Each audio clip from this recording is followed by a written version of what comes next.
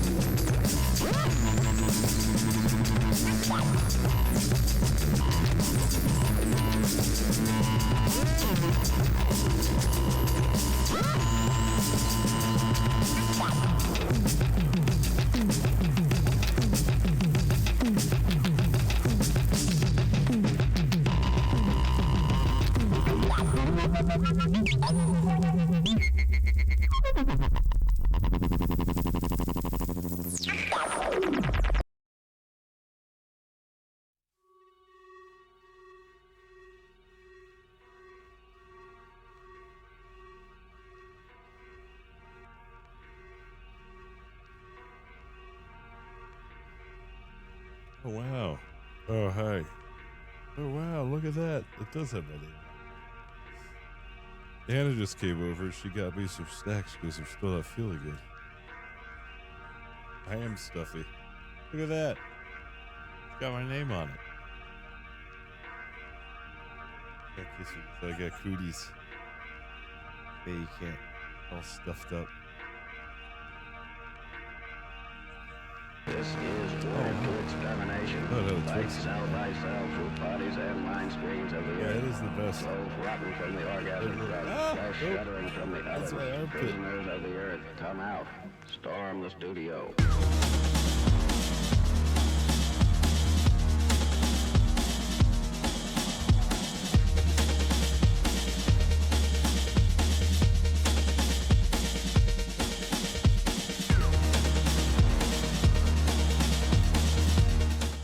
Oh, cool. Sweet. Do you mind feeding mustard? Yeah. Sorry, I had to turn the music down a little bit. I'm sorry, I didn't realize it was so loud. I was talking to Anna. Oh, boy. I got my my little treats, my sweet treats. I don't know if I'm going to stay on for long. I didn't realize it was so stuffed up.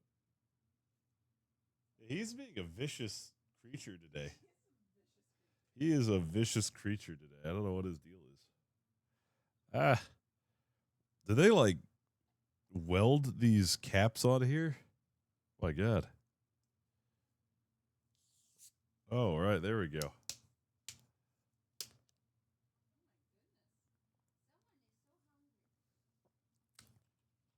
I'm just really stuffed up today, chat. But we'll see how far we go. I don't know if I'll be captaining a ship, but I might just hop on a ship. As you can tell, I'm already really stuffed up. It's so bad. I gotta blow my nose. He's been ravenous lately.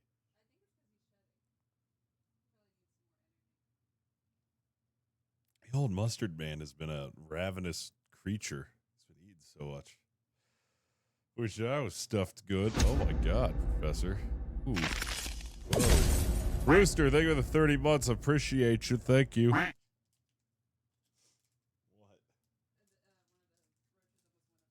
Ew. Ooh. This will definitely aid in my recovery.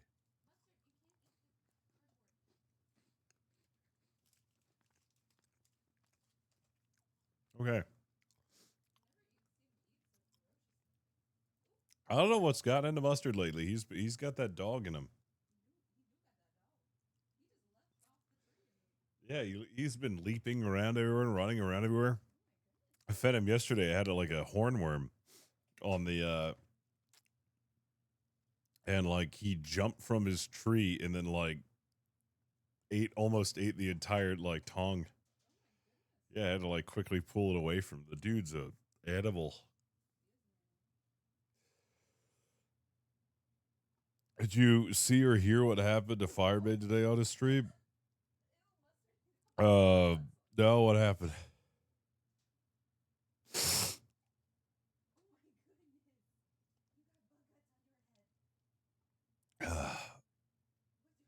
Yeah, he's turning into a were mustard. No, I don't use beard oils. I just have a naturally oily face. But if my beard gets really long, I have to. Abby introduced full screen Tangias. What? He found out what it's like to be you on Mess with Fist. Oh. Why are people just spamming Tangias? Oh, yeah.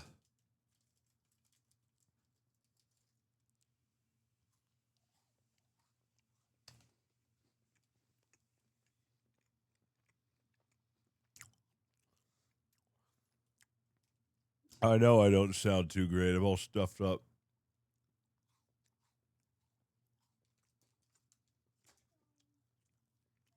A little sick.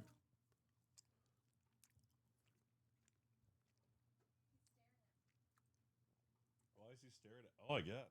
Yeah, what is Mustard's deal? He's staring right at you. Yeah, he's so like, I don't know. He's got like the Gooby engine in him. Look at him go. Maybe he wants out. Put him on the floor, see what he does. Do you know Mustard's birthday's coming up? May 2nd is when we adopted him. He'll be 2 years old. Yeah, look at him. He is just so energetic.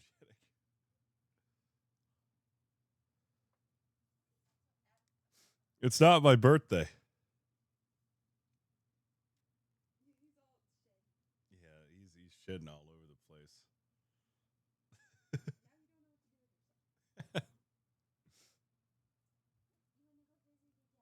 Yeah, he's the full body. Yeah, bring the boy over here. Bring my son. My boy. There he is. My boy. He is looking big. You're a big boy. He's got shed all over him. Oh, I got bug guts all over you, dude. Oh my god. Oh my god. He's got bug gut all over his head. He needs to take a bath. Mustard, what the heck happened, dude? Yeah, he's got bug guts all over his head. He's a big boy. Look at him. Yeah, he does. He's doing a big shed. His head's all shedding.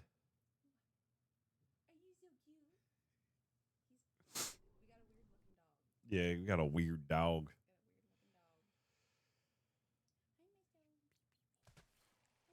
Yeah, look at that shit over there. You got, oh god, it's a shit over there. Oh yeah, he's got bug guts all over his head. Ew. Mustard, why you got bug guts all over you, dude? Gotta be cleaner eater.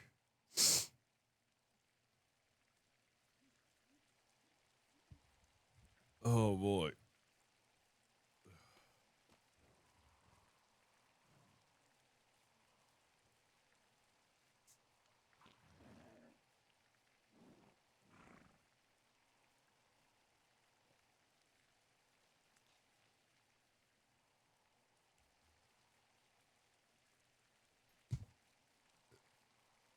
Oh boy.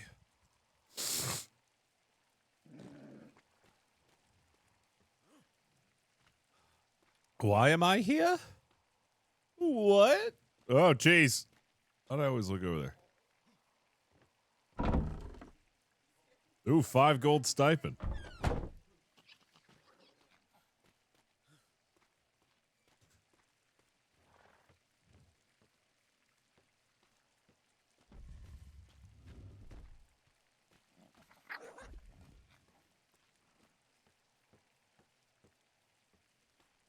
Oh my god, they locked me in here. I don't have my keys on me.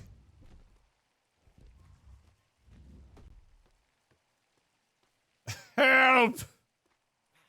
Help! Help! They put me in here without my keys. I don't have my keys. I can't get out. God dang it. Why'd they put me in here?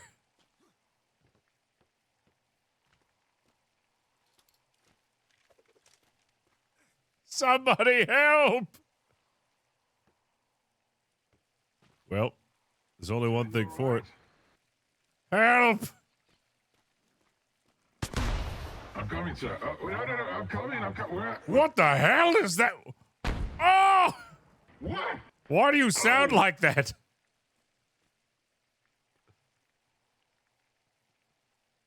Why do I sound like what? What? You sounded like a demon. Hi, sweetie. Okay. Are you Love feeling you. all right, Captain? Thank you, sweetie. I love you. Yeah, it's okay. I'll be good for Are tomorrow. you all right? You hit your head when Yeah. you fell asleep last night, and we moved you in here for safe purposes. You know, a nice, comfortable I love couch. You all right? Did you fall off the couch and hit your head? No, I feel a bit sick. Oh God. I think I might be coming Do you down need with food? something. I've got some sort of disease. Also, you left me in here without my bloody keys. I was locked in here. Oh, I didn't know you didn't have key. Oh, well. I love you, Anna. I mean, Lily, I was here to let you out. I don't usually get this sick unless there's something here that... Well, I've never been allergic to anything in my life except for one creature that I'm allergic to. It's strange. How did I get here? You do bring me here? You were passed out in the front lobby. We thought it best to bring you and put you in here where it would be safe, where no one would trip over you. So strange. Usually I don't pass out like this. Usually I don't get this stuffy. Like, my allergies are really kicking in. There's only one creature that I know of that causes me to get this way. Well, is it ferrets? No. Oh. Well, I mean, I don't know of any other animals that are currently here. I mean, cats have, if you'd like, I'll show you, Warlow.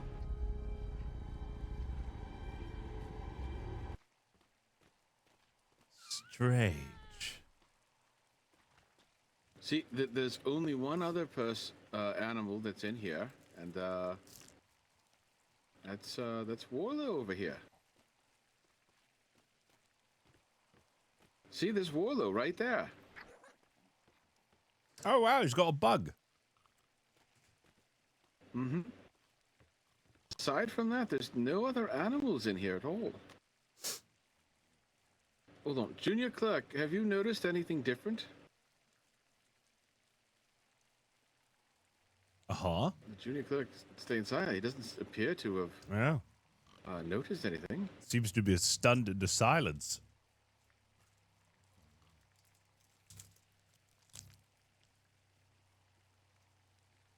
What is it that you're allergic to, Captain?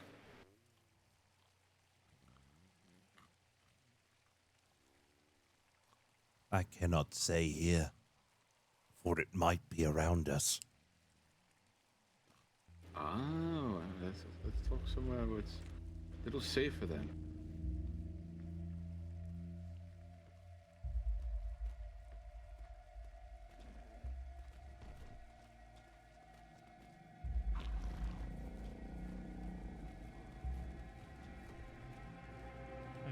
Hello. Hello, Quartermaster.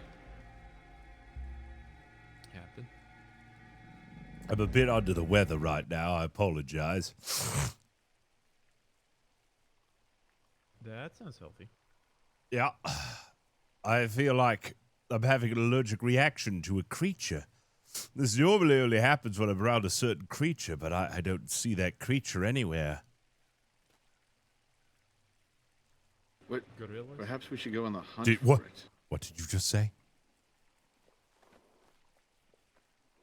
Yeah, it's not gorillas, is it? How do you know?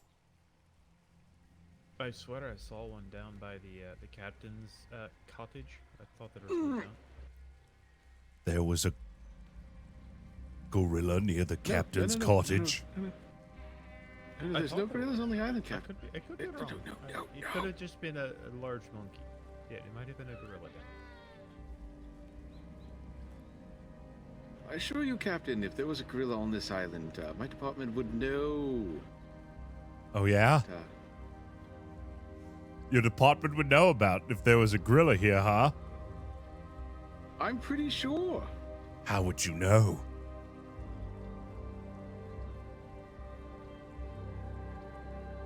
Redacted. Look, I thought that was a different department. my allergies don't lie. There's a gorilla around here. Otherwise, it wouldn't be this stuffing. There's something going on.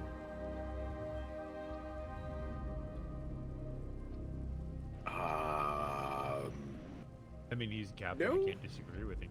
There's something going on.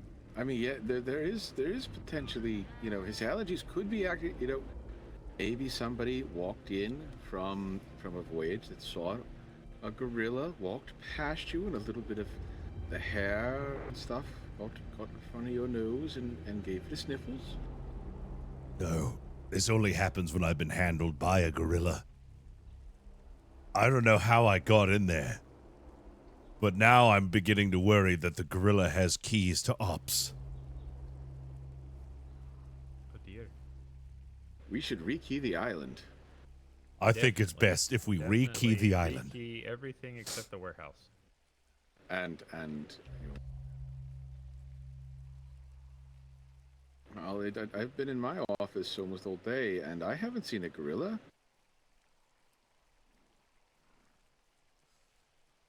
Gorillas are very sneaky.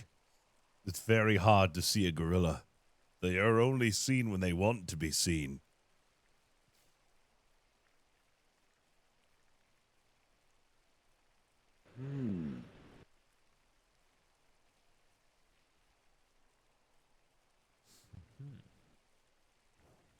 Maybe we should go over to the.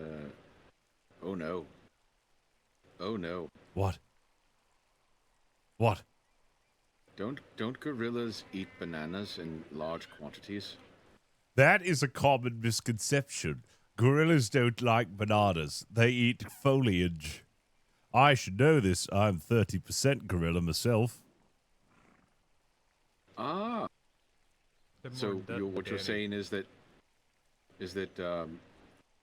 Master Calamity should be giving you a lot more vegetables and fruits and salads for dinner. Oh no, I'm only 30% gorilla. So only 30% of the meal. Got it. Yeah, I only have 30% vegetables because I am 30% gorilla. I know I'm going to regret this. I know the words coming out of my mouth will call me regret, but I have to ask, what is the other 70%? What do you mean? Well, if you're 30% gorilla, what's the other 70? Oh, Scotch-Irish. My God, you hate yourself and you're a wild animal. That's just.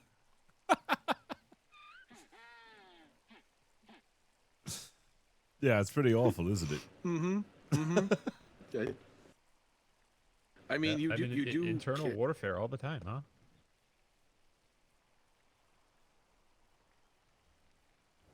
He does carry the ginger power of the ginger with him now. So Yes, I am ginger.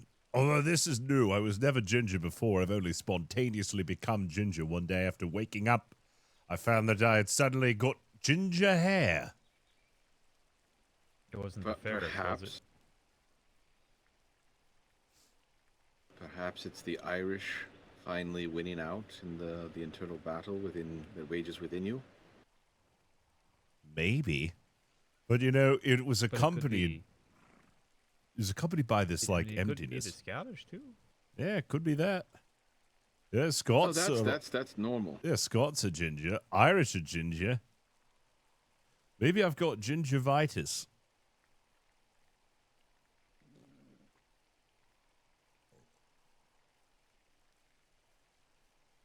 Me. Gingivitis.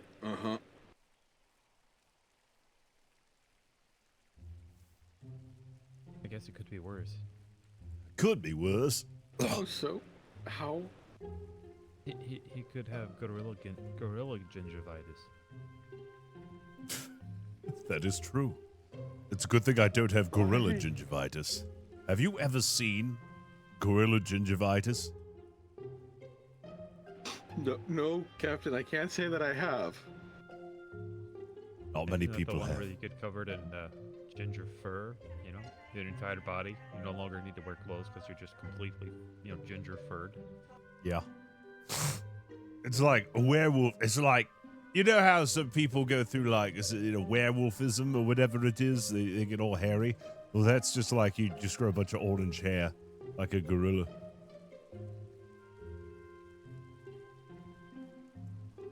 Perhaps you should get with Beastmaster Staines. Perhaps she might be able to tell you a proper way to capture one of these gorillas. Okay. That may or may not be on the island. It's definitely on the island. There is a gorilla, or maybe multiple gorillas on this island.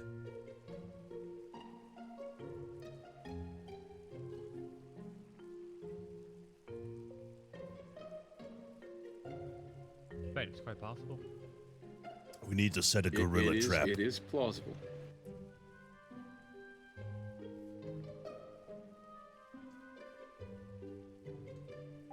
What do gorillas enjoy? Does like music, art? Do they like paperwork? That's for us to find out. I don't know what draws gorillas.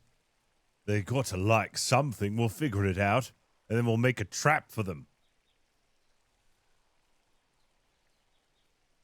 I bet it's Joshua trees.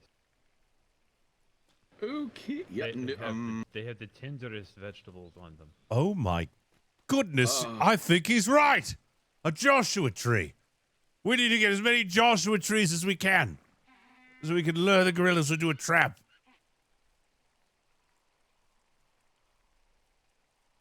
You know what? That actually doesn't sound like I have a bad plan.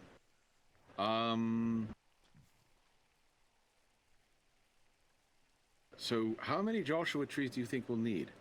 5, 10, 25? Well, let's be modest Put them about in a this. semicircle? We'll probably need 100. Oh. You Minimum. know what? There actually is a really nice spot that I found yesterday just behind the barn. Big open field. We could put the Joshua trees there. Excellent. I'll have to talk with Beastmaster Staines, see if we can't come up with some sort of trap, some sort of mechanism to entrap the gorilla once we bring him there.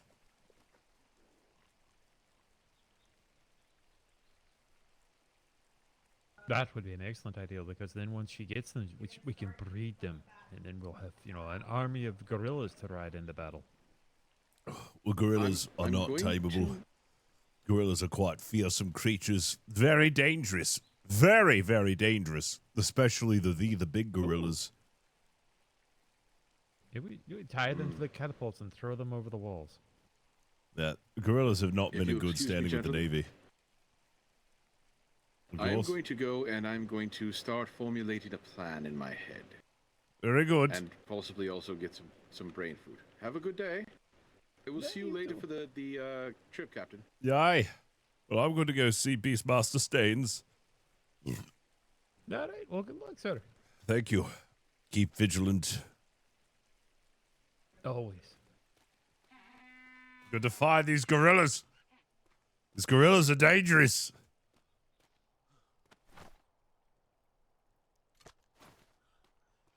Whoopee.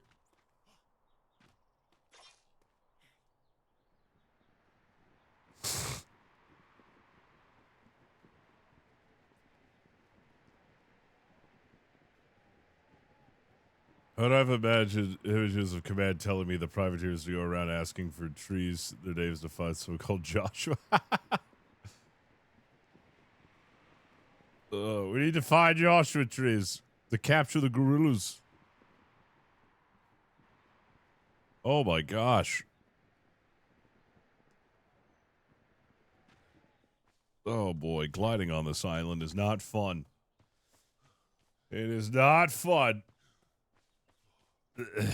Yeah, I'm very sick, if you couldn't tell, but I gotta get better. I have to get better by tomorrow. I've been taking a fuckload of vitamins, and I've been taking a bunch of supplements. Don't tell Anna this, but tomorrow I booked a special trip for us to go to this cow farm to bottle feed calves. And I need to get better so I could do that with her.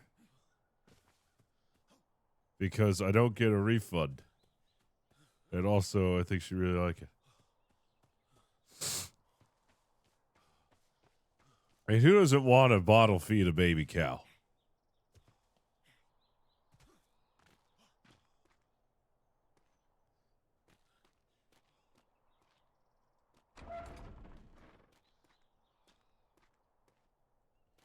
I'm not going to get cowpox.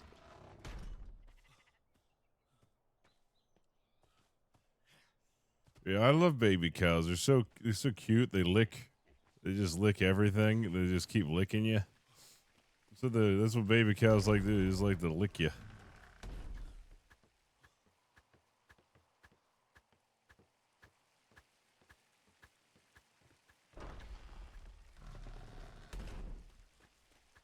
Oh God. Oh, don't get me started on veal parmesan. Oh man, I love veal parmesan.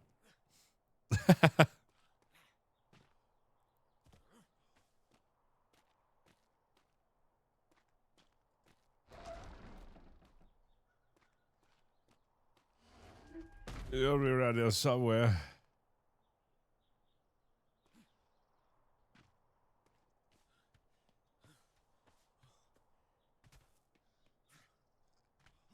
Hello, Flemo. Just done TTRPG stuff and Mary. Oh, yes. Welcome back. Doing all right. A little sick. I'm dying. Oh, yeah, dude. A veal parm sandwich. Oh, boy. Ooh. That sounds so good.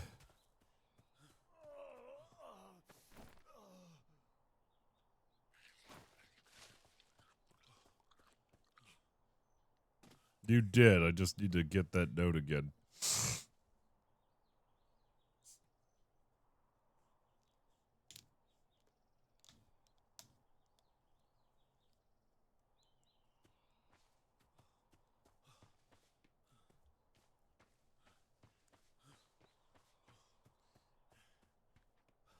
Still recovering. Ugh.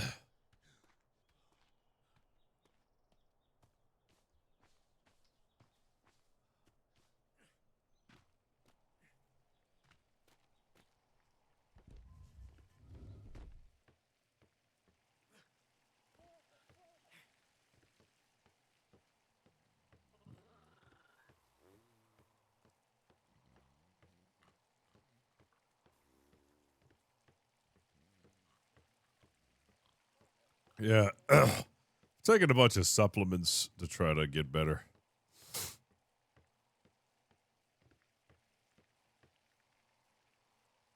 I don't even know where the hell Mouse is.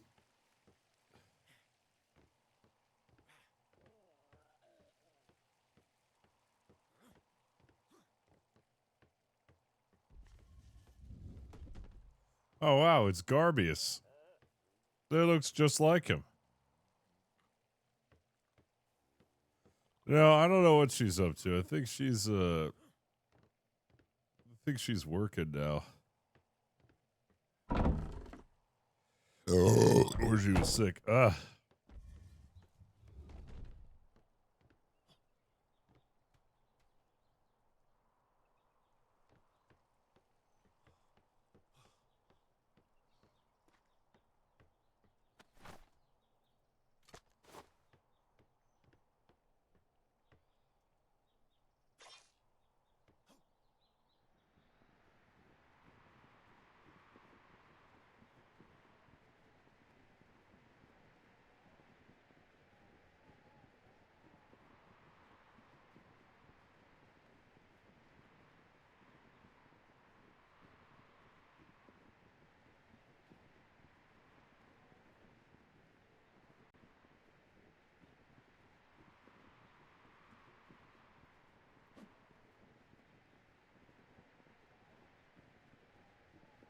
Wow, not many people awake right now.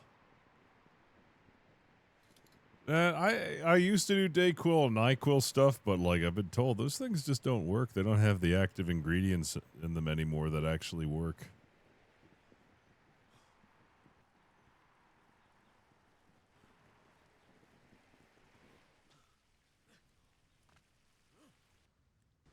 What the fuck?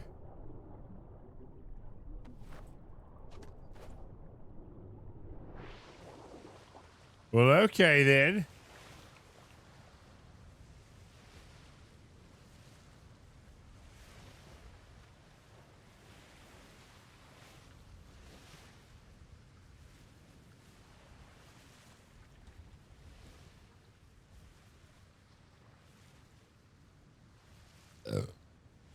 Well, I guess I'll just stay here then. My God, that was a huge lag spike.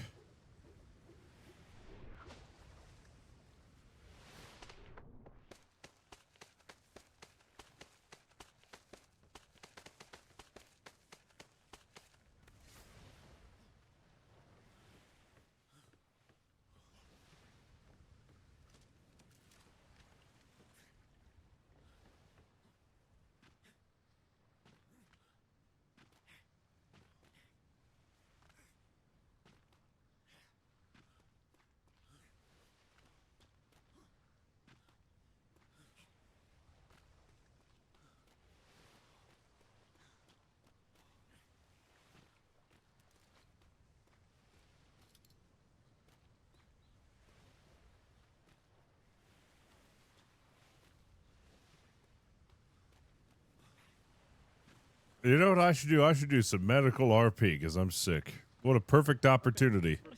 So am I if you end up needing help. Hi, Captain. Hello, Nossinger. Doctor. I'm having a reaction to something. I believe it's an allergic reaction to a creature that might be on this island.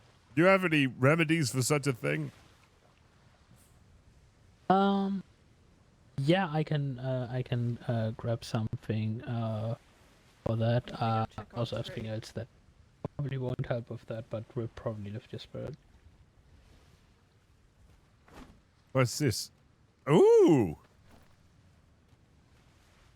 I'll grab something from the hospital to help with that. Thank you. Be right back, and then I'll need to have to trade. So what's up with your uniform? Have you been motored or? No, an ensign uniform just looks weird. What? You're missing your shirt. Oh no, this isn't an ensign uniform. This is my captain's uniform. I gave my shirt away. Who did you give it to? Chili Bays. I saw that. Yeah, he's wearing my merch. Happen to have one for our masters, mate. I don't know. I only just They got look it. very comfy. Yeah, it is very comfy. I don't know. Somebody gave it to me. I don't have like a large stockpile of them. I should probably get a stockpile of them. Yeah, I'd love to have one. Especially the diable, that would also be neat. Yeah. Yeah, I'll grab something for you. It'd be Right away. nice for Funky Monkey Friday. Callie, Yes. think of the 78 months. Appreciate you. Captain, are you okay? What are you allergic to? I'm allergic to a certain creature that might be on this island. Snail? Look, I don't want to alarm anybody about the certain creature that might be roaming about amongst us. What could it be? Just be on the Is it a lookout snail? For what? for any creatures, any large creatures. Like a rhino? No, not like a rhino. Oh, I don't know any large creatures that live on this island besides tigers. I guess you'll find out. Wow, look at this. They just made a new HMS Walrus, did they? Well, let's take a look. Yeah. This is for the admiral.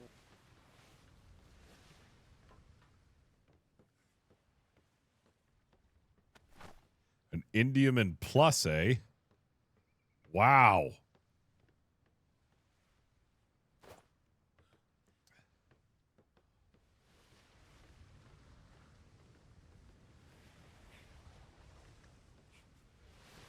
Do you think they have more cannons than you?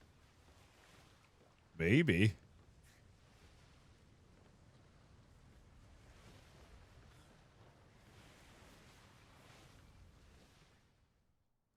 Oh, they're not doing the fist design.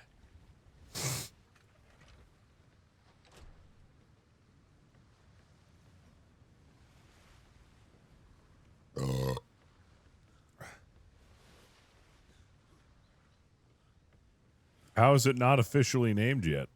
Isn't it the HMS Walrus?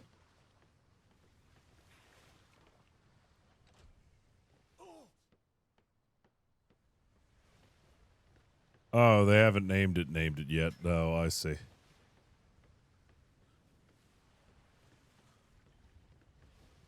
Go a bit higher and look down? Oh, okay, hold on.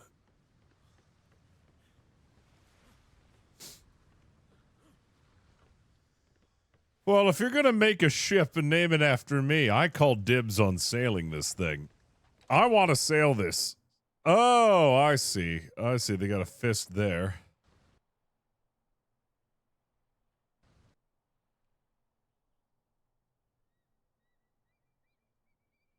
Is that a middle finger? Okay.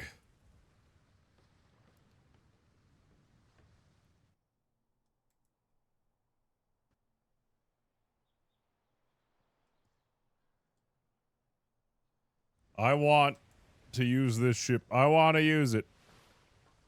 All right, give me 1 second. I need to use the bathroom. I got to pee. Be right back.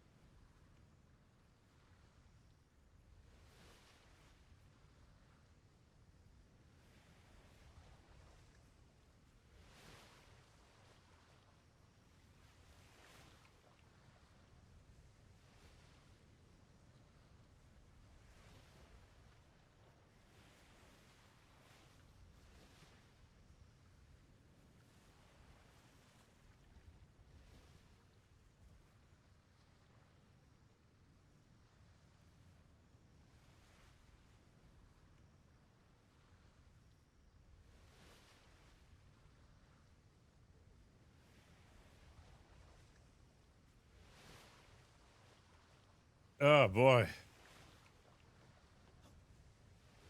Hey, what I had to, I'm an old man. I need, I gotta take my time when I go.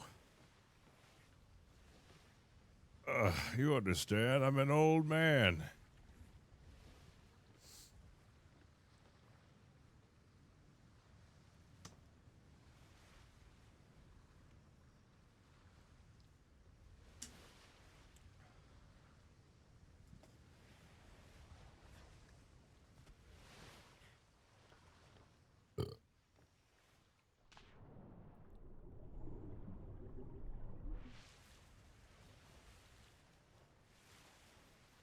There we go.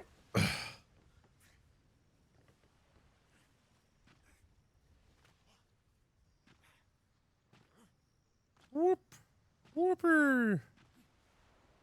What'd I miss? Anybody come to talk to me?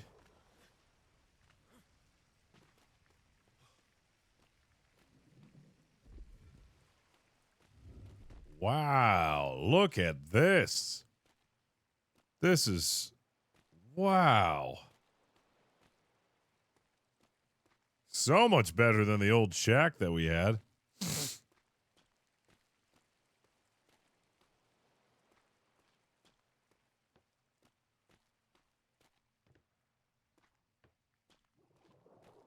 This is nice.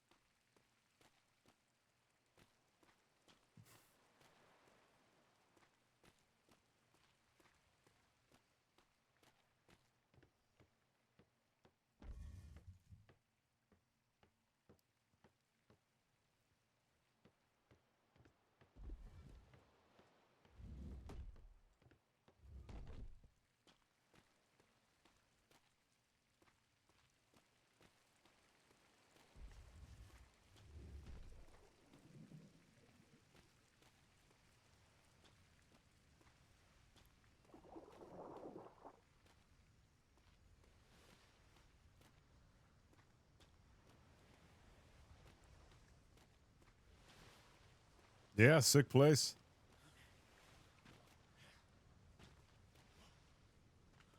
Yeah, I don't even know where the hell Mouse is sleeping.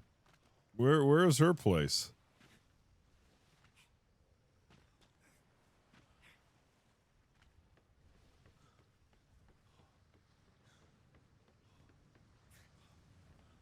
Logistics barn.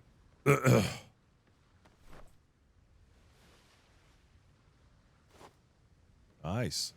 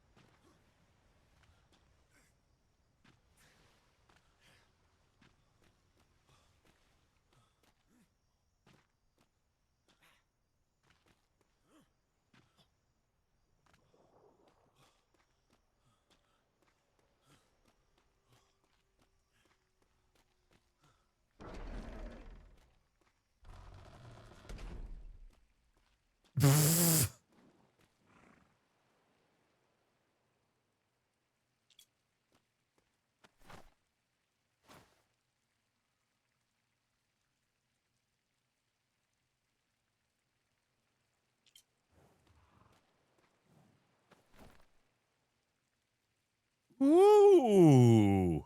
5 gold, you say? 5 gold, huh?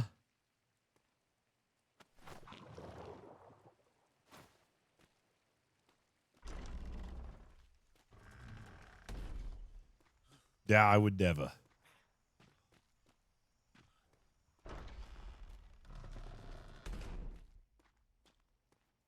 This is a cute little place for Mouse. I should help decorate it.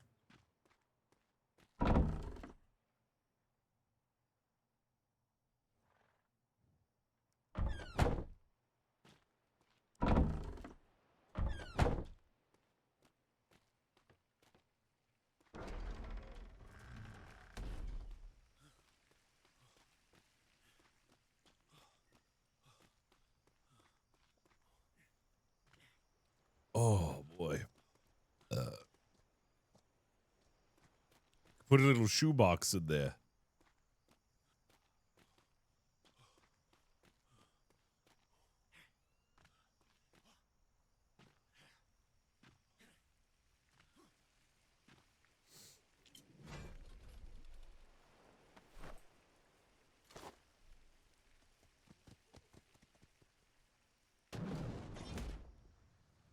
Whee!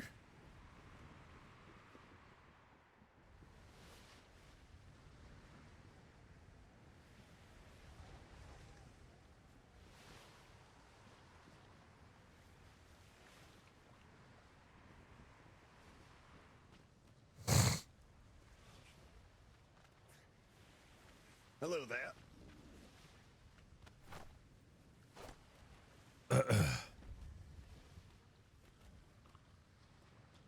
Monday. Who rings the bell? We got Lieutenant Gainsey.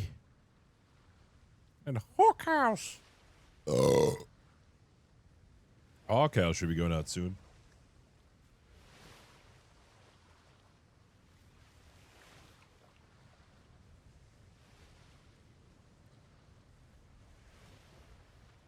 Well, actually, that's at 3 o'clock. Hawkhouse is already out.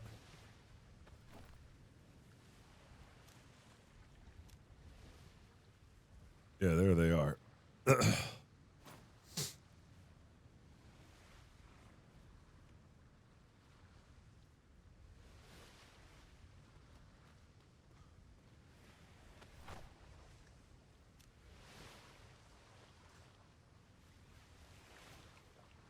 What? Interesting.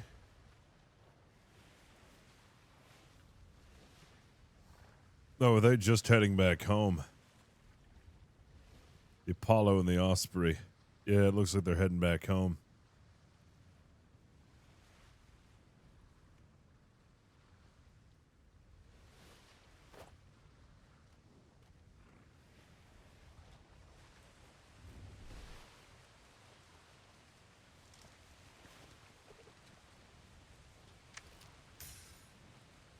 Hello, Rivers.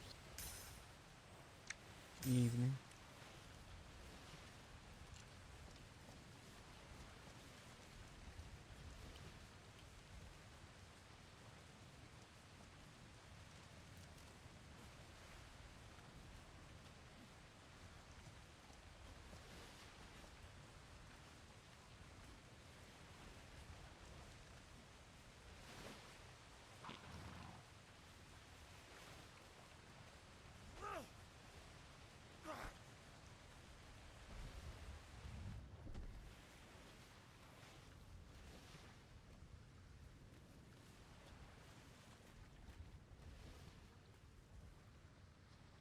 So Legion's going out next.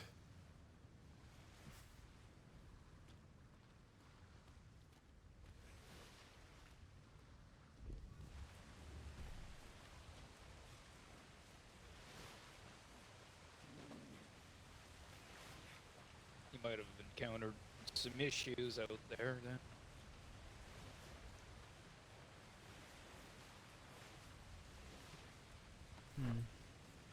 You work in operations, right?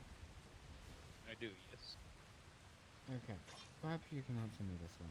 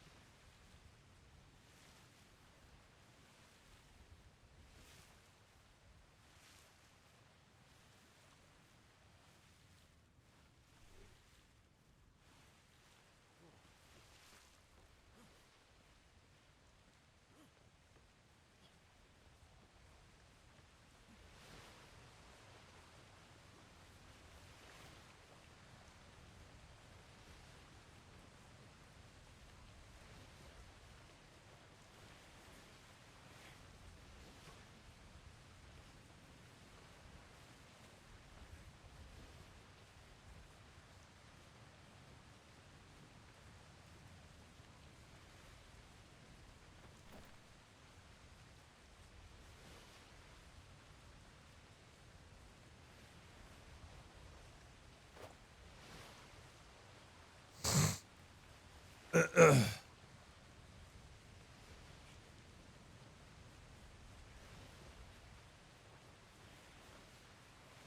love this ship so much. I just wish it was faster.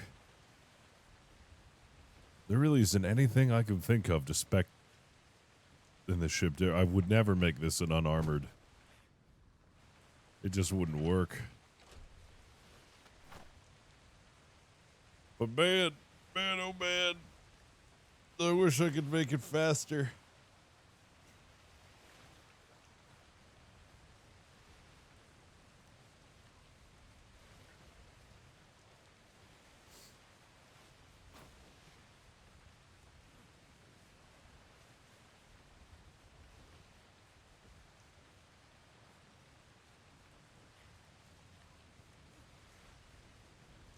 I know, right?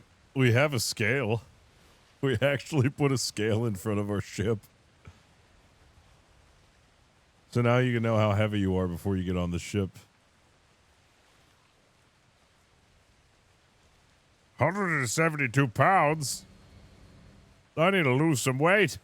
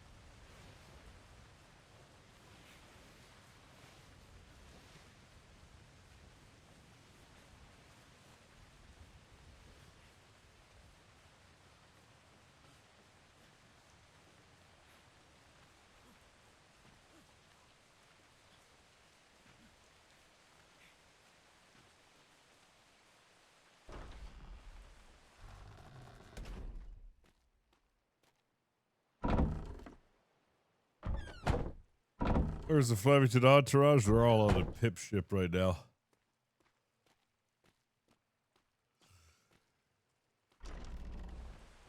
Oh boy.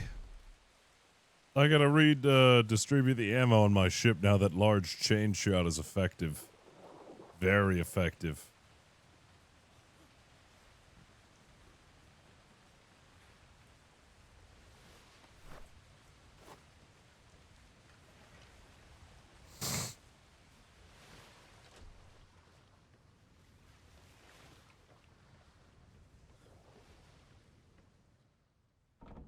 Let me see. 900 large ball. Oh my god. 150 mortar shot. Oh man. Yeah. It's really good now apparently. So we're just going to add some more.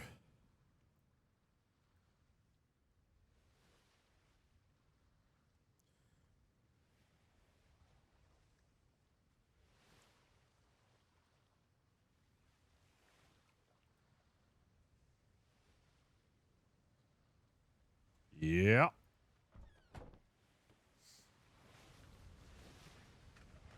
She is going to be a heavy girl.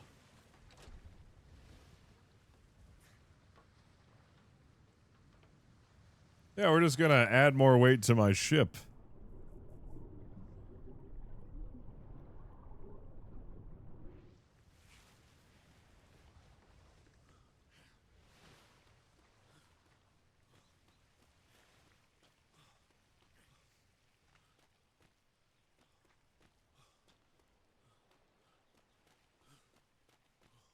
I mean, what's 250 large chain? I mean, how much does that weigh?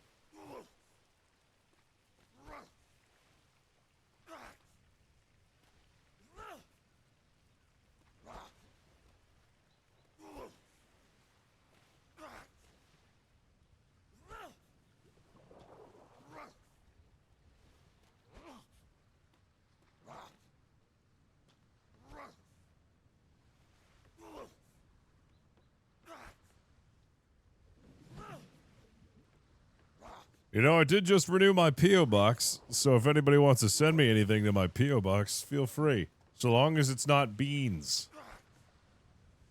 Do not send me beans.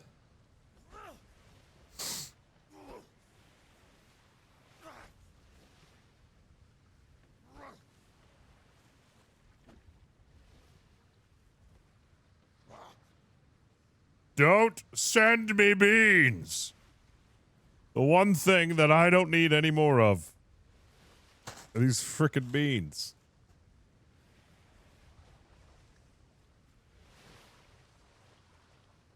God, beans on toast. Blech. Nobody actually eats that, right? I was going to send those beans. Okay, good.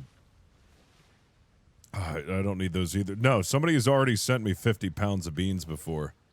As a joke. I had to get rid of those beans, man. There were so many beans.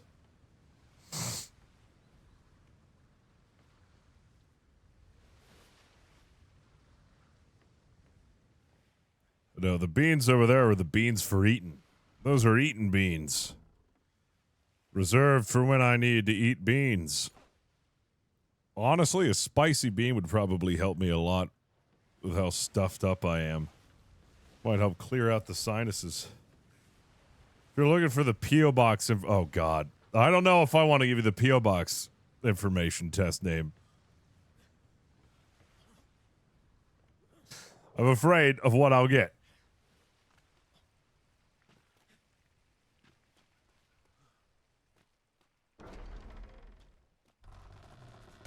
Yeah, I gotta make a command for my P.O. box info, but you can find it in the Discord in the pinned messages. I tried sending the things, but Sheeton did some giga hard new rule, and it costs so much now that, of course... Oh, don't do that. Then if it costs way too much, don't do it.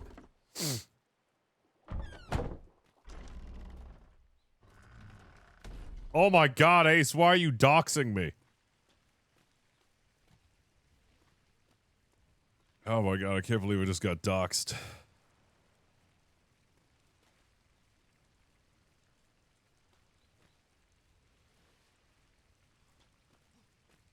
Good day, Captain. Good day. Whooper, whooper, whooper.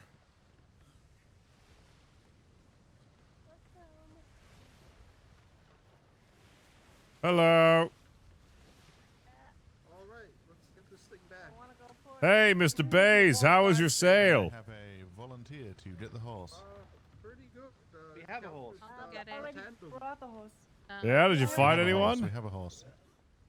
Yeah, we sent Arlington running. Oh, good, good. Arlington and his tandem partner, actually, both of them. That bastard. Good work, everyone. Most of the ship is yours.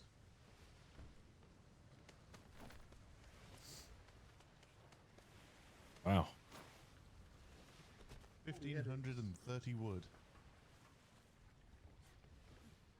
Fill the cannon with beans, man. I fill it with beans. Oh, boy. Let's see. How heavy of a ship are we? 15,000 pounds. I think we are exactly as heavy as we need to be. 102. Make it. We're a big, beefy ship, but that's the way I like it. Make up your...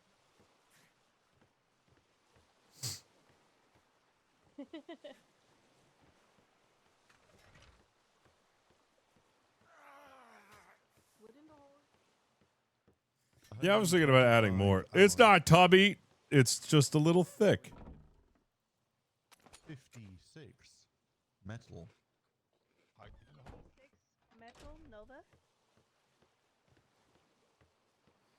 I gotta say, like, I don't think there is any way for me to reduce weight and keep this the way I want it. Like, it's just gotta stay thick. 5.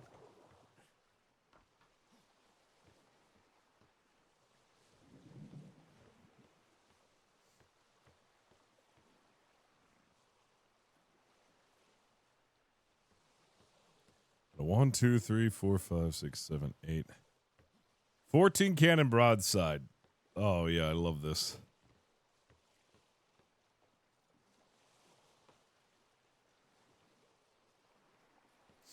Yeah, maybe I should add more cannonballs to this. I was thinking like adding more cannons, more ship repair kits.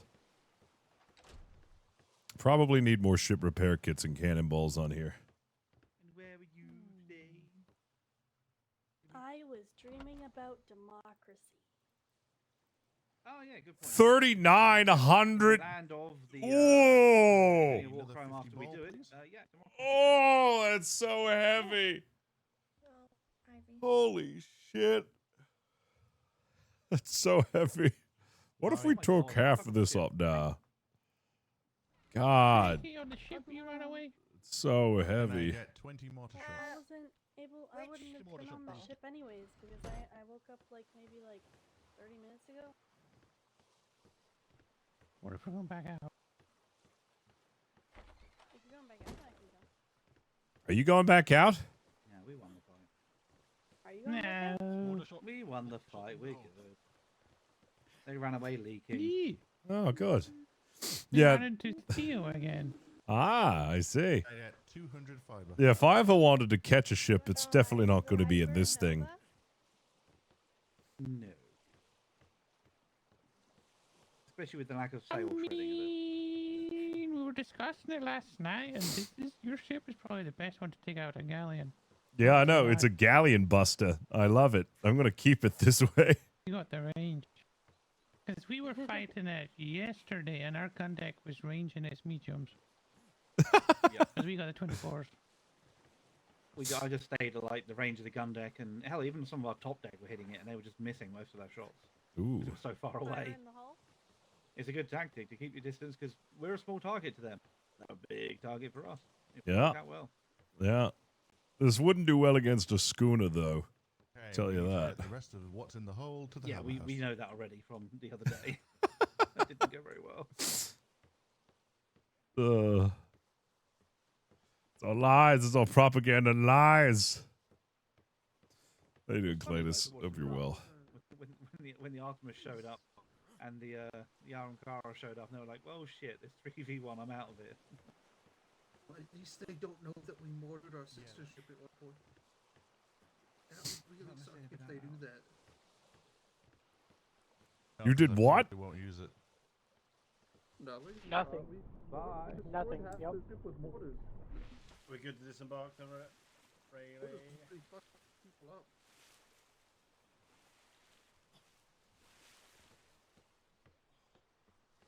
I believe the Artemis did that. What did the Artemis do? It took a pirate sail. Everyone can go now. It demasted a ship. Wow.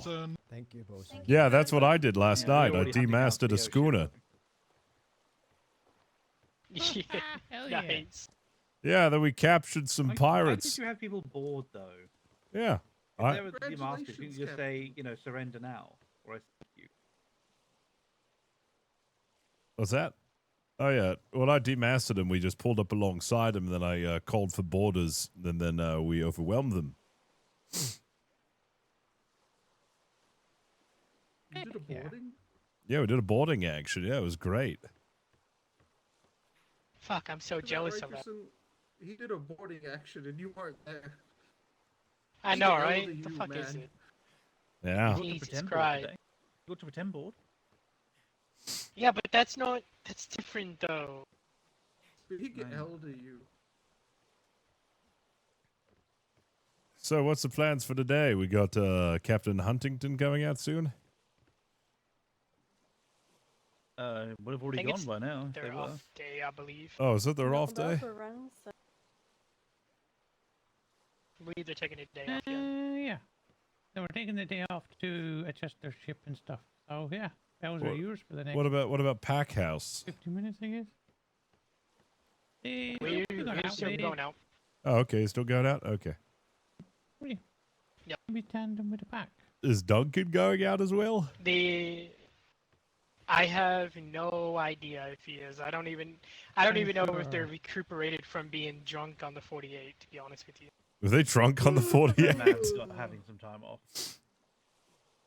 Yeah, battle drunk. They were fighting for like 12 hours straight. Jeez. Yeah, they had a worse time than we did last deployment, Cap. Ooh. Tell you what. And that's saying something. Yeah. I tell you what, that's impressive because we really had it. I sent in a requisition to Fergie Poo to see if we can't get ourselves a 48-hour over at Frostthorn.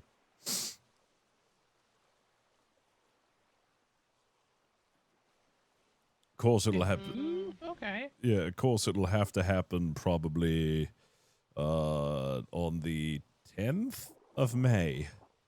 It's the soonest we could get it. I cannot wait That's to hear their the trade immense fair day week, I think. repercussions to a civilian port that will happen if it found out yeah, that the I Navy would be don't spending know. time at a civilian port. Oh, it'll be fine. What's the worst that could happen? That'd be crazy. That's the worst that could happen. It's fine. As the cool kids say, what could possibly go wrong? No, they built us a house there. I mean, we have to. And also we have to do the top chef competition. Yeah. Yeah, they built us a house over there. They built a replica hat house. Oh, really? Yeah. That's thrilling, Captain. Yeah. Everyone loves you. I know, right? I feel so loved. Also, You can't go to a... It's so rare to go to a port and not see a hat-shaped house. It's kind of incredible. yeah. It's great. Sorry, I'm a little under the weather right now. I think I'm having an allergic reaction. The weather. You see, I'm having an allergic reaction. I believe there is a creature that is once again re-emerged on this island that's causing me this terrible allergy. Captain, would you like to know a random fact? Yeah? Oh no. Did you know that sloths can hold their breath longer than dolphins underwater? I know that. I knew that. Jeez. Knew that very well. Kelly, how's the report coming along? Wait, report? Hold on, I gotta go take a nap. Okay, good night. No. No.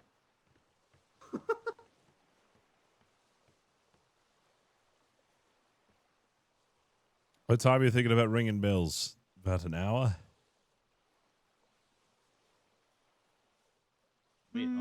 First. I was not ready for the... Cap house would be what, 45 minutes, and then Reckerson pack house is an hour, 45. Yeah. Well, they're still wondering. I'm still wondering if he's going to ring the bells because, not sure if he's recuperated for the 48 yet. I haven't been able to talk to anybody from Cap House, so I don't know. Well, if Cap House doesn't go out, Just to see. then I mean, Hat House can go. Captain, did you know that a hat house is Yeah. technically also a cap house because a cap is a hat? That is true.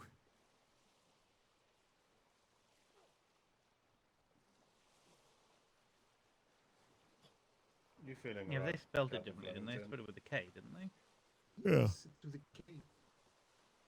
Oh. The first house I ever Captain Flemington, if you do, talk to Captain Rex, because I believe it's her day to go out for Pack House. Oh, never mind then. If Captain Rex was going, I'll let her go out then. Never mind. In tandem, though. Yeah. Yeah, tandems are highly recommended right now because everyone's tandeming against us.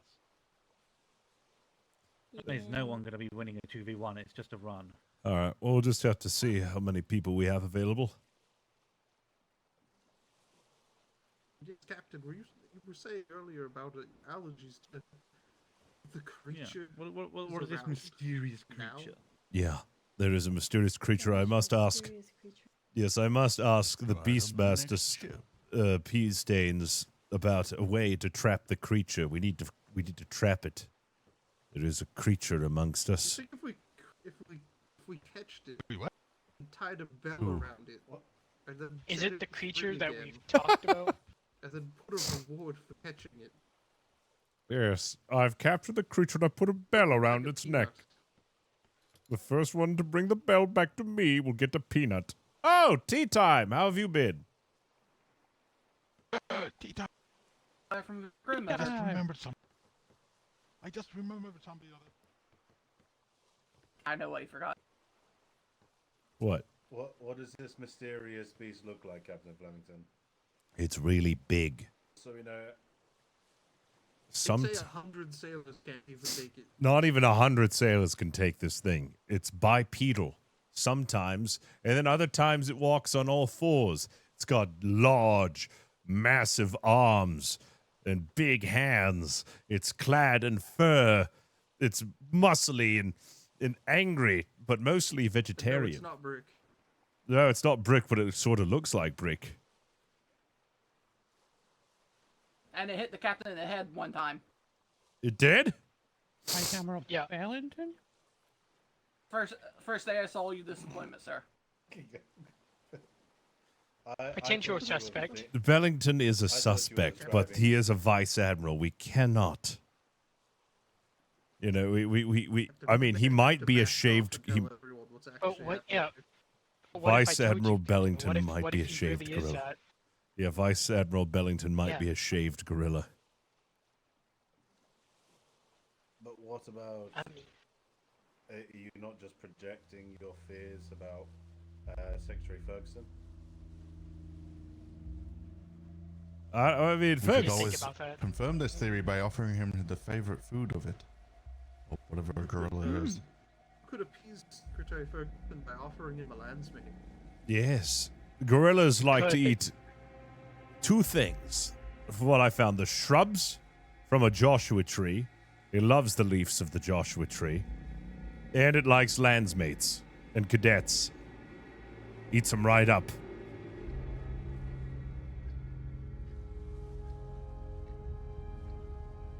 There's only one landsmate that I know who's a permanent landsmate, and his name is Shinny.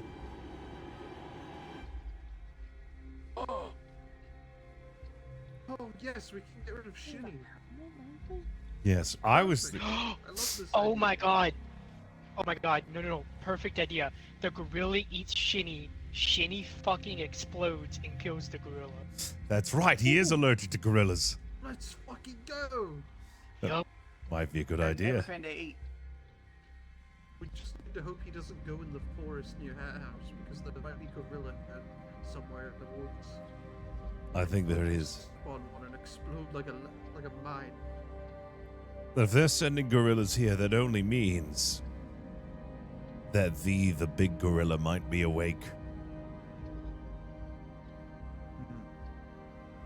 That's right. And is this gorilla by any chance related to the? God, this is the crab situation all over again. No, not at all. Not at all related to Tahitian coconut crabs. The gorillas have always been a peaceful, bipedal, ape-like creature. But one day, on an expedition, they were disturbed by 100 sailors who dared challenge it. Seeing the great bulk of the beast, they said to one another, well, surely 100 of us can take it. Nay, they were wrong. All 100 sailors died. Only one of them managed to survive, long enough to tell the tale before he too was killed.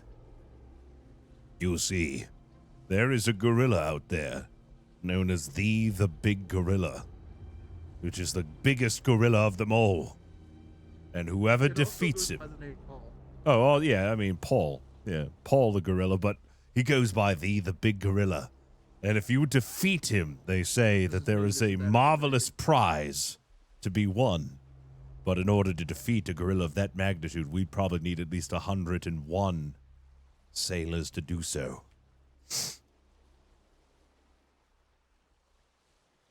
That doesn't work. We can do 102.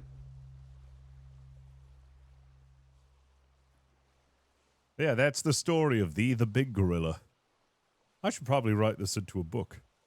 Where What about Yeah. if we the big raised gorilla live? our own gorilla? Captain, you could make a book called Concerning Gorilla. The concerning gorillas. Well, why don't we raise a massive You giant like turtle, last hit about the and then coconut they crab. can fight it out. Then a big moth can come from somewhere and fight that as well. That just sounds absurd. And then I'm just saying. How do you know this gorilla's name is Paul?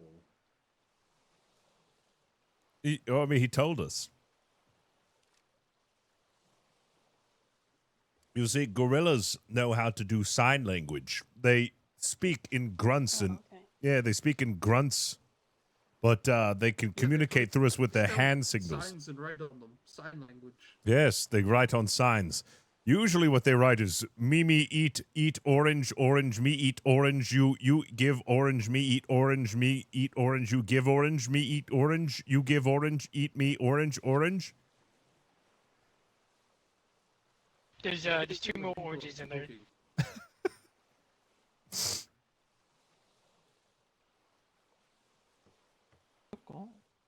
Yeah. Okay, so to defeat this, we either need to feed it Shinny and Shinny explodes in it, or we sacrifice 100 sailors' lives and 2. 101. 101. 100 sailors couldn't defeat it. 101 might just be enough. Okay, but would that not mean the original 100 sailors would still die and 1 would survive? No, it might be that 100. It's a sacrifice that we have to make. It's a sacrifice we have to make. We don't know. I mean, there might be casualties. There very well may be casualties. It's hard to say how many will survive. But that's just what I'm going off of. So we could either do the lives of the many or Shinny. Oh, yeah. Well, I don't know. It's not really guaranteed that Shinny is going to kill it. Might just give him indigestion. But then he'll be weakened. Yeah. You ever tried to do anything with indigestion? Fucking painful. Oh, yeah. No, it's terrible. I'm just saying, if we ever do stumble upon his island, and if we ever are able to defeat him, a fabulous prize is ours for the taking.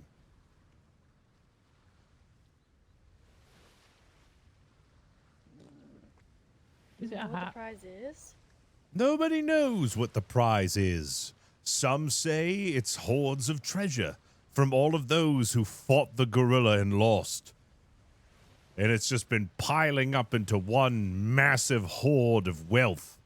For every person who's tried to defeat it, the pile grows larger. Some say it's the gorilla's favorite handkerchief. And others say it's a banana made of gold. It's a hat, isn't it? It's a hat. Always a hat. It's probably a banana hat. That's probably what it is. It's probably a hat the shape of a banana. Ooh, talking about hats, look what I won on the 48.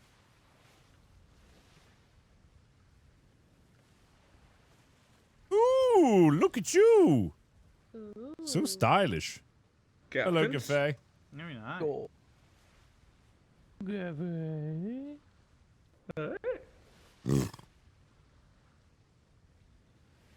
That was a nice tussle.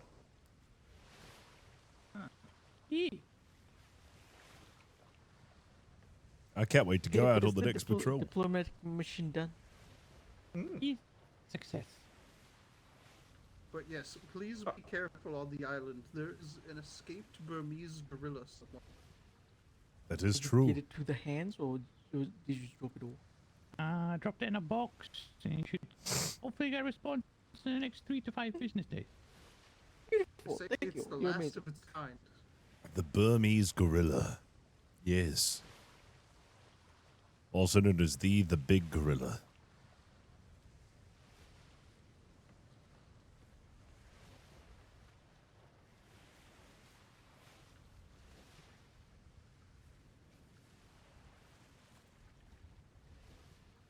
What are you doing? Oh, can I have some of that?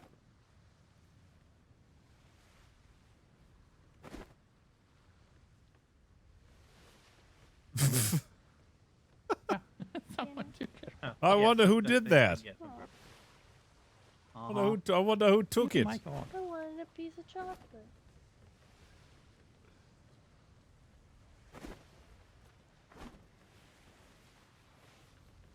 Oh, fucking.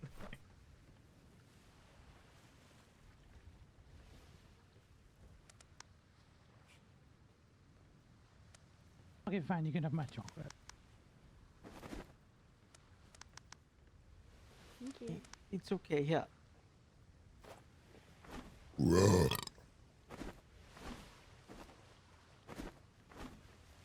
Oh my God, yeah, sure. We'll be flooded in by that time, Mark. All right, I gotta go write a book about gorillas. Oh, thank you. Yeah. Make sure you use the good method to fall asleep writing. Yeah.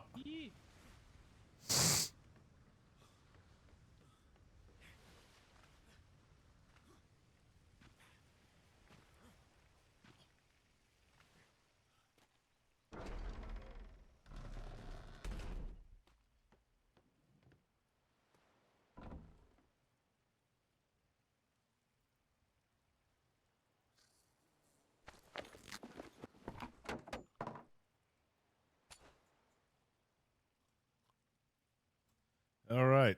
It's time to write another book. My boards are going to write a book.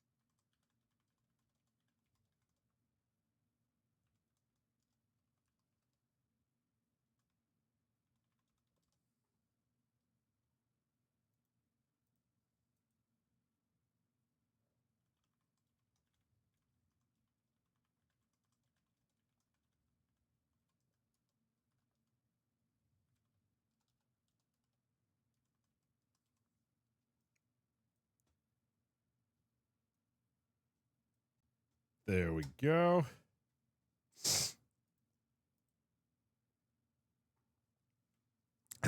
Concerning gorillas. Among the most ferocious of beasts of all the uncharted lands of this vast world, none come close to rivaling the strength of the mighty Burmese jungle gorilla.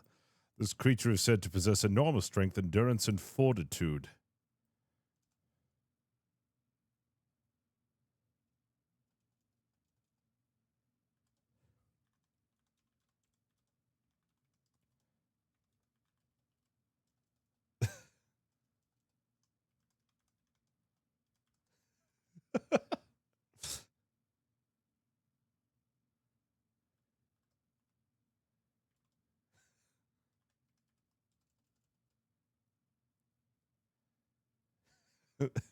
And a reasonably priced economy sloop.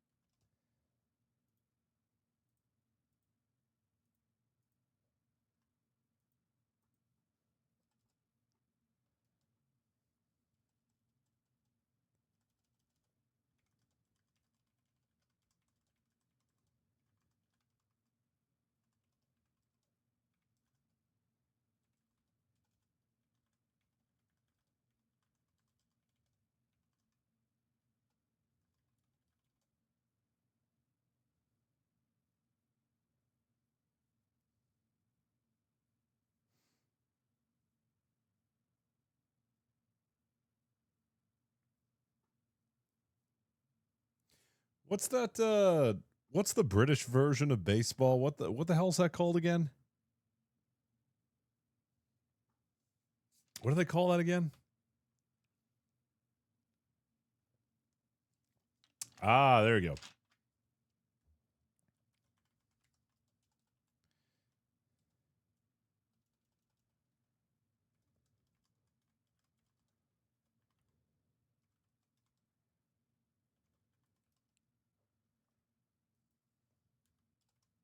How do I keep capitalizing these?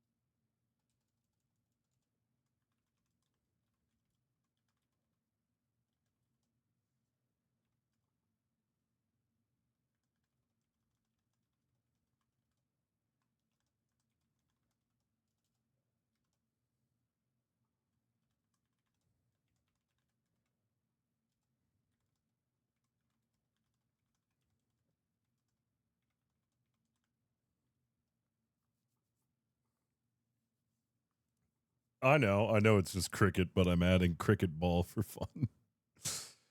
There's that cricket ball. In 1678, a famous captain whose name will not be disclosed ventured into the Burmese rainforest in search of this mythical creature. You see, Captain Four heard the legends about these creatures and how stash away priceless gems and collectible cricket cards featuring such notable players as Jerry Pistachio and Lord Doublechin. They even might have a holographic The Big Man card, which is like ultra rare because they drew The Big Man to scale on the cards. It's like 100 feet high or something. Why do people measure with their feet? This sounds like a fetish that some angry red-haired secretary has. Anyways, there was a lot of talk about big treasure. And if there's one thing that our anonymous captain, whose name is Captain Four, liked, is treasure. Well, not really treasure exactly, but he likes drinks. But you can't buy drinks without treasure, which is why he went to go find these Burmese jungle gorillas. Also, he liked collecting cricket ball cards, and he was looking for a first edition Jerry Pistachio card to complete his set.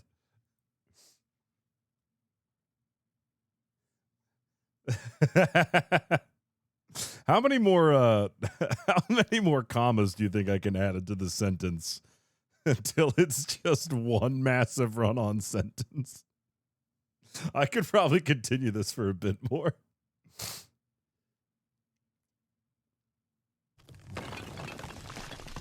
Yo, Dabs, thank you for the 110 months. Get some firm handshakes in the chat.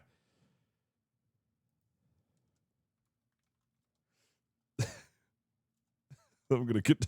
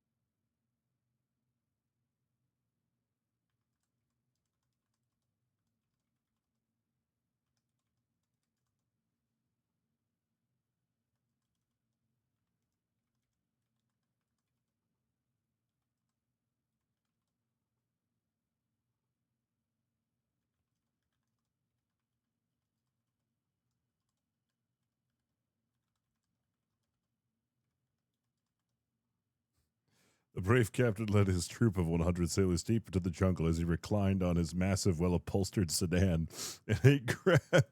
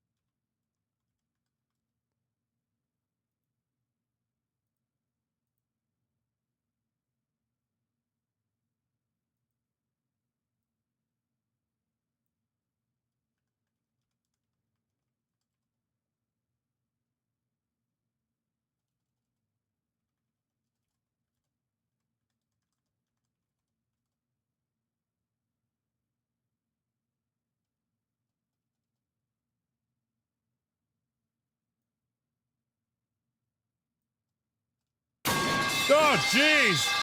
Thank you. Appreciate that.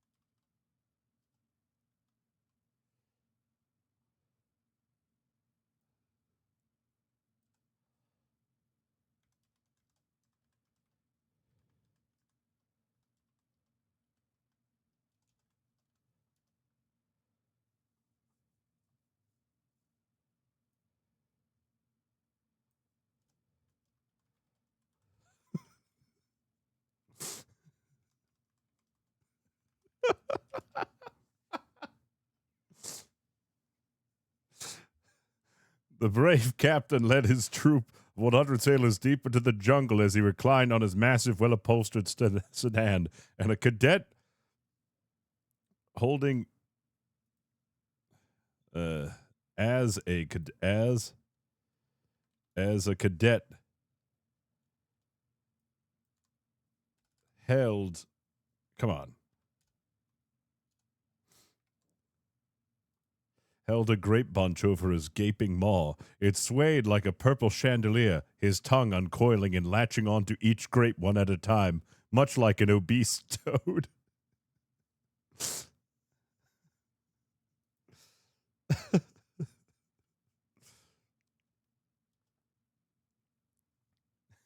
Ew.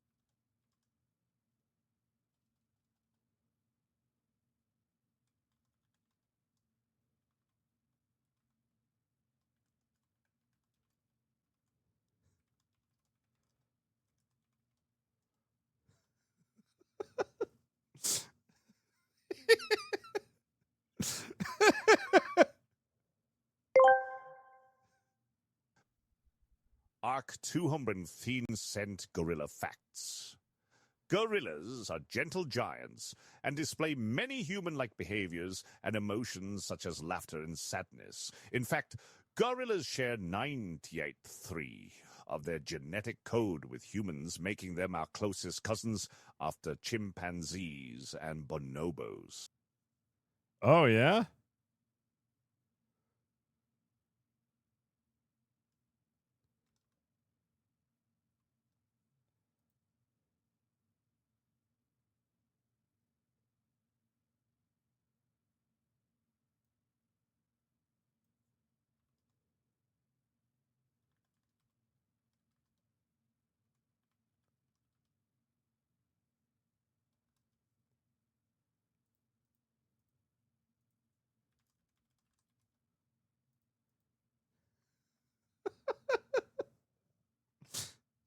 Swayed like a perpetrator, his tongue uncoiling and latching onto each grape one at a time before being reeled back in towards his grotesque gob, the fruit orb disappearing between the cracks of his fleshy lips.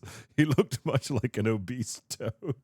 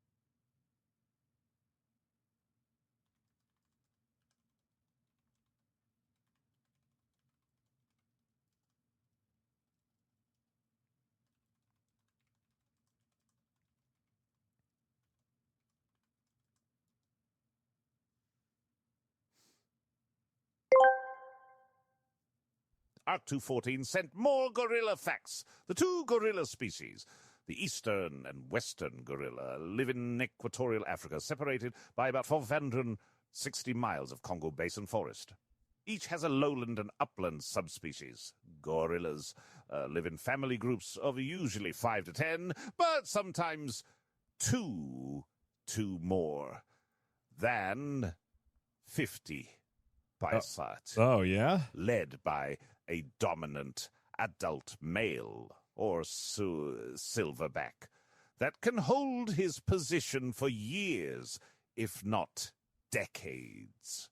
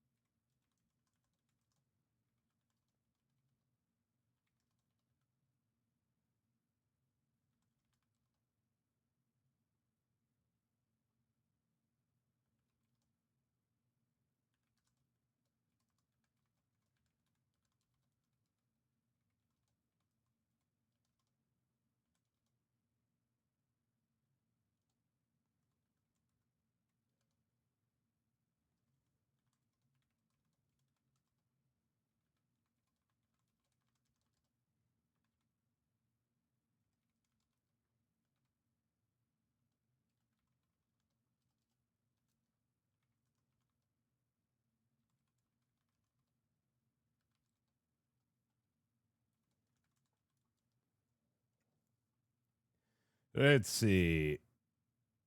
Let me see. I'm just writing this on the fly. There was a loud crack followed by a low rumbling, and through the other side of the clearing charged a great beast. It stood on its hind legs of clad muscle and fur, and reeled up to pound its rippled chest, muscles roiling. A loud roar blew the hats off the sailors and the dear captain off of his sedan, as saliva pelted them like hard rain from a typhoon against their uniforms and faces.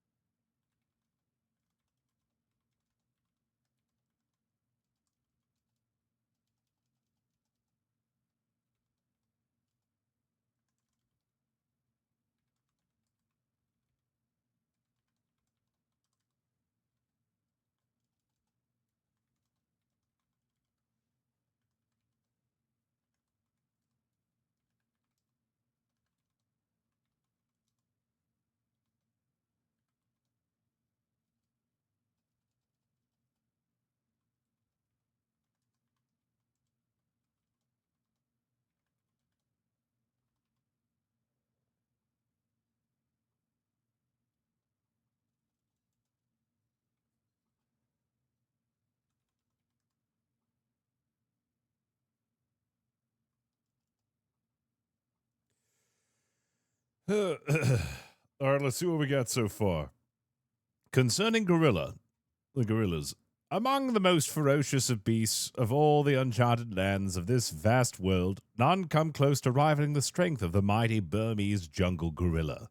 This creature is said to possess enormous strength and endurance and a reasonably priced economy sloop. Its frugal nature makes it a reserved and quiet creature who tends to hide away in remote mountainous regions of the rainforest and sometimes in faraway and deserted areas of libraries, primarily the political science and comedy sections. In 1678, a famous captain, whose name will not be disclosed, ventured into the Burmese rainforest in search of this mythical creature. You see, Captain Four heard the legends about these creatures and how they stash away priceless gems and collectible cricket cards featuring such notable players as Jerry Pistachio and Lord Doublechin. I heard they even might have a holographic Thee the Big Man card too, which is like ultra rare because they drew Thee the Big Man to scale on this card, so it's like 100 feet high or something. Why do people measure with their feet? This sounds like a fetish that some angry red-haired secretary has. Anyways, there are a lot of talk about big treasure. If there is one thing that our anonymous captain, whose name is Captain Four, liked, is treasure. Well, not really treasure exactly, but he likes drinks. But you can't buy drinks without treasure, which is why he went to go find these Burmese jungle gorillas. Also, he liked collecting cricket ball cards, and he was looking for a first edition Jerry Pistachio card to complete his set, which, mind you, wasn't easy. Whoops. Wasn't an easy card to get because Jerry Pistachio only played for one season before he died tragically in the diarrhea waterbed incident of 1669. The brave captain led his troop of 100 sailors deep into the jungle as he reclined on his massive, well-upholstered sedan, as a cadet held a grape bunch over his gaping maw.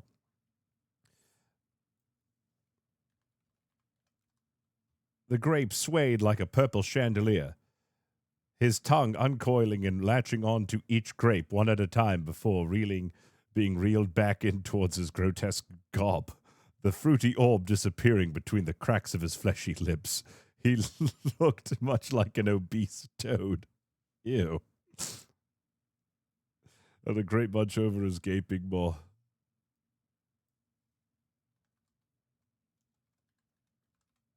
The captain's gaping maw.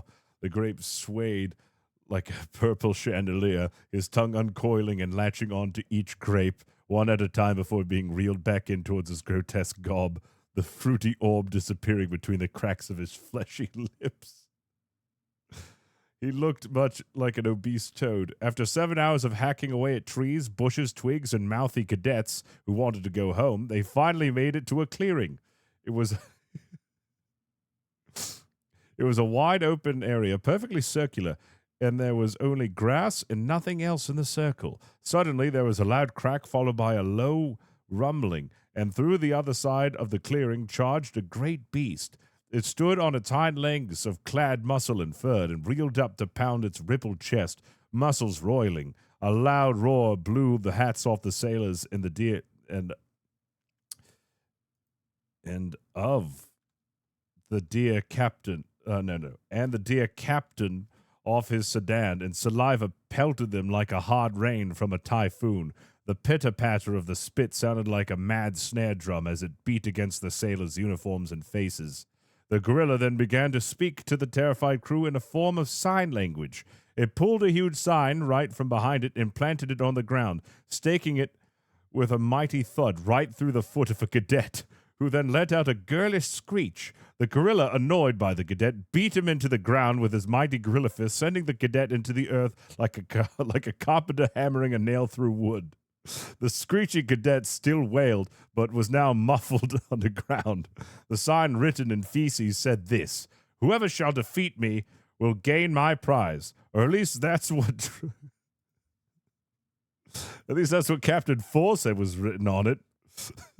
As mashed grape drool from his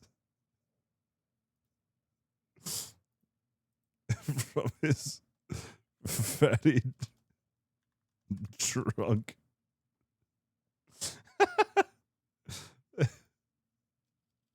His fat drunk face.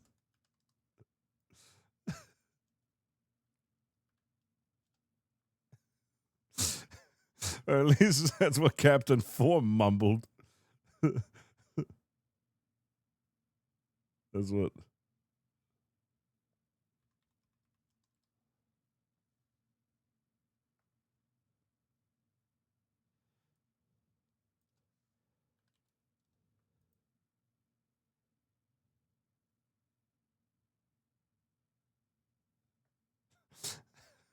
Or at least that's what Captain Four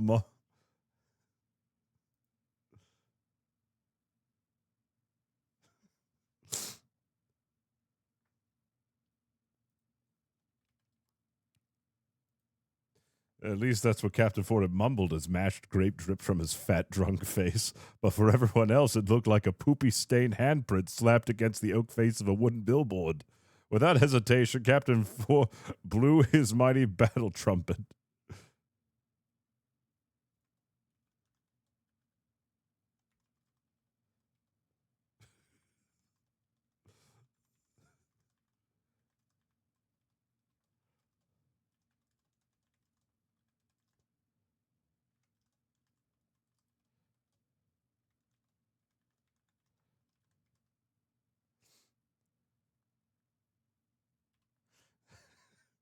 Without hesitation, Captain Ford blew his mighty battle trumpet.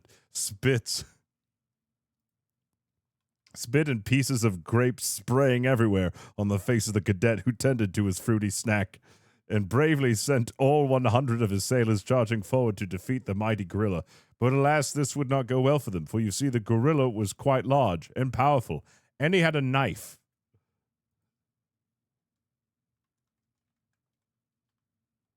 He had a big, sharp knife.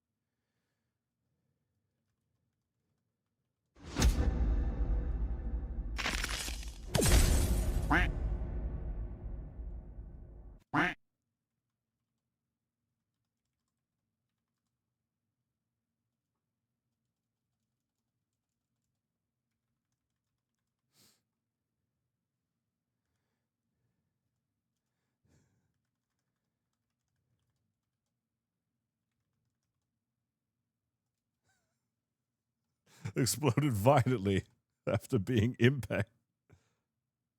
after impact.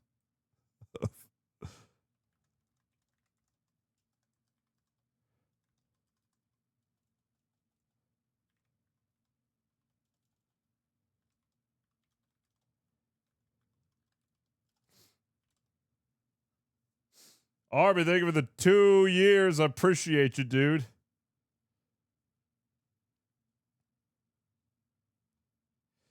Some were smashed to bits, some were ripped apart, some died out of sheer fear, and others exploded violently after impact of sailors who were thrown by the guerrillas.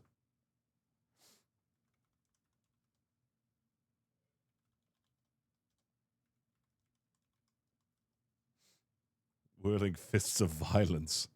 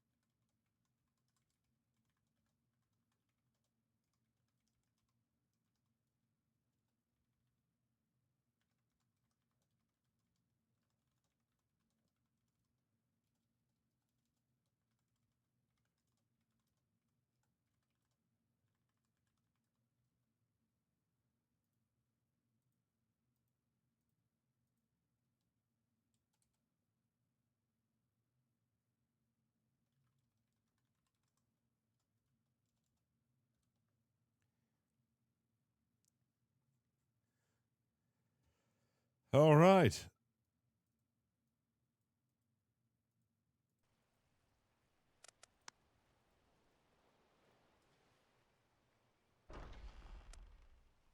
I think it's done.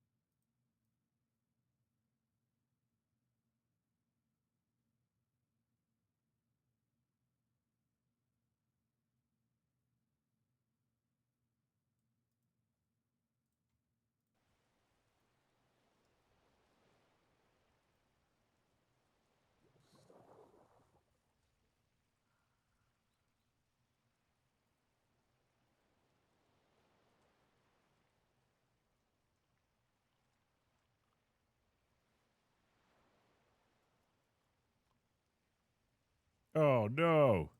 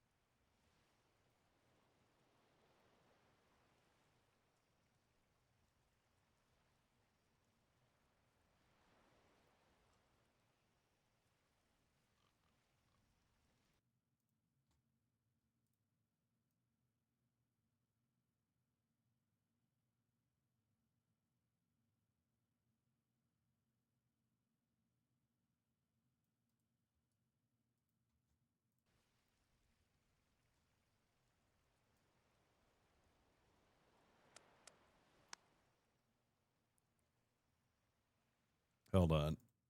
Yep.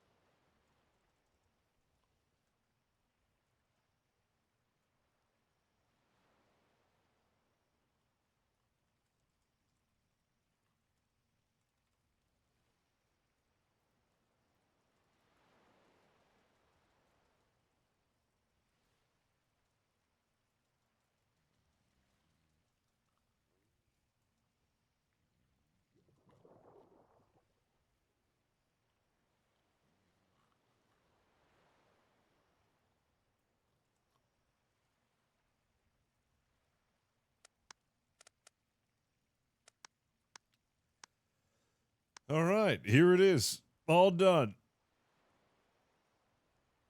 Chapter 1, The Legend of the Beast. Among the most ferocious of beasts of all the uncharted lands of this vast world, none come close to rivaling the strength of the mighty Burmese jungle gorilla. This creature is said to possess enormous strength, endurance, and a reasonably priced economy sloop.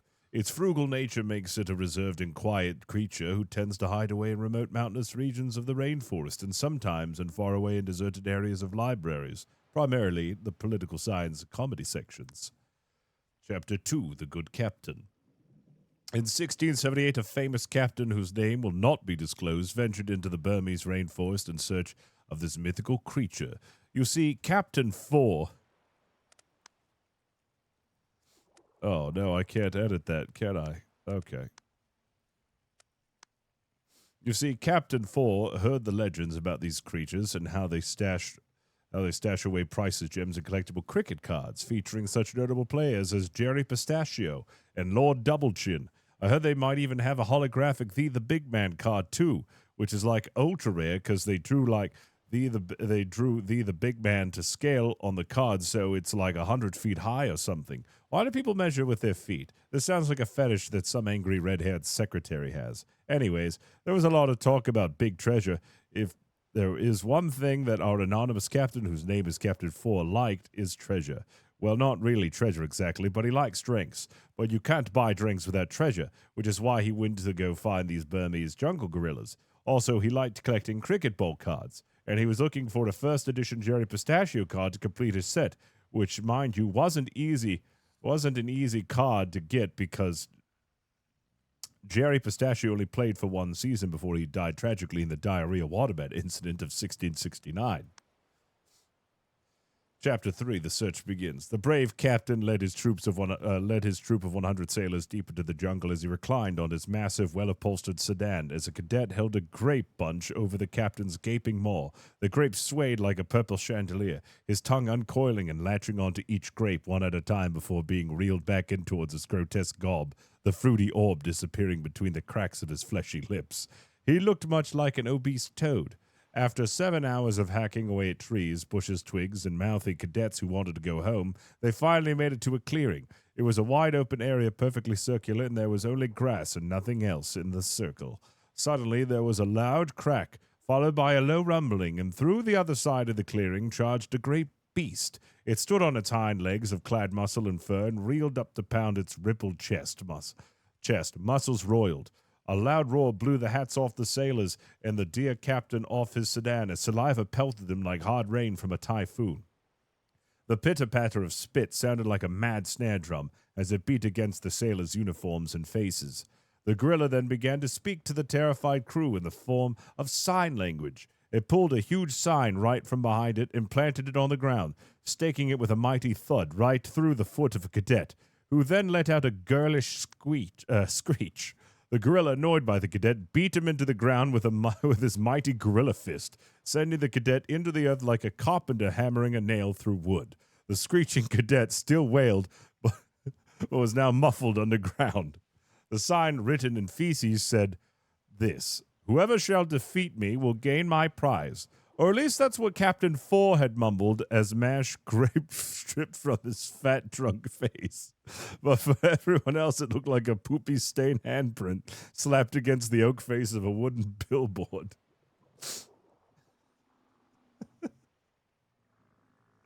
Chapter 4, The Tragedy.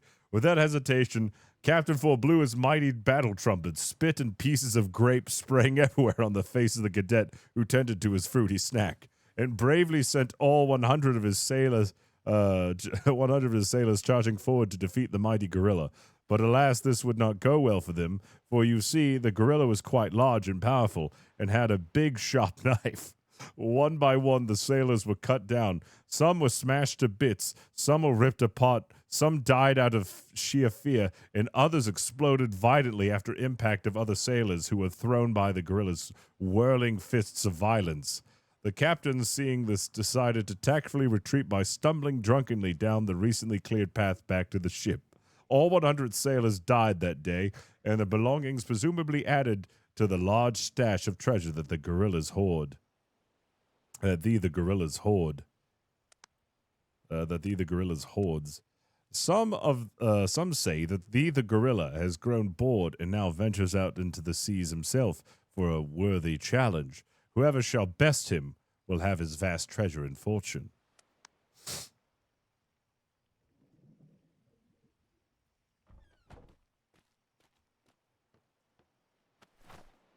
Well, there it is.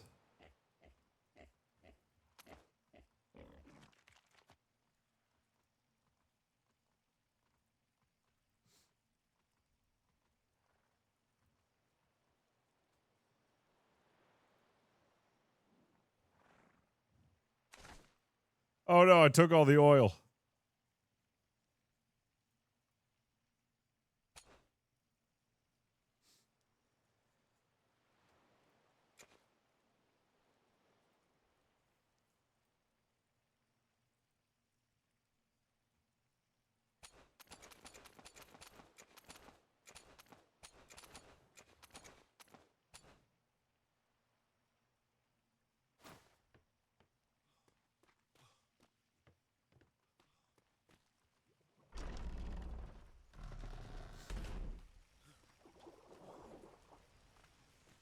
All right, it's time to pass these out to everyone.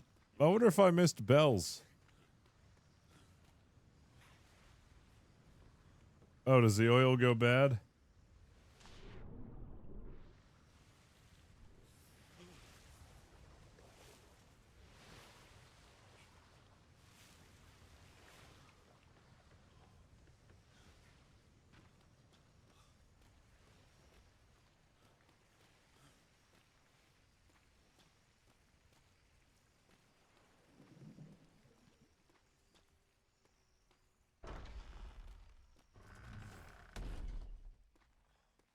Captain Flemington.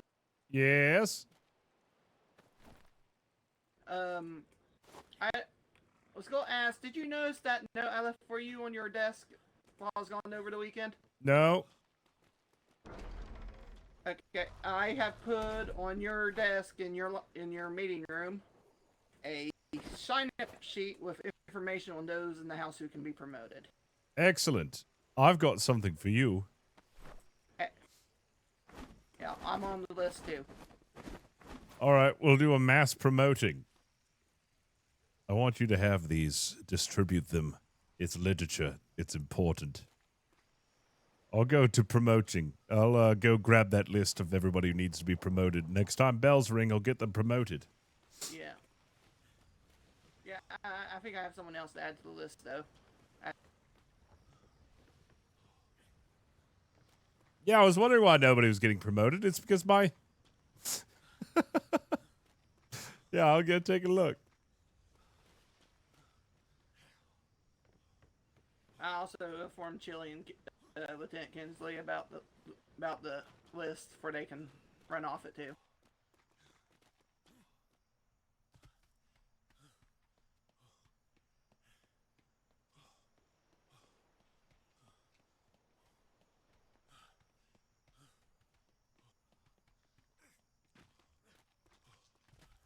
Yeah, like Sergey said, he's promoted. I don't think his name's on the list right now.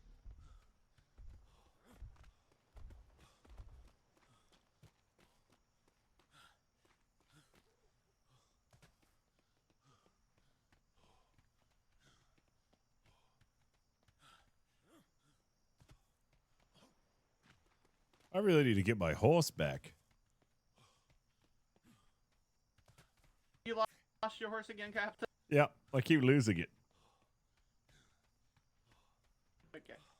If I just find it in a random place on the island, do you want me to take it back to the house? Yeah.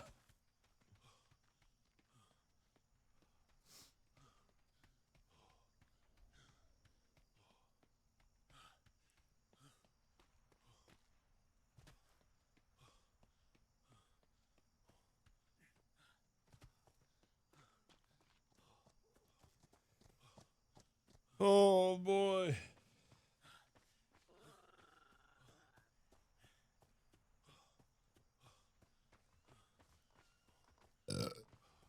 Excuse me.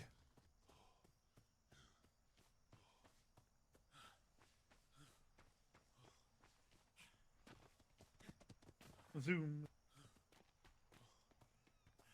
Oh. I feel like he was mocking us in a way. Yeah, he was. He's such a good fella. Wouldn't do that. Oh. Can't believe bells haven't been rung yet. I guess Rex is going out. The next patrol, I can ask if they want to tandem again. Ugh. Ugh. Ugh. Are you okay, Captain? Just running so much. Running.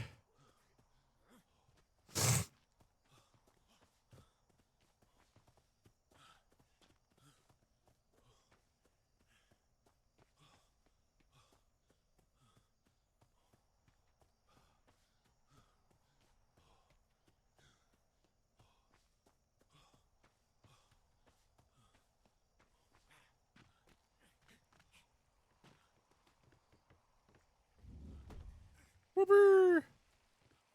We need to do some painting around here, and I need some, I don't know. need some paint. Yeah. Captain. So, Yes, Percival? Do you still have the sniffles? I do. Yes, I do. Do you Please have get a better you have a eventually. medicine? Also, I need you to take this. It's very important.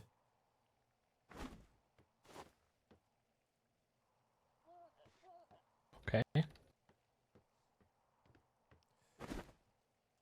Try these. They might help clear your nostrils. Or just smell it now. Woo! Woo! Oh, God! Oh, why does it smell like pneumonia? Ammonia. It's supposed to smell like mint. Maybe I put too much sulfur in them. All right. Oh, my God. I've got so many people to promote. Holy crap. I'm not one of them, so I'll be on my way. Yeah, let's see.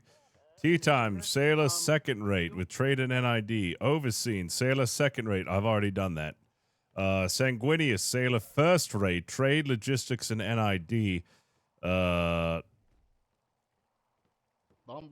sailor third rate. Okay, so I've already handled Overseen. I just need to handle you and then Sanguinius. Yes, I'm about to. My medical accreditation. I'm a bit busy right now.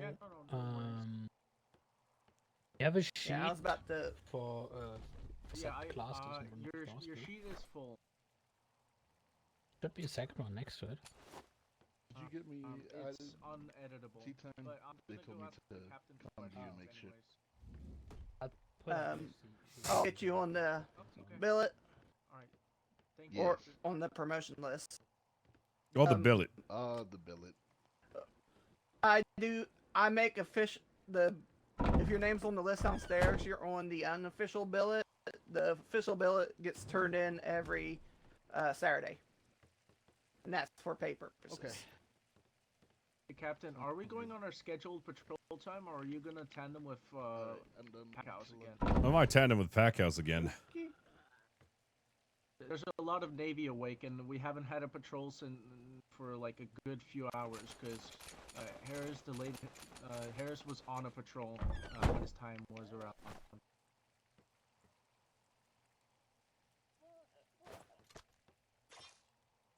I might need some more paint. Oh, I have some. I have 14 yellow. I have 1 cyan. I have 11 bright red, and 6 orange. Do you have any brick or yellow? No, I have selective yellow. I need lots of brick. I don't have brick.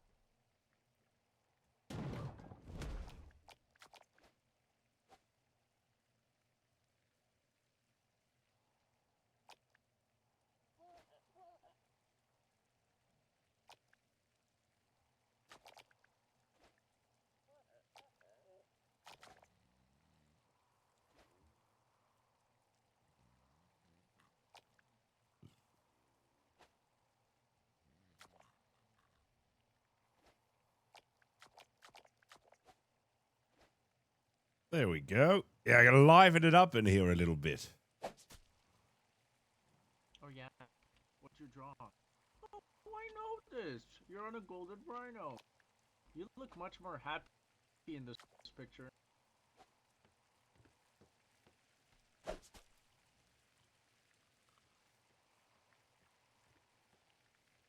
Maybe, Cap, do you want me to go put a requisition in for food for the house? Yeah, we need food for the house. Also, can you get me 10 of each kind of paint and put it in that paint thing there? Oh yeah, for sure.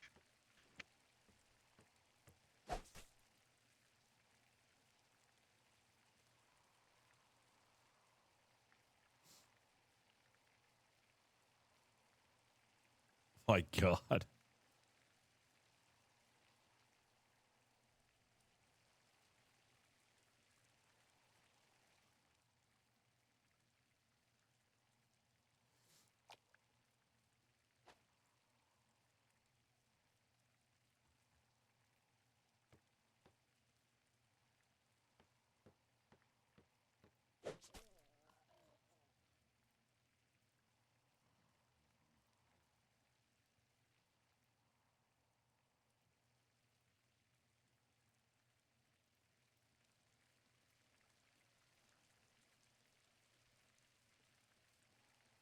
Man, so many of these I can't do.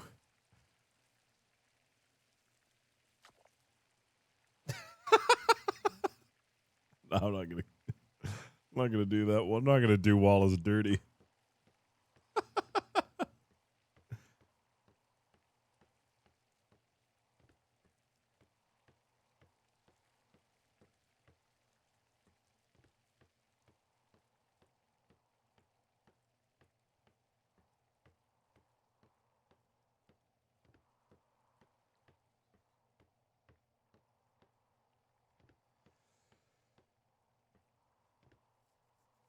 How do I get those saved paintings? It's just paintings that we've made, and you can save them. Throughout the seasons, I've been saving them.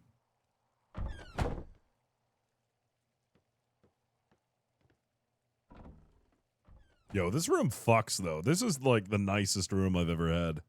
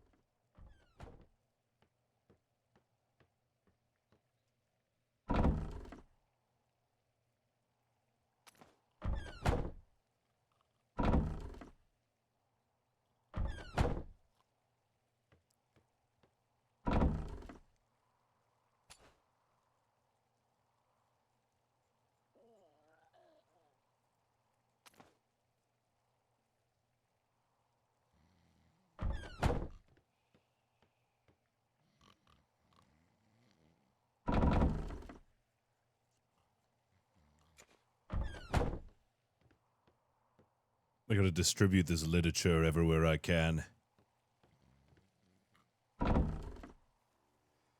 Ah, yes. Ooh, and 5 gold. Yes, if it isn't Oh, and ooh. That's your pay. Oh, and I heard that we need 2 Plu representatives in the House, Captain. Yeah, I don't know who should that be. Who do you think would be good for Blue?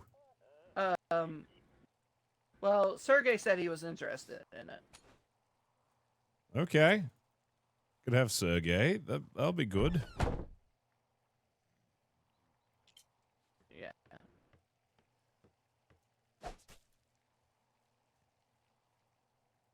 Still looking for his name in the archive. Captain? Yeah, I'm upstairs.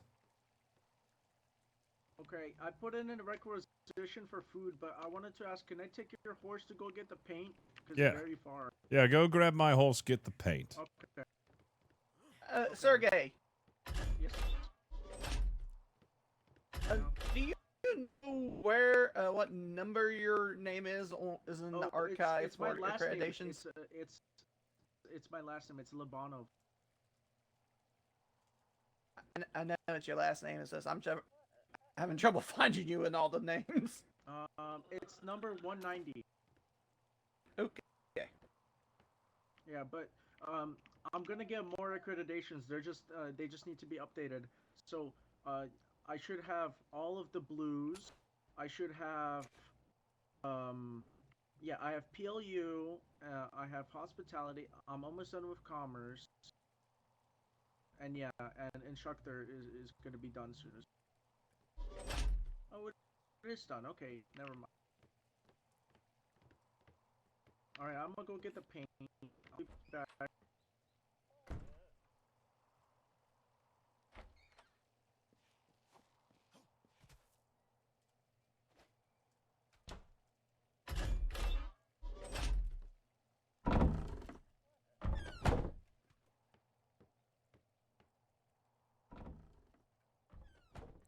Man, here I thought he had left something in here. Did you leave Matthew on parade again?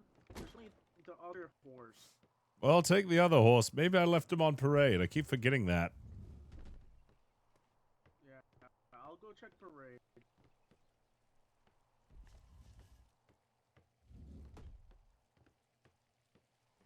Oh, hi, secretary. Which secretary? Vega. Oh, okay.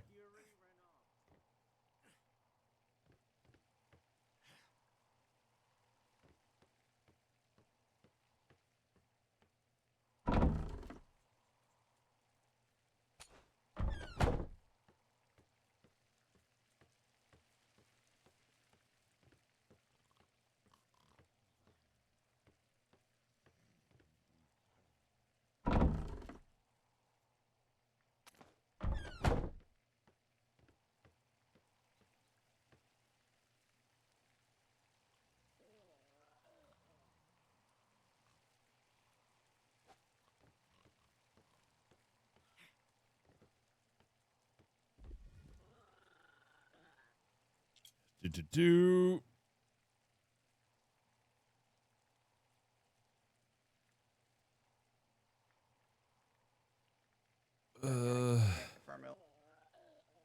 Yeah, we might have to take Davies out. He's been asleep for a while. So is Mouse.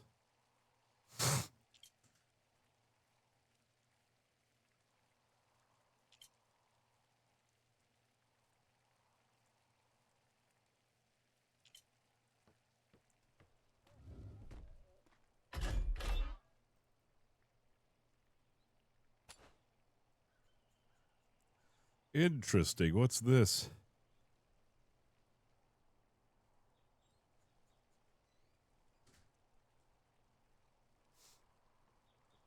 Oh my God. Hello. Good day, Mr. Captain Flemington. I, Dmitry Prezobrozensky, was fortunate enough to sell 2 horses and birds to Dungeon Master and Beastmaster of the Royal Navy.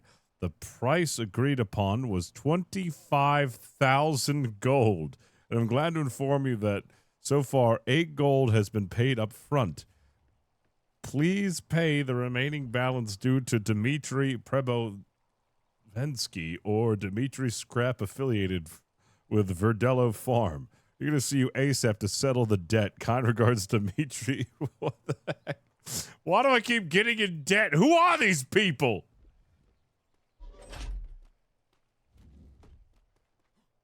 I'm going to go hand out your book, Captain.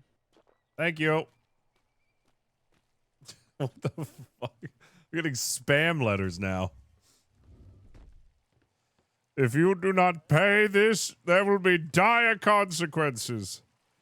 Riddle me this. A sailor's mind needs to remain sharp, just like their saber. To the point, I offer the following riddle for my consideration. The first to deliver the answer to my mailbox shall earn themselves a silver for their quick wit. Be sure to include your name, the date, and the time of your answer. Upon the oaken isle I stand, where near a tree doth grow. The king's great eye doth guide my hand, yet never sees below. Thrice daily do I mark the glass, when Neptune's realms doth shift. The dog watch comes, I turn about, and count the heavenly gift. What be I, who dances with stars, yet never leaves the deck? My consul sought when breakers roar, to save all those from wreck. Oh. Is it a lighthouse?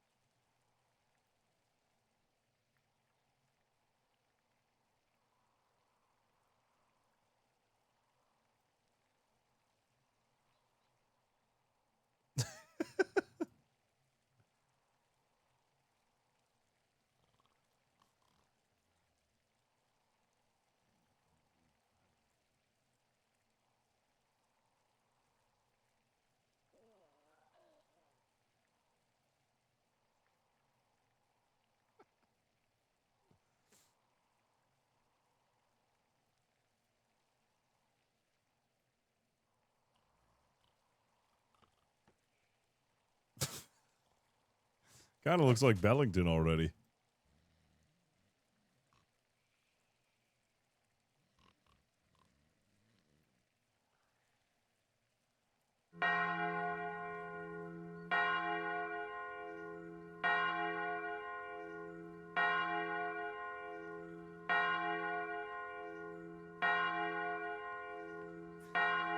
Oh no, I can't paint. All right.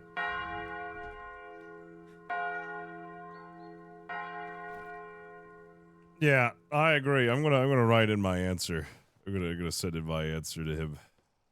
I think it's the lighthouse.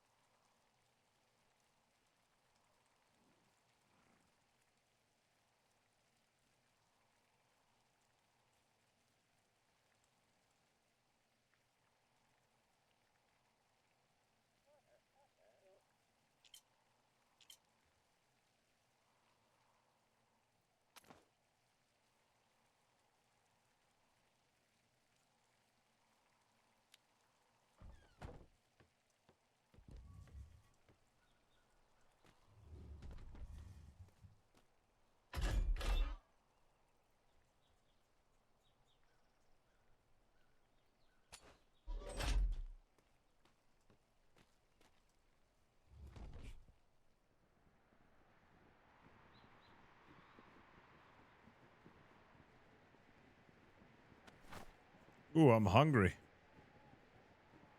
Oh, I can't eat while I'm gliding? Oh, that sucks.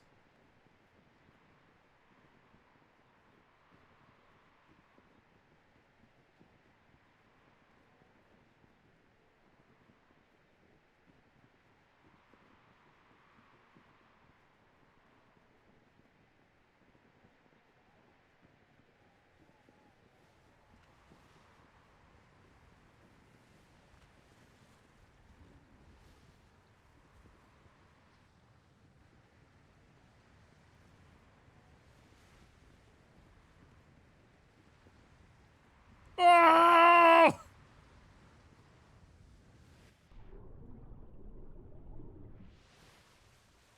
What the hell? How did I end up at the hospital? How am I in the hospital? This isn't anywhere near where I landed.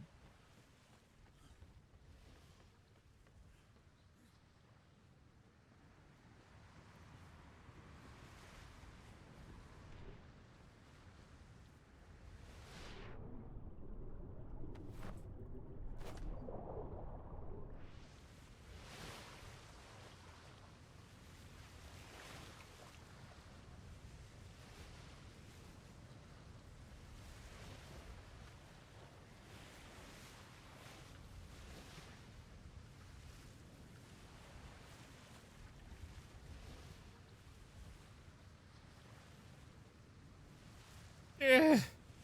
Eh. Eh. Eh.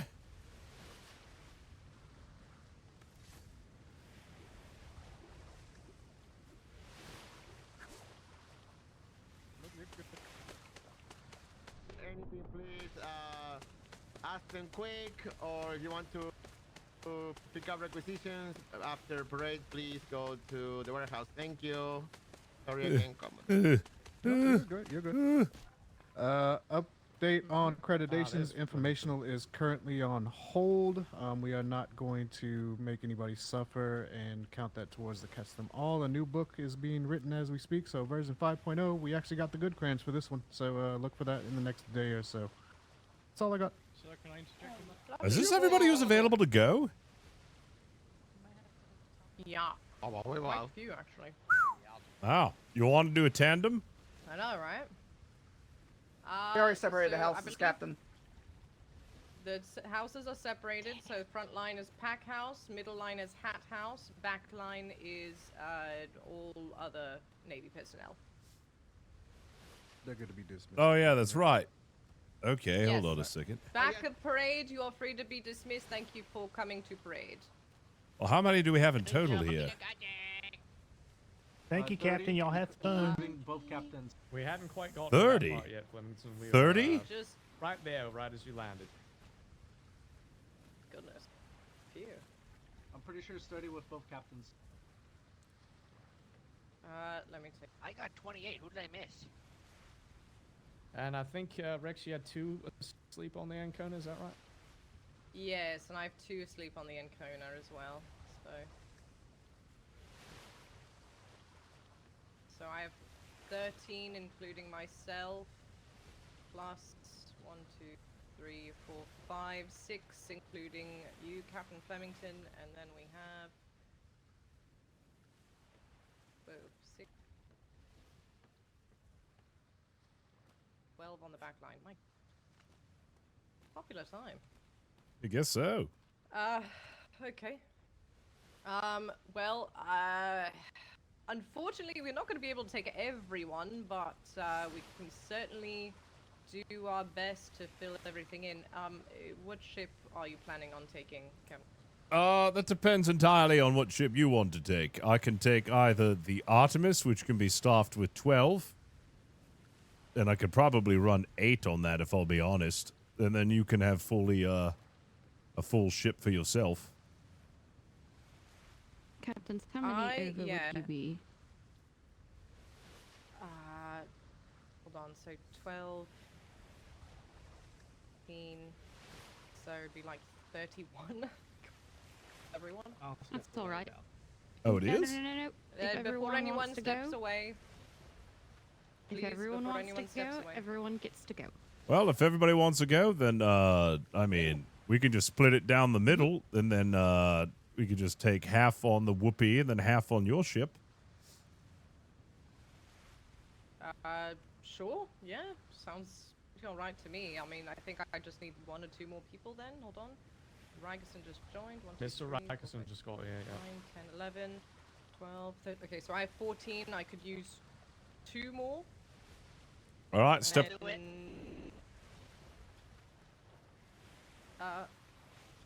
Okay, so 2 more people, so 1 more person to the front line.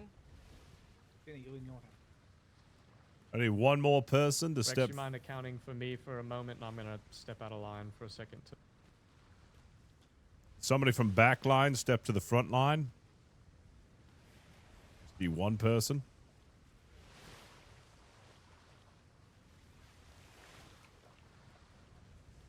That one? Hello? Uh-oh. Uh-oh.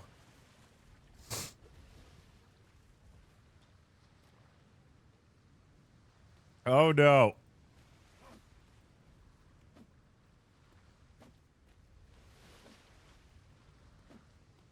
Yeah, we just went down.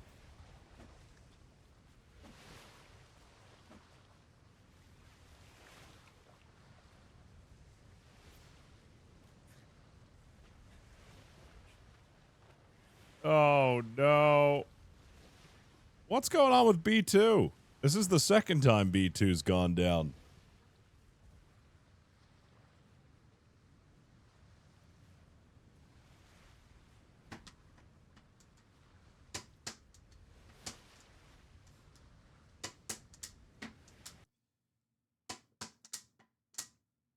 Shit. Well, there we go. Oh, man. It has to be the gorillas, man. It's probably those gorillas. Anyways, it's good time for a commercial break. Hey, you! Are you subscribed to Fist of the Walrus? If you aren't subscribed to Fist of the Walrus, then you're missing out on all the premium emotes, free handshakes, double the luck on giveaways, and no ads like this one.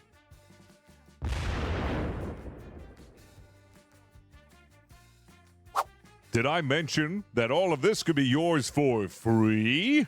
Just check to see if you have your Amazon Prime sub available and use it to subscribe. If you don't have it, then subscription can be yours for the low, low price of $5.99 a month. Subscribe for 3 or 6 months in advance and get up to 15% off. So what are you waiting for? Act now!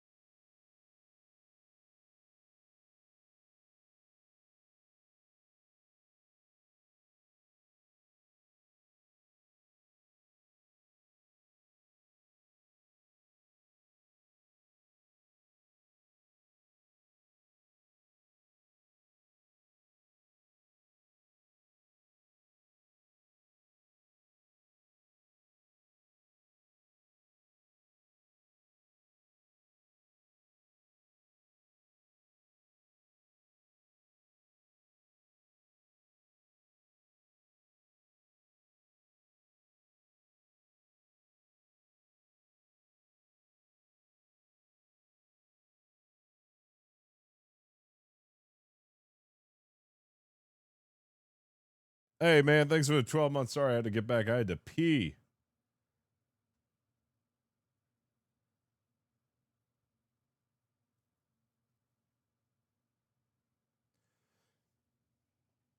Oh, no, man. Oh. For the low, low cost. Yeah. Is the server up yet?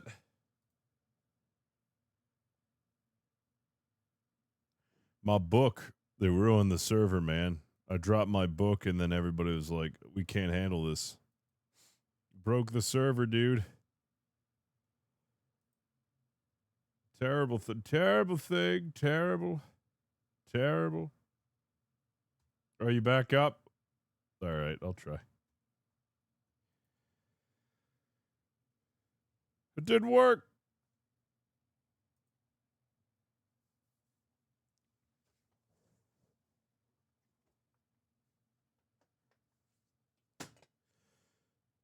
It's not a smut book. I did not write a book about smut.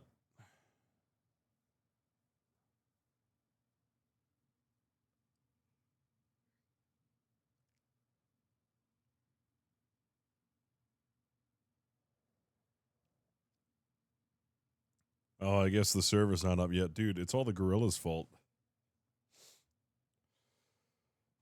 Oh, boy. Sorry, I'm so sniffly. I'm still sick. I'm still getting over something.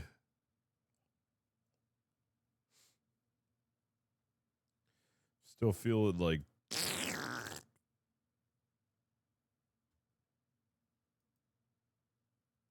Yeah, we do need a gorilla emote.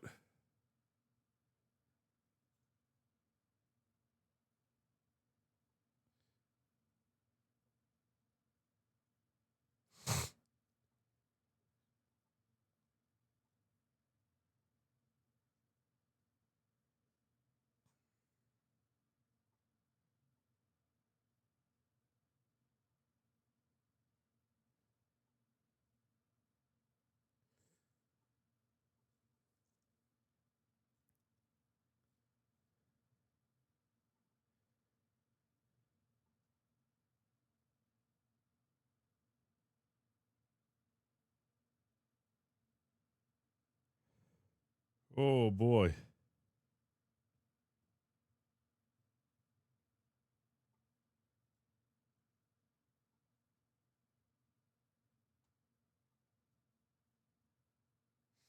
How was Dune, by the way? Worth it? I thought it was pretty fun. I think it's worth it. It's definitely a fun game. I'm excited about the vehicles. The vehicles feel pretty nice. The bike was fun, but I want to get my hands on some bigger vehicles like the Thopter and one of the big tanks.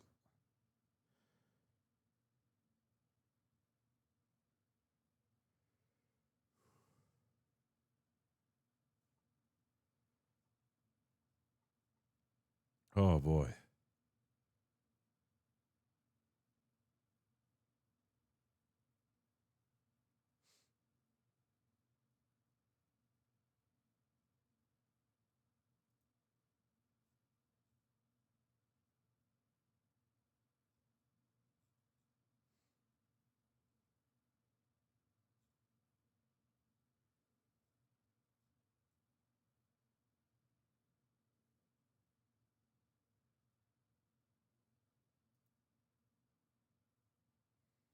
Yeah, I hope so too. I hope they learn what they need to learn from the playtest. There's another playtest coming up over the weekend.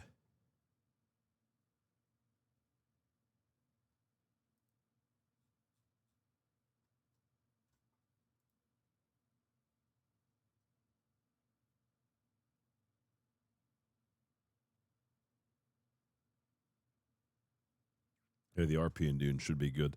I don't know about that. I don't know about the RP. I don't know about that one. I don't know. I don't know about that one.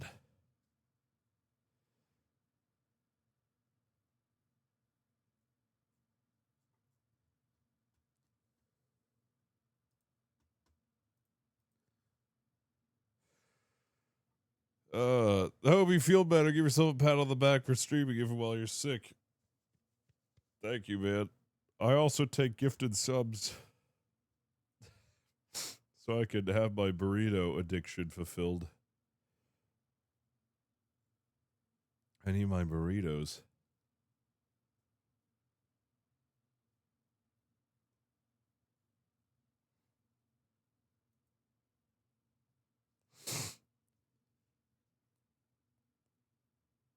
Yeah, dude, 2 Electric Boogaloo. Everybody knows that one. Easy. Easy.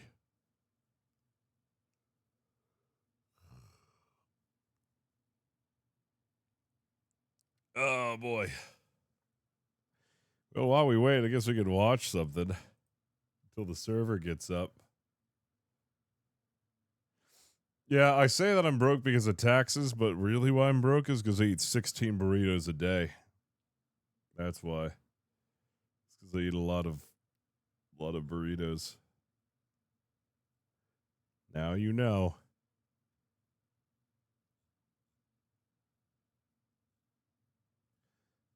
Watch a little Beard Meats food. Oh, actually.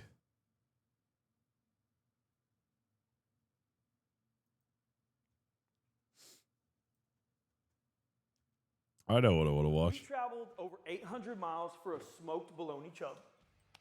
What's up, man? What's going on, brother? So you came all the way to Memphis.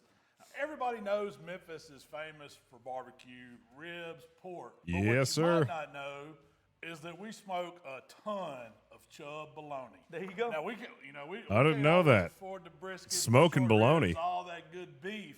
But I grew up eating bologna. Now I know you've ate bologna, right? Well, man, again, so in my backyard when I was little, we would go eat some bologna, red wrapper around it, on some bread. That's exactly what you're going to do for me today, huh? That's not quite where we're going. Now, yeah, it does have the red wrapper, but we're going to peel that off. Smoked bologna, or Mississippi prime rib, I like to call it. It's a thing of love. A lot of people say they don't like bologna, but when they try this, they can't believe it's bologna. And They what can't like to do believe. is I serve can't it believe it's not style. bologna. It's a sandwich. Okay. Big, thick cut piece of smoked bologna, glazed up, char grilled a little bit. I'm going to put together a mustard slaw for you. That's kind of unique to Memphis. It's got a little more twang to it, a little of those vinegar notes. And it's still a little creamy, but it's just a Memphis thing, man. I wanted to get you to try that before we go eat ribs and all the good stuff. Well, I'll tell you what, this is typically not something that we would get in Texas. So we're very excited today to see exactly how you do it. So let's get to cooking. So, Alonzo, this is a 5-pound chub of bologna. Now, I know when you get the packs, they're all sliced up. They're not quite this big. Yeah. Well, this is how it comes. And the part about cooking smoked bologna, the hardest part is finding these, sourcing them. Sure. In the Memphis area, every single grocery store we have is going to sell a chub of bologna. Now, I know people from all over the country, when they see me cooking this, they're like, man, we can't find it. Or we go to the deli and it costs a lot. Sure. Because they're having to buy it by the pound. Well, this is like $10, $9.97. There you go. For us. So it doesn't get much cheaper than that for 5 pounds of meat. So all we're going to do is we're going to take this red rind off of it. This is the casing. We don't need it when we're doing the smoked bologna because we want to get flavor on the actual meat itself. Absolutely. It's just a convenient way for them to package it because I'm sure it's all formed in this package when they make it and smoke it. But this is what you get. 5 pounds Wow. of goodness right here. Now, naturally, if you look at the way this bologna was put in that package, it creates That's a these big lines chub. on it. Now, what I like to do is score the outside. And you can do whatever kind of pattern you like when you're scoring it. But what I have found that if you score it and you come back across it, and then you go down lines like I'm going to, sometimes that end can crumble out. And I don't want that to happen today, so I'm just going to make straight cuts. So I just find these kind of score marks and use a knife, just the tip of it, and we're just going to come straight down it. So what does Real scoring easy. do? The only thing the scoring is going to do, it allows it to open I up love the those wrapper nooks. on. It creates all these crevices, these nooks and crannies for my seasoning to get, for smoke to get in it a little more, and for the sauce at the very end to glaze. So it really just creates these delicious little pockets of crunchy goodness. Yeah, it's going to add And flavor to it. nothing wrong with that, No, right? absolutely not. So once you start making these lines, just kind of spread them out about an inch or so. There's no really right or wrong way to do it. It doesn't have to be perfect.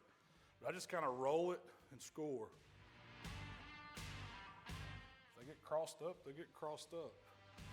But there's nothing like I'm not an artist when it comes to scoring bologna or anything. I just put some lines in it, man. Super easy. Have you ever not scored it and noticed a difference? Not really. It just looks smooth on the outside. You still get some crust. You don't get a lot of stuff on the inside. But a lot of times, I'll even take it and just half it and work with 2 like half moons of bologna. Because if it's going a long way, say if you cut it horizontally, laterally, and then score it across, you create these 2 halves. It cooks a little bit quicker. Sure. Plus, when you divide it, you've got little single-sized portions instead of a big, thick piece. So it really depends on how you're going to serve it, how you would want to cut it up. Absolutely. This one's going to open up nice, create us some little pockets. And that's a really good tip also, so you can look at the packaging and where it was packaged and actually score along those lines. That's right. And it makes it a little bit more natural. You're not going against anything against this chub, right? So you're working with what it's already given you. That's exactly right. It's kind of a guideline. Absolutely. So now we've got all these marks in it, and you can see they're not super deep, but they're little cut lines all the way across it, kind of accordion style. That's going to allow it to open up as this thing heats up, as it takes on smoke, as it takes on flavor. So it kind of blossom a little bit. Absolutely. It's just going to give me a place to create a little crevice. Okay. So now I'm going to put a little binder on the outside, and all this is going to do is help the seasoning stick to it. Yep. You could use whatever you want. I found just regular yellow mustard does great, especially since we're going to put the yellow mustard in the slaw. It doesn't take a whole lot. So what I'm going to do is just kind of put some on the top side. This is getting a little sexual. Or you could use a brush, whatever. So I do feel like with a chub especially, with the shape of it, if you don't put some sort of binder, that seasoning's probably going to be falling all the way off, right? It's not going to stick very well, so it kind of acts as a glue. Yeah. You think of it as a glue, and then with the yellow mustard, it's really bright colored, so you can see where your seasoning's going. We're getting So it a allows chub you to right put now. An even layer on it, where you're not doubling up or missing a spot. Absolutely. So now you can use any kind of barbecue rub you want. I've got my Killer Hogs, the barbecue rub. That's the original version. It's got a sweet note to it. It's not too salty, so it goes with the processed flavor of that bologna. Yeah. But we're just going to start laying down a little seasoning on the outside. There's no right or wrong way to do this, man. If you want to just roll it around, we just want a light coat on it because it already has really good flavor, and we're just going to add to what's in the natural bologna flavor. Little barbecue notes, right? Little barbecue notes, man. We got this. We're going to have a sauce for a glaze. We're going to have this dry seasoning, kind of making a crust. Just kind of pat the ends. And that's all there is to the prep, man. Doesn't get any easier than that, There does you it? go. I mean, yeah, that took us about, 3 minutes? At the max. At the That's because max. I'm running my mouth. There you go. Let's go fire up the grill. Now, for this recipe, you can cook it on any kind of He's pit. making We're gonna hold smoked the temps bologna. at 250, Just don't call him a bologna smoker. Throw a little wood on for some smoke. I'm going to fire up my Primo grill. Got some good Royal Oak lump going in there, a couple tumbleweeds. Fire it up. Bring that pit tip up slow. When it stabilizes out, the chub's going on the pit. That's all there is to it. All right, let's get to it. Get my chub on the pit. So I've just got a tumbleweed going in the bottom. Spark it up. Set that Royal Oak lump right on top of it. I like using the chimney just because it gets hotter faster. About 17 minutes, we'll have some hot coals. We're going to let this grill come up nice and slow. So after about 15 to 17 minutes, these coals are where I want them. All I'm going to do is dump them in, y'all. Chimney to the side. Let's get our grate in place. Really match up. Now it looks to me like you're doing 2 zones. Is that what you're doing today? I am. That way it creates that kind of smoking zone. I've got my hot coals on this side. When I get ready to sear some of that bologna at the very end, put the glaze on it, we're going to put it over on these hot coals. But right now, we're going to start it off on the cool side. Okay. So I'm just going to shut my lid, make sure my vents are where I want them. I want them just about an inch or so top and bottom. That's going to run me right at that 250, 275. We'll just let it come up. It won't take it long. Then we're going to put the bologna on. So we're right at 250. Look at that Alonzo, go. if you'll do me the honor, we're just going to set this chub of bologna right here on the cool side of the grill. That way we got our smoke rolling. It's going to flavor it. It's not going to overcook it. We can always rotate it, man. That bologna just rolls. So There there you ain't go. nothing to it. It's going to take us 2 or 3 hours, just slow smoking it, getting some I flavor love on his it. setup that he has out there. It is such a cool setup. So Alonzo, you're gonna have a bologna sandwich in Memphis, you gotta have a slaw on it. That's like part of the sandwich. And a lot of times we'll do a mustard-based slaw. So it's a little different take on the traditional coleslaw. Now, are you a fan of mustard? I'm a huge fan of mustard, so I'm excited for this. Well, you're in the right place. Now, it is gonna have a little of my specialty blue plate in it to give it a little creaminess, but the foundation is kind of a mustard vinaigrette. So let's build that first. Okay. So I'm gonna start with some sugar. I've got a couple tablespoons. Then A couple. the mustard. So I've just got plain yellow mustard. That's French's brand. You could use whatever brand you want. But you want about a quarter cup. I'm just eyeballing it, man. I'm not. The server back up yet? This ain't really like a bacon recipe, so you can make it your own. Absolutely. To balance out that mustard, I'm using a little bit of vinegar just to give it a little more acidity, thin it down just a little bit. It's going to give us our consistency. But if you think of a vinaigrette, it's kind of that vinegar meets oil, Wow. meets seasoning, Still so we got down. a ton of flavor, and then we're going to sweeten it up with the sugar, and I'm also going to add a little honey. Okay. So let's put a little vinegar in. We just need about a tablespoon. Then I'm going to come with a little honey. Make sure this is open. Just give it a good squeeze. And then we need just something to make it creamy. I'm just using about a tablespoon, man. I'm not getting crazy measuring it. But I want to get this whisked up. Try to get it blended together a little bit. We've got the sweetness, the sugar, the honey. We've got the tartness from the mustard, the vinegar, creaminess from the mayonnaise. It's going to kind of give it that coleslaw element. But you just want to beat it up. Kind of looks like egg So yolk. it's nice and smooth. Get that mayonnaise kind of blended in. Probably should have got a whisk, but I didn't. But through the magic of video, I got a whisk now. That whisk helps that mayonnaise blend in a little better, just in a plastic spoon. But see how it's kind of, I don't know if you can tell on camera, but it's getting smooth here. Yeah, it's coming together real nice. Now I've got a little bit of vegetable oil. And we're just going to kind of drizzle that, trying to get it to emulsify. For sure. Big cooking word, right? Yeah. I don't know what that means. I think it means stay together. Yeah, me either. I'm not too sure. But we got a nice smooth sauce. So all we need is seasonings now. And I just want salt and pepper, so I've got some of my TX. And I know you've seen this. Yeah, that's one of my favorite rubs of all time. I love it. You could use salt and pepper just from your pantry or whatever. This is already blended. And I like it because the pepper's a little bit coarser ground. Yep. So we're gonna give it a little doctor there and just a little bit of onion powder. It's actually a granulated onion. I'm just seasoning it by looks.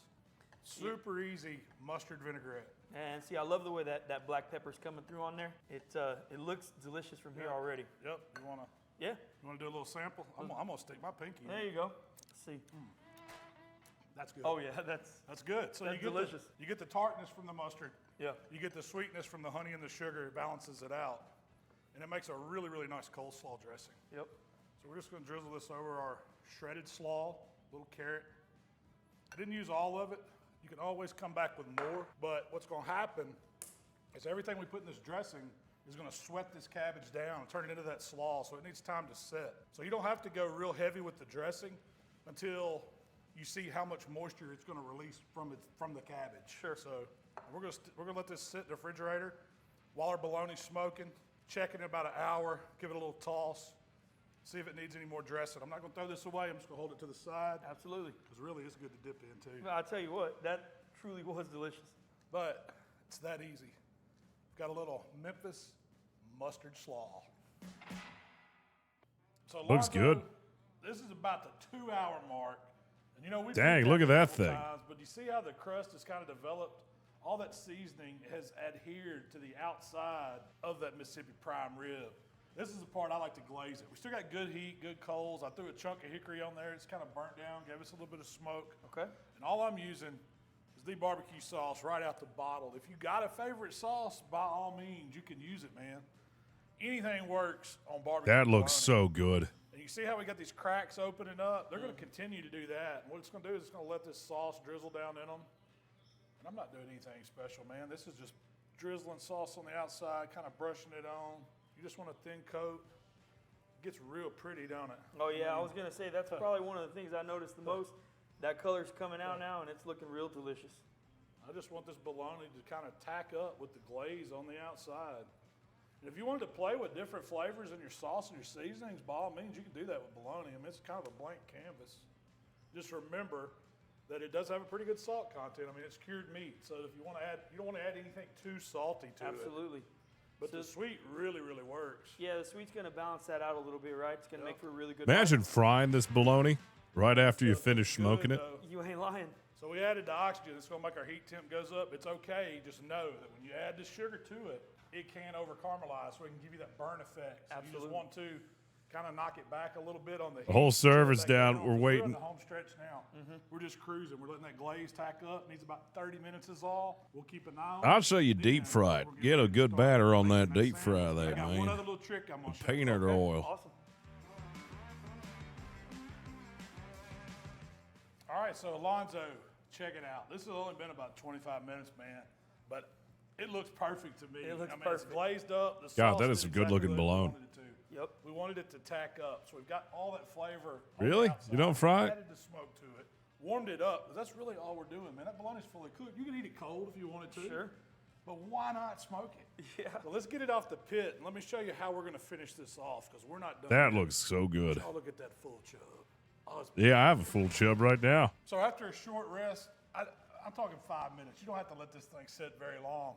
We're gonna cut it up. Now, when we do smoked bologna in Memphis, we cut them thick. It's in thin sliced packaged bologna. Okay. This is a meaty sandwich. We put all that time and flavor into it. We want to have a big bite when we're eating this thing. Absolutely. So you can cut it as thick or thin as you want. Sure. But I'm a thick guy. Yeah, there you go. So let's take off the end. God. Look at this, man. Man, that See how looks we scored amazing. It kind of does start to come apart a little bit, but that's all right. This is our Pitmaster snacks. For sure. These are the pieces you want for your sandwich. So let's give it a nice little cut here. I'm a fan of that bologna. That's some good looking bologna. And we're going to take these Mississippi prime rib steaks. We're going to glaze them up, and we're going to put them right back over those hot coals. Awesome. So that's what's going to make it really special. You could eat it just like this on a sandwich, but it's so much better. Takes it to another level whenever you glaze it back, get some flavor all over it. This ought to be enough to get us started. What do you think? I think it's good. Before we go over there, let's go ahead and just do a sample bite, man. Are you ready? I'm ready. Get you some of that. It's almost like a little bologna burn-in, isn't it? Yeah. Cheers. Yeah, it's so good. Ooh. The bologna, but that sauce really. I want to takes smoke it some another bologna level. now. Nice and caramelized, really delicious. So all I did was Yeah, dude, grab I gotta smoke a some of these chub. slices of Hey, man, bologna. it has. Oh, that's a great idea, Directly actually. over the fire. You can see we've got some oxygen coming. There It's you hot. go. We're getting hot. I'd take that Party with gonna take long. 2 slices of Wonder Bread. Oh, yeah. You know, like my meatloaf sandwich, like that on Wonder We're Bread. just gonna I bet paint a that's little bit amazing. Of our sauce, our glaze right over it. Straight out the bottle again. If it drips down, that's okay. That just makes it smell better. Yep.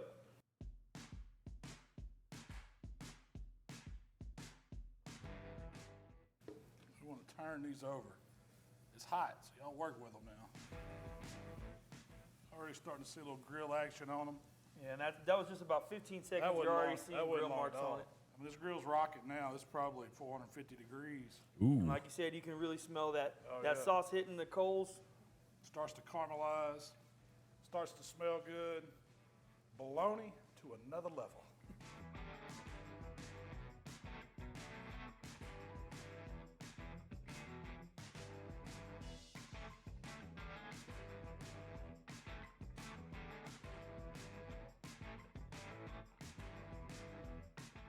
All right, well, once we got it seared, glazed on both sides, we're just gonna God. take this bologna up and go make a sandwich.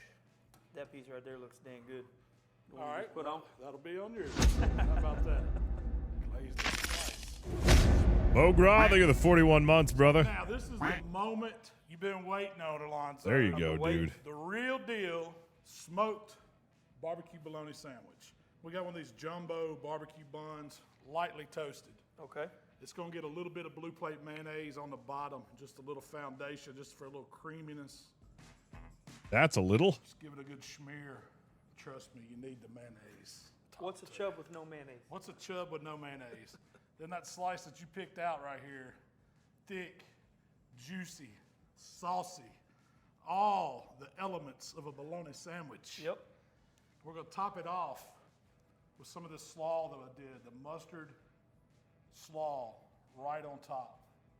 If it falls off, that's perfectly acceptable in our town. Yep. We're going to finish it off. A little bit of light drizzle, not a lot, just a little. And I'll say that and watch me heavy pour it. There you go. to make it extra messy for you. I need that sandwich. Top bun. Now, are you a cut in half man, or you want the whole thing? Man, I'm just gonna go in. All right, just gonna go around in. the whole All thing. right. Going right in. I need that sandwich, man. That is a good looking sandwich. Man's bite. The slaw. The slaw is perfect. The tanginess comes through. You do get that texture on the outside of the bologna. The barbecue sauce, everything about this is amazing. Is that like your grandma's bologna sandwich? Man, I tell you what, man. You know, this is just a little bit better. I got to give Grandma some credit, you know, for the that's right for the Oscar Mayer. But man, there's absolutely nothing like this. Amazing to come out to Mississippi and get that Memphis style bologna, and the sandwich just takes it to another level. I got to do a barbecue stream soon, guys. It's been a long time. This is Maybe we'll do one next week. Next month maybe. I think I'll be not sick by then, hopefully. I got my smoked chuck, and I'll tell you what. Zabat, thanks for the 2 years of support. Get some firm handshakes in the chat. Appreciate you, buddy. Together really well with that sandwich. It's simple, but the slaw takes it over the top. That little bit of char, especially putting it over those coals in the end, man, it just brings texture. We're not doing it with root beer again. Man, thanks for having me over here to the smokehouse. Thanks for hanging out with me. And more than anything, thanks for making me one of these, what did you call it, Mississippi prime rib? Mississippi prime rib, a.k.a. full chub. There you go. AKA the full chub. Barbecue bologna. So if you guys don't know where to find Malcolm, you're probably living under a rock, but where can they find you? How to Barbecue Right on all the platforms. Awesome. Well, again, we appreciate you for having us here at the Smokehouse. As always, we really appreciate you guys tuning into this video. Thanks, and we'll see you on the next one. We gone. No, Mr. Pibb. Ew. That was fun. Oh. Let's see what else we got. Server up yet? Is it still down? What happened, dude? Who broke the server? Ugh.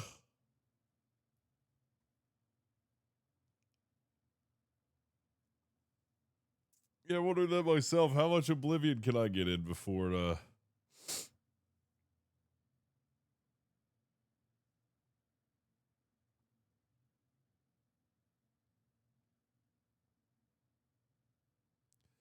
Who did it? Well, I guess we'll watch something else then.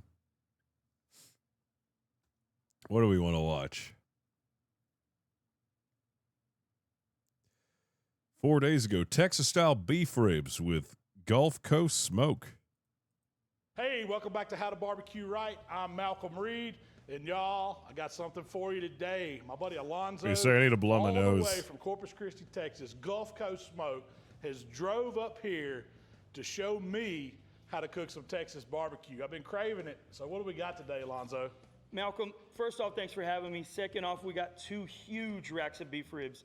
So in Texas and arguably in the world, this is one of the best bites in barbecue when done properly. So I wanted to come over here, cook these up for you guys, and hopefully, like I said, give you one of the best bites you ever had. Every time I go to Texas, I have to get beef ribs. Just think of ribeye steak, meets tender, juicy brisket, all on the bone.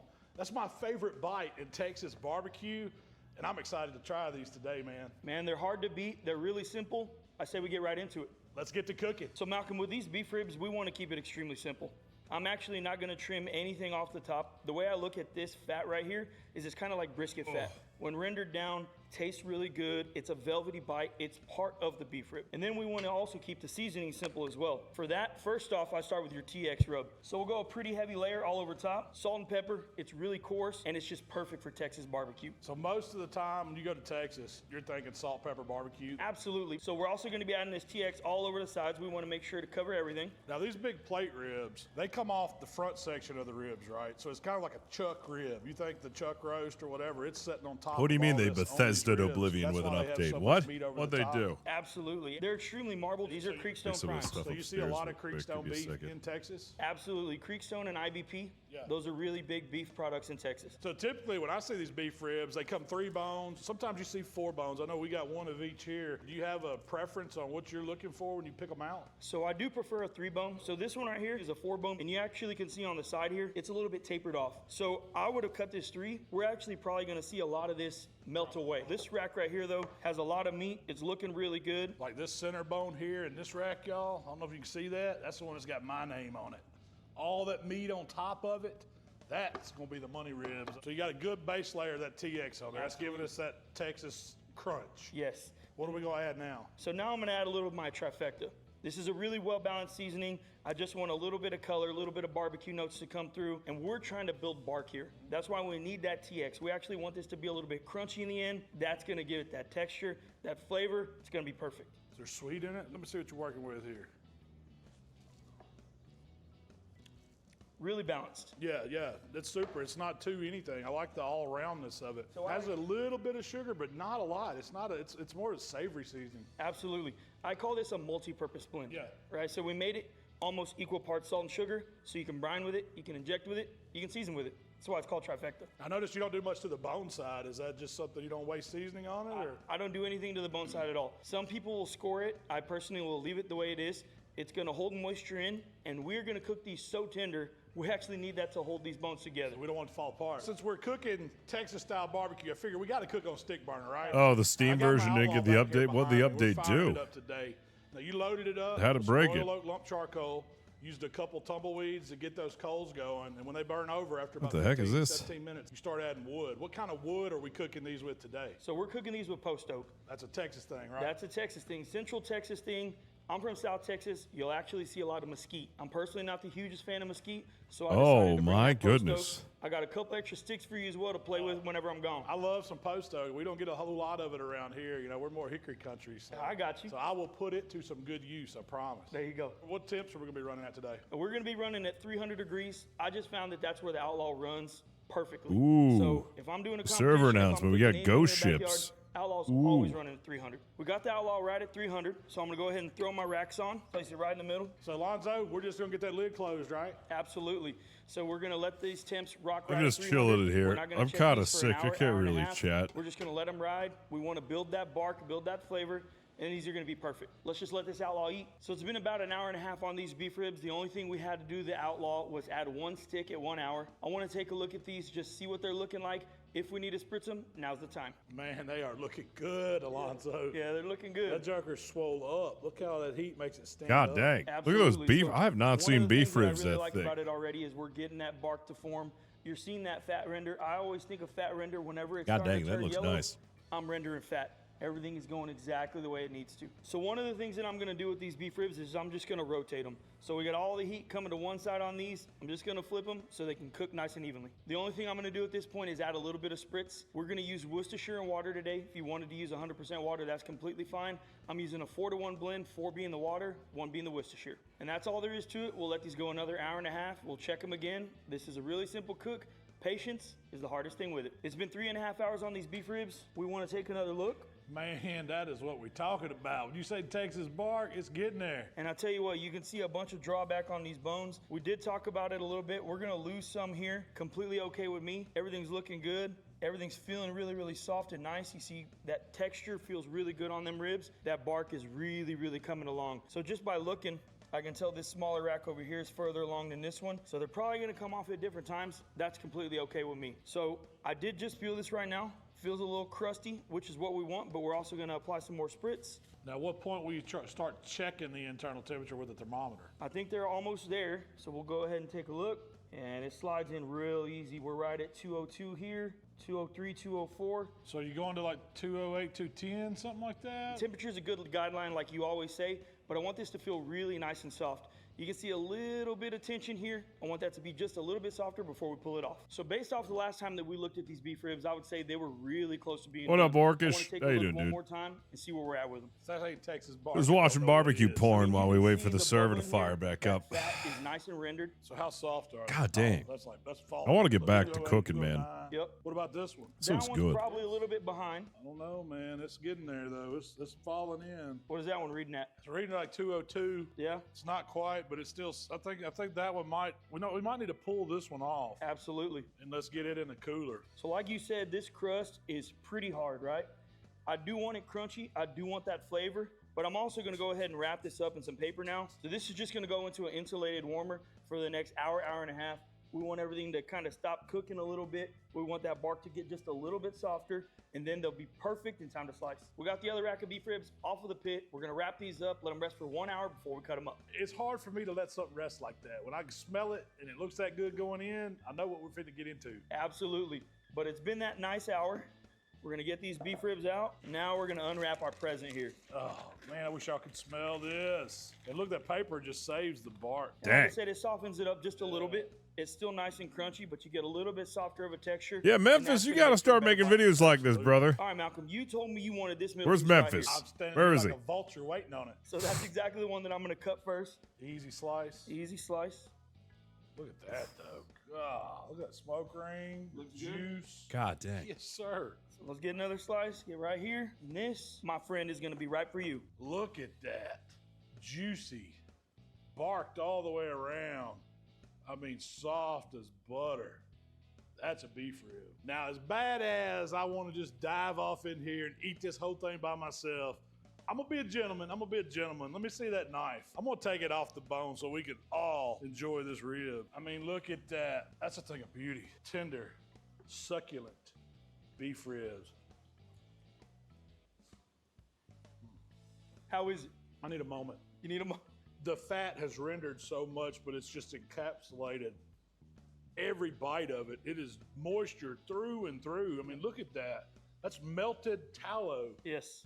Inside. That's why the short rib's so good, man. Absolutely. The best way I know to describe it, think of best bite of ribeye steak you've ever had. Yep. Crossed with the fattiest point of a brisket. Yeah, man. All on a bone. I would pay a lot of money just to And have it that just whole doesn't get any rack better. of ribs. Thank you. Thank you for sharing that with me, man. Of course, brother. Of course. I'm glad you enjoyed it. Tell us about the fresh pico. Back in Texas where I live, every single barbecue we ever had when I was growing up, man, we had pico de gallo at the table. It didn't matter what we were eating. It could be beef ribs, it could be brisket, it could be pork ribs, whatever. We're eating pico de gallo. And the thing about these beef ribs is they're so fatty. They're really, really rich. It's hard to eat a lot of them, but this pico has that acidity and it's really gonna cut through that fat. It's gonna make it to where you can eat even more of these beef ribs. Oh, well, let's put that to the test. Yes, got you a little piece of the beef rib, get your pico, and we're just gonna pour it right on top. So this is onion. This is onion. Roma tomato. Roma tomato, cilantro, jalapeno. You also got a lot of lemon in there. We like this to be nice and acidic. Yeah. All right, I gotta try it. Here we go. There's nothing like that. Nothing The like freshness. that. Yes.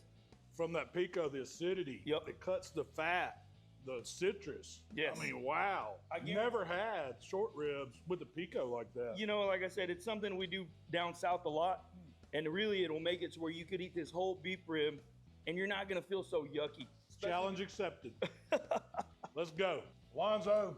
I got you, knocked man. it out, man. I got you. This is how you properly cook Texas style beef rib. And hey, we appreciate y'all hanging out with us here at How to Barbecue Right. If y'all like what we're doing, subscribe to that channel. Give Alonzo's beef rib man. a try. Promise you, you're gonna love them. We're gonna talk about. Gotta stop watching this these recipe. barbecue Lonzo, videos, you man. wanna It's come getting on me the mic? hungry. All right.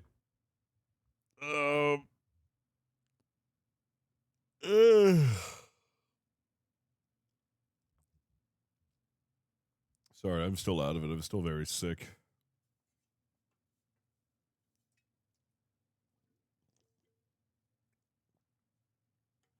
Oh.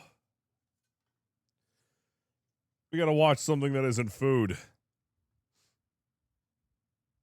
Oh, Sam, the cooking guy. I don't like that guy's content. I don't like him.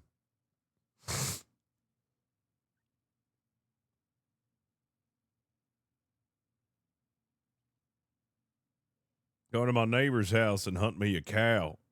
Oh, yeah. Gonna hunt you a cow? Oh, boy. Trying to see if is there anything. Yeah, probably not. All of it's food related.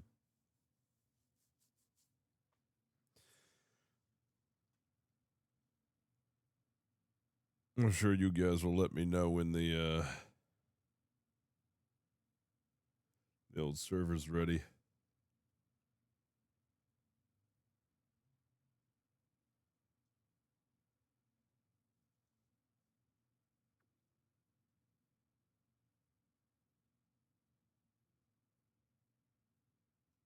This one looks interesting. Here at the store doing a little market research. Yeah, Carola's a good one. Pop-Tarts. Chocolate fudge. Oh, Oreo. Raspberry, strawberry, blueberry. Oh, dude, I love Pop-Tarts. You know, y'all are family and we really love you because the things that I have to do to try out all of these to figure out which flavor I'm going to make for y'all in a video, I might gain 60 pounds.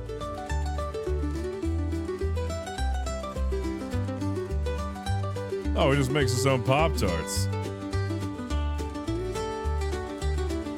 I had no idea that there were so many flavors of Pop-Tarts. I mean, I've never seen so much in my life. You know, you get to looking around at all of them, but I'm thinking, no, I'm just going to stick with my 2 childhood favorites that have lasted with me. Still today, I love a Pop-Tart, and that is brown sugar and cinnamon and cherry. Frosted cherry you know, is I'm pretty remake goated. this Pop-Tart with that really good homemade baked crust that I want on it with a nice filling, and you're not going to spend all day in the kitchen making it. Whew, this is a really big day because not only do I love a Pop-Tart, but Meiji love a Pop-Tart too, and he got a haircut today, so he's looking awful sharp. But folks, this is really simple. It is. We're going to start with 2 cups of flour, and you need to make sure that it is pretty precise measurement. So we're going to rake that off there. You usually don't do precise. I know, but baking needs to be precise. It and I told does. you a lie, it's 3 cups of flour, 3 teaspoons of sugar. What else we got? A teaspoon of salt. Somebody asked me the other day, said, Everything needs to be "Are your precise hand except for measurements some pretty stuff. Precise?" Me and Shan did a little deal one time where I'd pour it out there, she'd measure. We was pretty close. Take your whisk. Now, if you're doing this in the house and you've got one of them fancy mixers that's got a dough hook on it, it makes this process a whole lot easier. You know this is going to be good when what? It calls for 2 sticks of butter. This is my kind of deal. Them have been in the freezer chilling. So we just gonna get them down here and grate them in there because that way it makes it really a whole lot easier to incorporate this butter into that flour. So bear with me a minute. We'll try not to get no knuckle fingers in there and keep the hide out of it. So This man is brave. Up in Kansas, they had a really young crew. One of them kids about 14. He didn't know the etiquette of being around a wagon. He didn't know you're supposed to not ask the cook what you were having for breakfast. Come in there and he said, "You know, I'd really like for you to fix me a Pop-Tart." Old man told him, "You don't never ask the cook what he's cooking." He got up in line. He didn't like eggs, didn't like gravy, didn't like biscuits. So I had to go to town late that evening. So I picked up a box of Pop-Tarts. The next morning, I put them Pop-Tarts in a Dutch oven. Them old timers come up there and I said, "Let's bless it and let's eat." They opened the lid on that Dutch oven and seen them Pop-Tarts. A lot of them old fellers didn't know what they was. They actually thought that I'd made them. That kid smiled big as Fort Worth, he did, and he said, "You have cooked my favorite meal." I said, "Son, I didn't cook them, and we're probably not going to be having them but today, so you better enjoy." I bet that's real nice. Key to this too is cold butter. Now, you can keep it really refrigerated, but I like to chill it, like I say, in that freezer, let it set up good, because that's really what's going to make a great pastry dough. To me, it's sort of like a puff pastry when you get it made, but Can't not get nearly full well. on fancy. So, let me get this butter incorporated in there. You want it sort of like a cracker crumb consistency, so bear with me.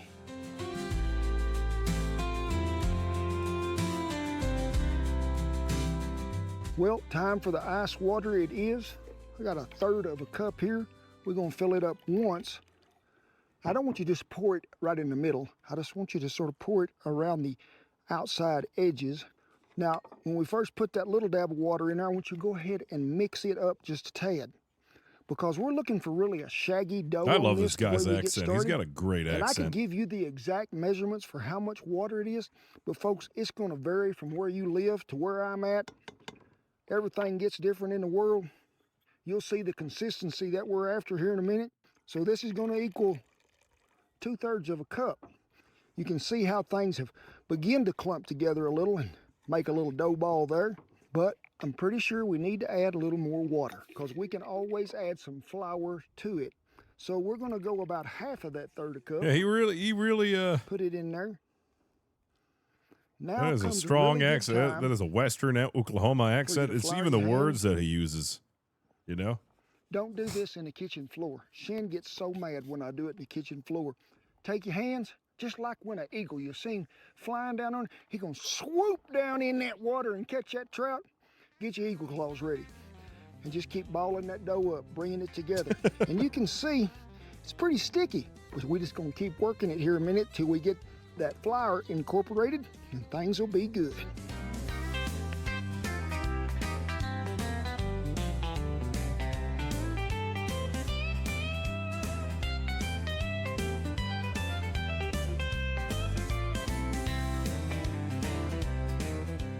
Okay folks, this is my arch nemesis right here. How many of you out there are barn builders, worked on a windmill? Every time you get ready to do that, what happened? Wind blow 30, 40 mile an hour. Look around, Shen. Shh. The breeze is not blowing yet. Saran wrap has dealt me misery for so many years. Put it down on your board if you have to. Tuck them edges under there. Now, we're gonna put this dough down here. We're not gonna roll it out yet, but I wanna try to get it in more of a square shape. Just mash this just a tad. We're gonna cover it up here with this good plastic wrap. And folks, I need you to chill this for at least 30 minutes, but I prefer an hour.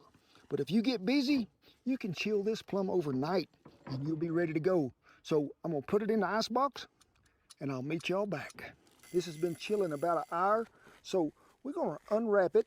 And I'm gonna tell you this, if you're working in the house or you're doing this and it's pretty warm outside, go ahead, take your knife, cut it right in half. Because we're just gonna work half of this at a time. Lay this half out there. I'm gonna put this half back over here in the Yeti so it can stay chilled till we get ready for it. Pardon me, Lulu.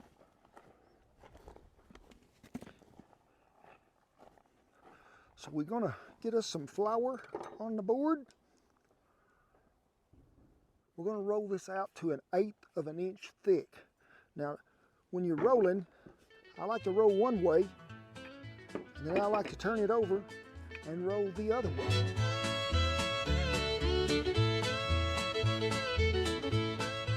There it is, 1/8 of an inch. That is 14 gnat bristle whiskers, if you've ever measured them, that makes 1/8 of an inch. So, yep, we have got it's it making in pretty good homemade shape. Pop-Tarts. I'm just going to square these edges up. And speaking of Pop-Tarts, look who just showed back up into camp. It is the Schnauzer. And he does love a Pop-Tart. This is the perfect size box to make this as a guide, Duker. We're going to lay it right on this edge. Cut it out.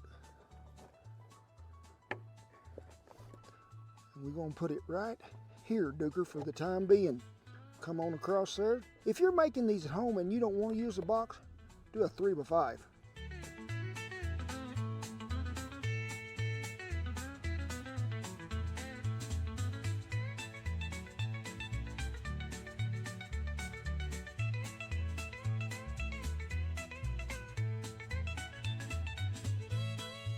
Now if you're making this, half of that dough is what we use, so the whole thing is going to make about 8 Pop-Tarts. So what do we got here? Cherry preserves. We're just talking like about a tablespoon. We're just going to rake her in there, and then we're going to take this knife. Oh, now, I bet. when you're doing this, you can spread it out however you want, but keep it about, I'd say at least 1/4 to 1/2 inch away from the sides and the end. And then we're just going to take this other half. Make sure all your sides match, okay? Put them right here on top of this one. Take your fork. We want to crimp it really good, so mash it hard. We don't want any of our filling to run out. You can use any filling you want. Preserves, cherry, apple, strawberry, peach, whatever you want to put in them.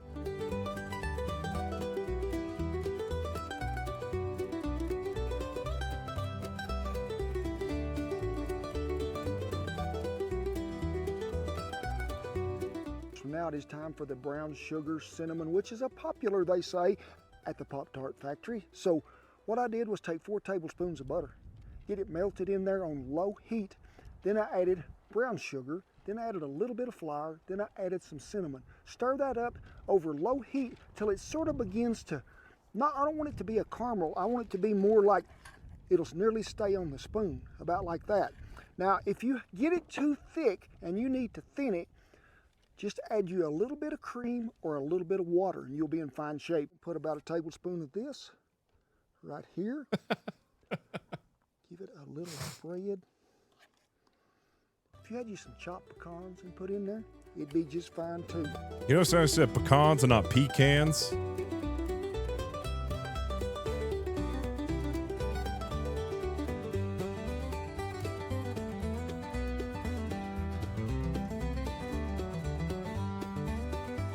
When you put them together like that, got the filling in there, take you a fork and prick you some holes in each one of them, which lets the steam escape out of there so your dough don't break apart as it is breaking and rising a little.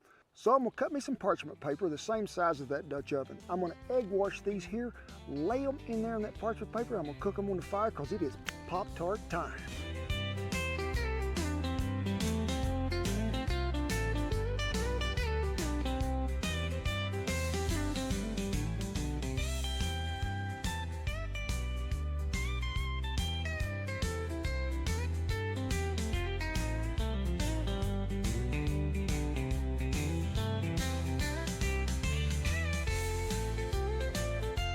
Well, if you're cooking these in the house, remember you've preheated that oven to 375 degrees. It's going to take you about 20 minutes. Just watch it there till they get golden brown.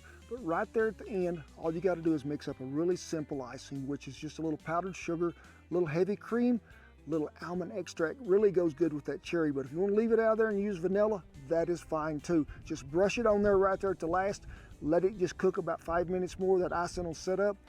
Take them out, put them on a wire rack, let them cool. We're going to eat them. Now, when we're placing these on the Dutch oven to cook them, there's pretty heavy coals around the outside, and I'd say sort of light on top, because we really want that bottom to brown, and this is really a good beginner dish, because when you get these made, you can take the lid off of them, get you a fork, flip that edge up to where you can see under there. That way you'll know, is it just right, a little more browning, or did you go too low?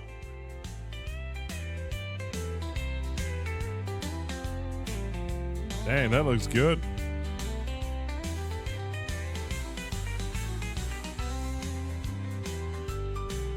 Ooh.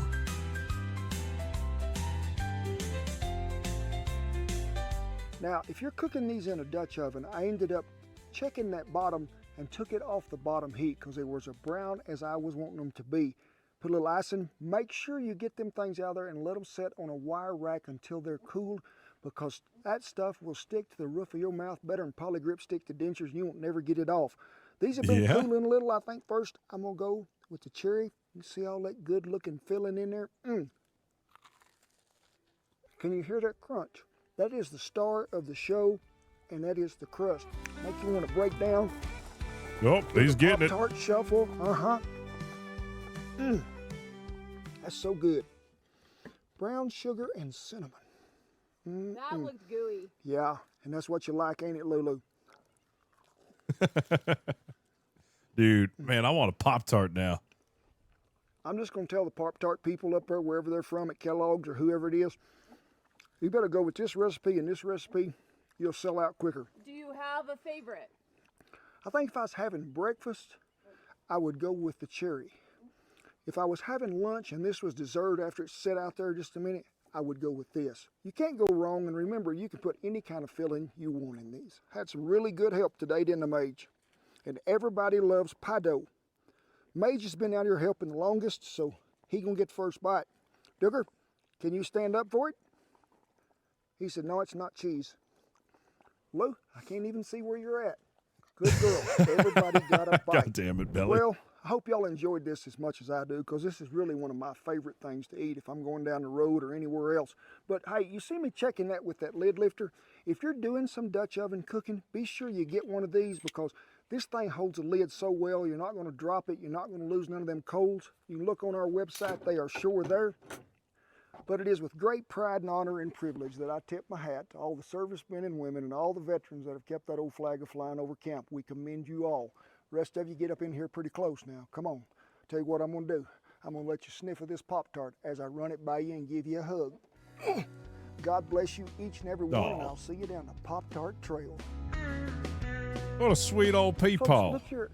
banana bread Pop-Tarts? Dang. You got a lot of videos. Yeah, he's got a store as well. Man, this guy's got it all. Man. You see, if I was at the store and I asked him, hey, could I have Pop-Tarts? And he said, no, we got Pop-Tarts at home. I'd be fine if that was the Pop-Tarts at home we had. Just chiming in to give you a quick update. This could be the situation going on with the DDoSing and Gorilla in Burma, who is basically holding B2 at ransom for 200 bananas. The Navy's official response was, rule number 1 of diplomacy, we don't negotiate with terrorists. Yeah. Sells cast irons as well. Oh, that's cool. Is it just branded with his logo, or does he actually make them?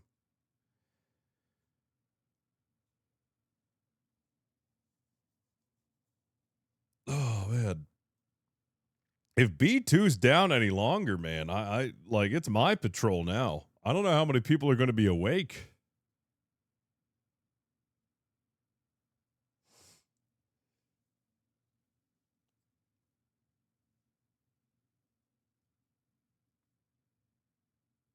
B2's been down for a long time. I don't think it's been down for this long.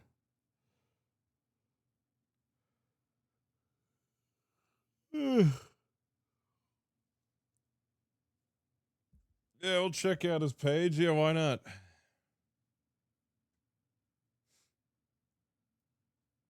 Let's see, what do we got here? Recipes. Grills? Does he sell grills?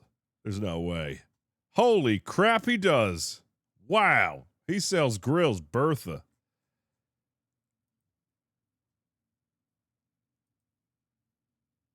Ho!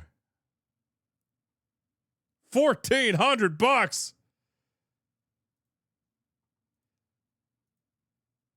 Hey folks, we're at the Hasty Bake headquarters here in Tulsa, Oklahoma, and we got something special going on, so come on, let's go inside.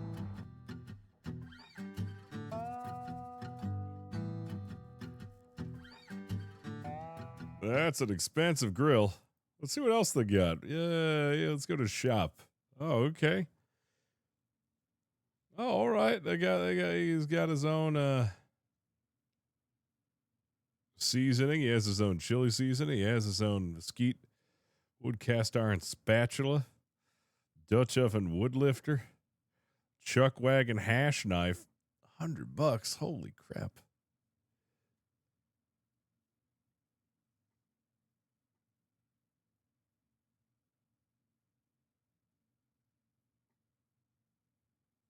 Well, that's cool. Oh. Oh, man. Well, yeah, it's down the way for Lieutenant Kinsley. Well, time's up. We gotta go. Oh, dude, they have my favorite Pop-Tart.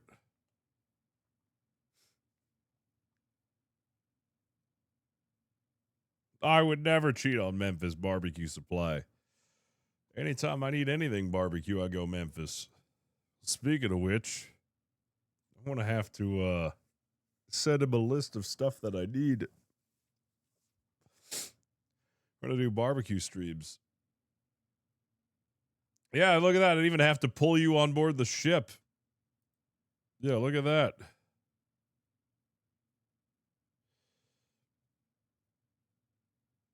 Yeah, server's still down. I have no idea what's going on. You've just been chilling in here.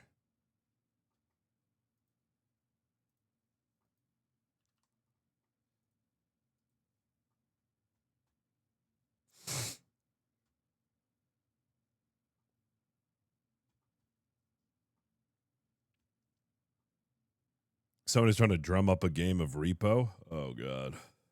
I'm too sick to play Repo. Oh, it hurts to talk. Oh. Holy shit, there's so many people in here. What the fuck?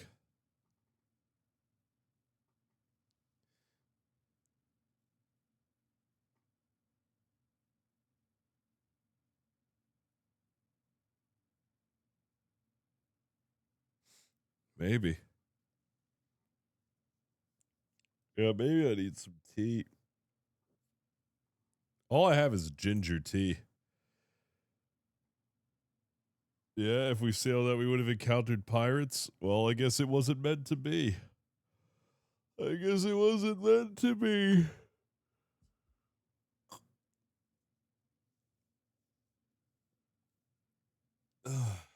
Yeah, ginger tea made from the tears of real gingers. My favorite. All right. Well, what we could do is just watch more videos. I don't think I'm down for a game just yet. I'm gonna go make some tea. You guys can watch a little Beard Beats Food.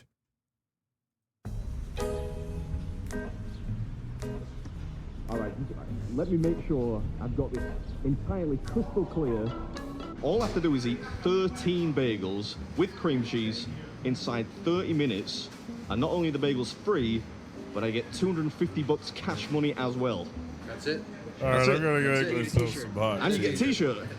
T-shirt as well. I'm in, sign me up. Alright, we're at a spot called the New York Bakery Boys today, which, contrary to the name, is not actually in New York. It's in Celebration, which is basically Orlando in Florida, and we're doing their Baker's Dozen Challenge. So, you're shooting this over the top here. So you get to choose whichever bagel you'd like. So I got all mixed one. I think today the best flavors, we got pizza, garlic, onion, our regular everything, our plain, our egg everything.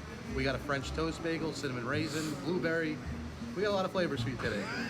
And there are different flavors of cream cheese. Different flavors. I got 11 flavors of cream cheese. People pick the cream cheese they want. So we have the normal amount, just a schmear, and the New York amount. We have a customer that comes in every week, orders this on both sides, eats it with a spoon like cereal. You will never hear me saying this ever again, but that seems like too much cream cheese for me. You don't have to worry about the cream cheese. For you, we do everything the right way, 4 ounces. Yeah? We weigh everything for this competition. Yeah? So it's going to be a 4-ounce bagel, 4-ounce cream cheese. Nice. All right. Got it. I'm getting hungry just looking at these pictures, you know. Oh, is he on the phone now? This is kind of like meeting one another. Is that, are you in like a warehouse working for Amazon or something? I don't have a beautiful beard, man. I don't have a beautiful beard. Yeah, you're pulling off the clean shaven thing quite well, though. You have a nice head shape. Say good luck. Thanks, man. I appreciate it. Thanks. You can be in the video now. Have a nice day, man. I'm gonna get some posh water. Bit of Fiji. Maybe I'll get a big Fiji. No, I'll get a small one. Handheld Fiji. It's coming.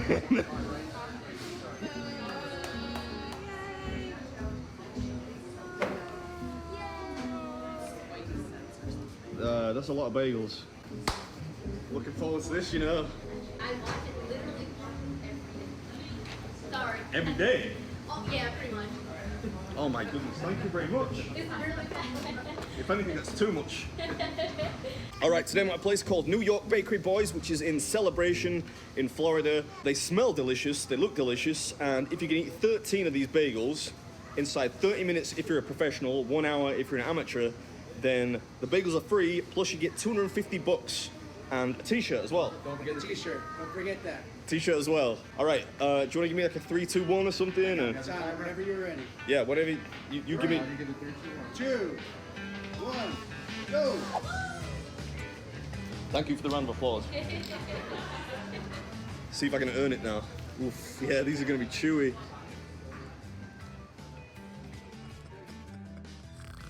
Yeah, you don't know the half of it yet, son. What's up, welcome back to another episode. This is a fun one, you know, the Baker's Dozen Challenge. So called because you have to eat 13 gigantic bagels, flavors of your choice, smeared with a not unsubstantial amount of cream cheese. Yeah. You got an audience. A big one. Like a fish in a fish tank. You almost done? Yeah, he's done already. Yeah, actually, I'm already starting to shift from unbridled enthusiasm to mild concern because that's 2 minutes for one bagel, which is not the pace we want to be at. This is gonna be hard, you know. It's a lot of chewing. That's what we were worried about. The jaw. Yeah, that's really what makes this one uniquely tricky. Of course, it's a lot of food, no doubt, but the really tough part, the if you'll excuse the very intentional pun, is the jaw fatigue, which is already starting to hit me 3 bagels in. 10 minutes down, Beard. Oh man, my jaw's feeling it now. This is hard work. The key here is small bites. You have to do small bites. Yeah, well, you sussed it. Sadly, about, 10 minutes too late? So we're changing tack now to try and speed things up a little. Whether it's too tardy, only time will tell. I am somewhat of a live exhibition today. This is what my life would have looked like had I been born in the 18th century. They'd have put me behind a piece of glass and charged punters tuppence a gander. What do we have here? A sign? Bite down and conquer. You're a champ. Yeah, I guess we'll see about that. I think that's 4 bagels down, almost 5 in 14 minutes. Which, if I'm correct, still means we're going to come up short at this rate. 15 minutes? We believe in you! You have a sign? Yep. I got the technique all wrong here.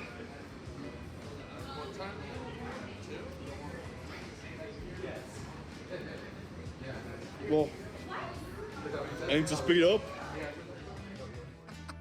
We stop talking and get on with it then.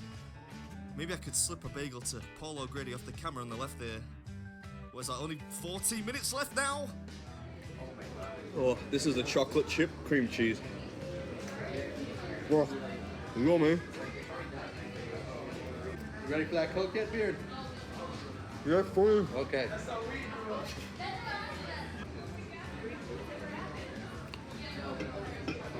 Oh, thank you. Full sugar.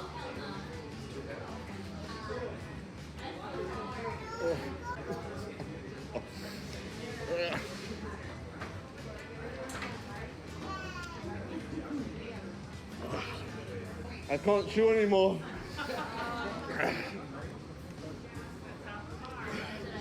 I have to just try swallow pieces.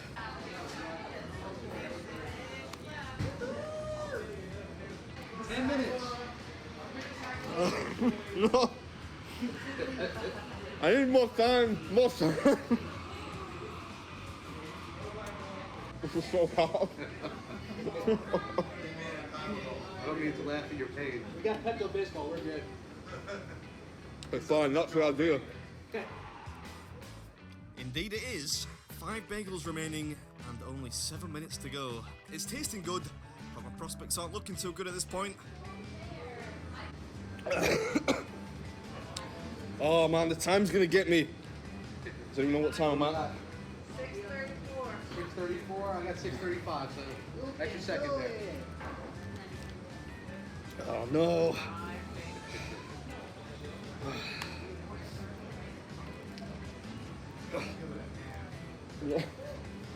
I got locked door. The chewing, that's how they get you.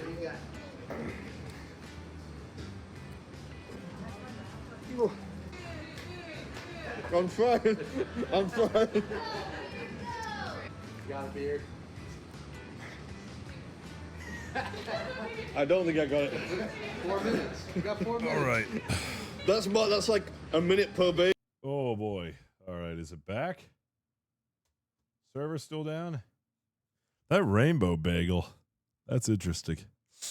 So, roommate just gave me one of these immunity shots. Yeah, there's like a whole bunch of them, so we're going to try this.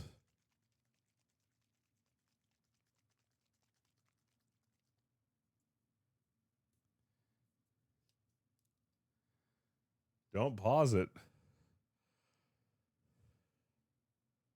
Bagel. We're gonna auction off that cocaine. Oh, that Coke can is brutal, dude. Yeah, well, there's almost certainly enough DNA on there to clone me, if one was so inclined. Not sure where you would be. 3 minutes left and 4 bagels remaining. I'll let you do the arithmetic, but whatever the outcome, this is the best one I've done in ages. The bagels are absolutely delicious. I love that you can pick from tons of flavors, not only with the bagels themselves, but the cream cheese too. Cash prize if you can lick it, and honestly, it's a laugh to attempt one. That was the worst thing I've ever had in my entire life. Rather than just portion size. I just made the uncharacteristic mistake of underestimating it, but I'll be back. Mark my words. Hope you enjoyed it. And as always, I'll catch you at the next one. Turmeric and pineapple. Oh, this is hard. That was rough. Worse than the beans? No, not that bad. The bucket. Just in case. Listen, you never know. Do not give me spicy beans. I don't eat spicy beans. I can't chew anymore. Oh. 5, 4, 3, 2, 1. Wow, he fails? Why are you clapping? Why are you clapping? Oh, man. I legitimately thought when I hit the table I was going to do it easy. Oh, man. It's chewing until it gets you. 3 to-go boxes. I'm ashamed of myself. All right, I'm going to get out of here. I'm going to hang my head in shame. It's nice to meet you all. I'm going to be back. I can do that. I know I can do it. I'm going to be back. I think you got it next time. It's nice to meet you all. Nice to meet you. It's nice to meet you. I'm going to come back. You have to hold on to the $250 for me. Might be more by then. Oh my God. How did I just lose that? Damn. I'm not even full. I can definitely do that. I know I can. You just have to tear little pieces off it. Tear off the pieces and kind of just swallow them rather than chewing them. Man, that's gonna haunt me, that one. Oh.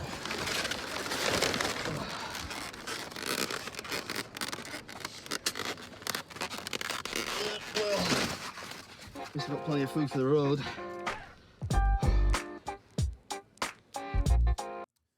All right, good episode. Good episode.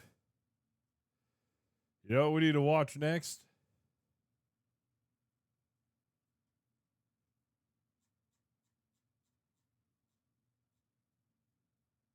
That was a question. I don't know what to... Oh!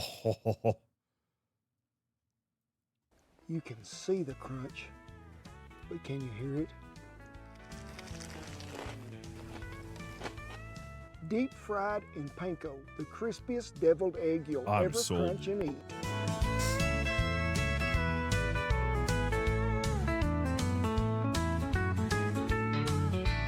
Hey, thank y'all for dropping by camp, and we are in the Easter That's spirit. considered We a are. I have delicacy been now at looking the for price the of Easter eggs. bunny all over, but the security dogs have chased him off. What are we talking about today? Something that has graced the table so many times at our house on fireman. Easter, but I know it has yours as well, and it is what? Deviled eggs. But not the ordinary deviled eggs, no. Sure, we have a recipe for deviled eggs in Faith, Family, and the Feast cookbook. We also have a video that you can check out that we probably did 3 or 4 years ago about deviled eggs and 3 different ways that we prepared them. But hey, there is something that's really unique in that video that I really liked, and it meant a lot to me. It did. While I was doing the bunny hop, the beak snuck up and was trying to get an egg off the table. He did. But why is this deviled egg recipe different? Well, folks, have you ever had a deep fried deviled egg? Yeah, that's what I'm talking about. I mean, we are going to get the grease hot, panko them little things, deep fry them in there, and then fill that back up. This will be the best deviled egg you ever eat in your life. You know, the first thing you got to do is you got to go to hen house and get some chicken eggs, boil them eggs, and I'm talking a hard boil. So we've covered the eggs with water. We got them on the burner over there, and we're going to bring it to a really hard boil before we even start the timer. So that is at least a 10-minute rolling boil.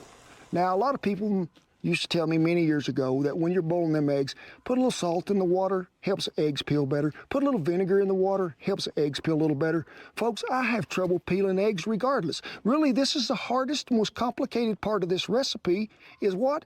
Peeling the eggs. So when you get the eggs out of there, and be sure you dip down in there gingerly, and I want you to put them in a bowl, cover them with ice water, let them set for at least an hour to chill. To me, those peel better. Now, when I was doing some research, it says that an egg you've had in the ice box for 4, 5, 6 days will peel easier than a fresh egg you might have right out of the chicken nugget factory. So you leave me a comment down there and let me know, this is how I peel eggs, Cowboy Kent. This is what works best. So I want to know. So I'm going to go ahead and drain the water off of them. Don't do this in the house.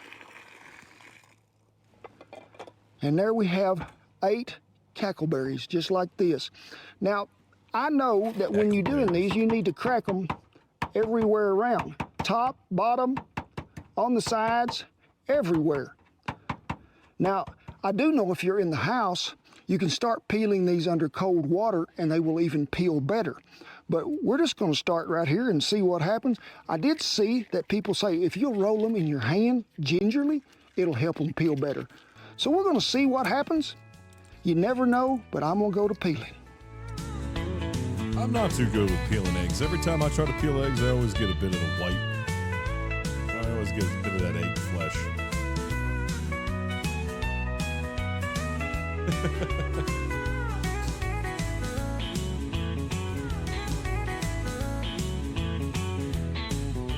I remember one time a feller told me that you could do it this way, and then I actually seen him do it, and then I actually tried it in a Scotch egg video that we did so many years ago. So we're gonna break this end right here, and we're gonna break this end right here. Now you gotta peel both them ends out, and if this works at a high altitude, it'll be something I've never done. And then we're gonna peel this end right here. And he told me you always start on the pointed end, which is this end of the egg. Put it right up here. And you just blow the egg. Blow the egg right out of the shell. Oh my word! So what?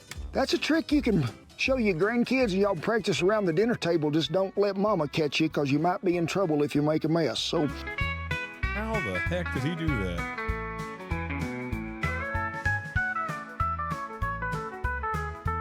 The witch.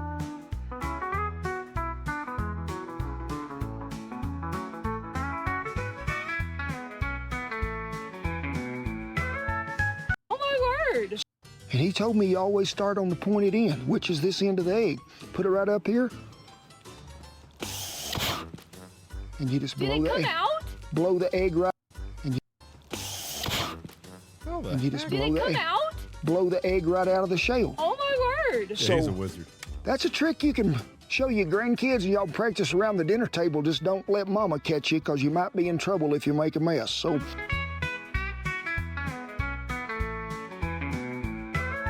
You get glam on the egg? Oh, no, not the glam.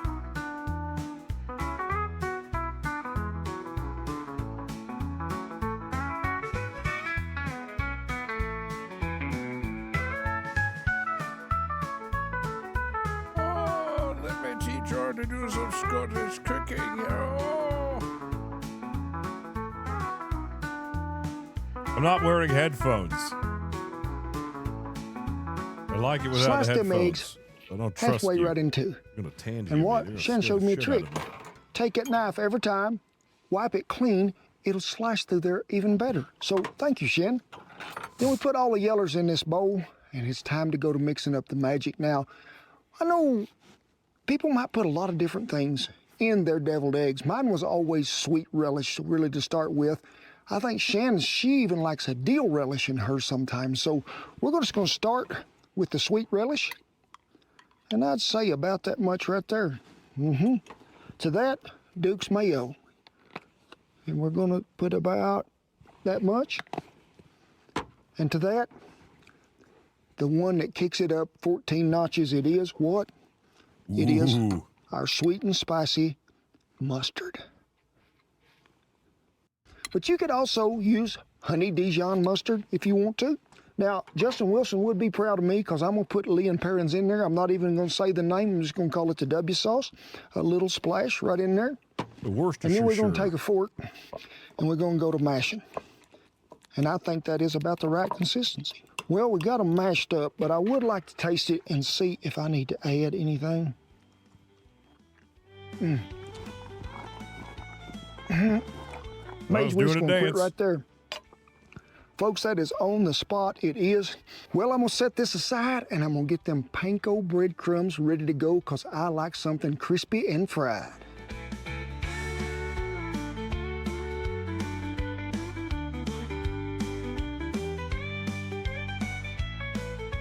Assembly line is ready to go here, folks. I have about a cup of flour, 2 eggs that are well beaten, some panko breadcrumbs right here. To that, we are gonna get us some original seasoning in there. I'd say about that much. Dry Parmesan and Romano. Give it a pretty good shake into this because I like to use about 1/4 of a cup of it because it just brings out so much more flavor. And to that, a little garlic powder.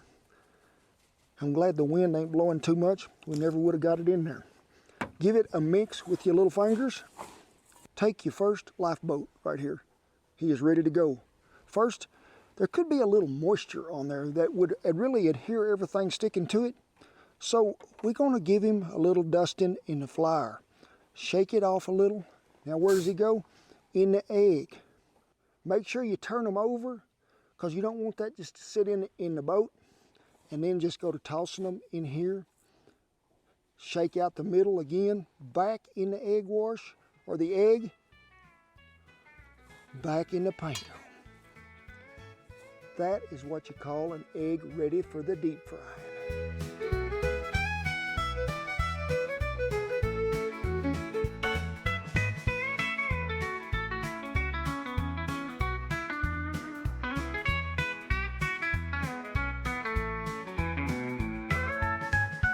I bet those are so good. We've got our oil in a Dutch oven, and make sure you're using a good fry oil for this. I'm using peanut oil today. We want to get to about 360, 365 because this is a really quick fry. Don't take long. And you need to make sure that these get set about 3 or 4 minutes before you fry them because I just think it makes it adhere to that batter even better than anything else. Don't take long, and we're not going to overcrowd the boat, none. And if they land in there one way or the other, it don't make no difference because we're going to flip them. I imagine probably they might go a minute, minute and a half before they are plumb done. We're going to cook these till they're really good and golden brown and crispy, and then we're going to fill us up a baggie and pipe it plumb full of there. If you got one of them fancy piping bags, you use it. But you can see, it don't take long to get the crispy goodness done. Yeah, look at those. Oh my God.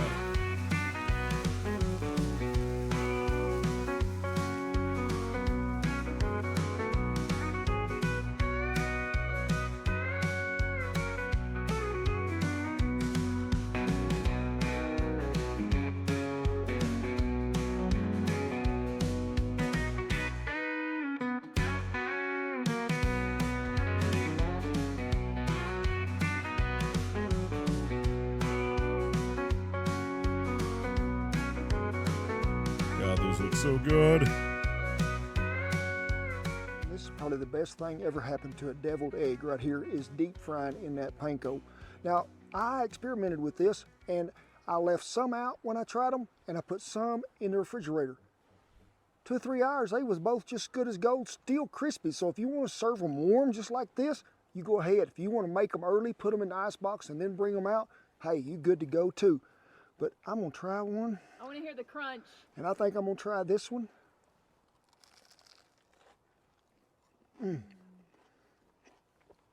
This has probably blown my mind more than anything that I've ever done to an egg. Oh my gosh, it's so good. Gonna do the I'd be bunny dancing too. rabbit. You like that, Mage? Did you enjoy that recipe, Lou?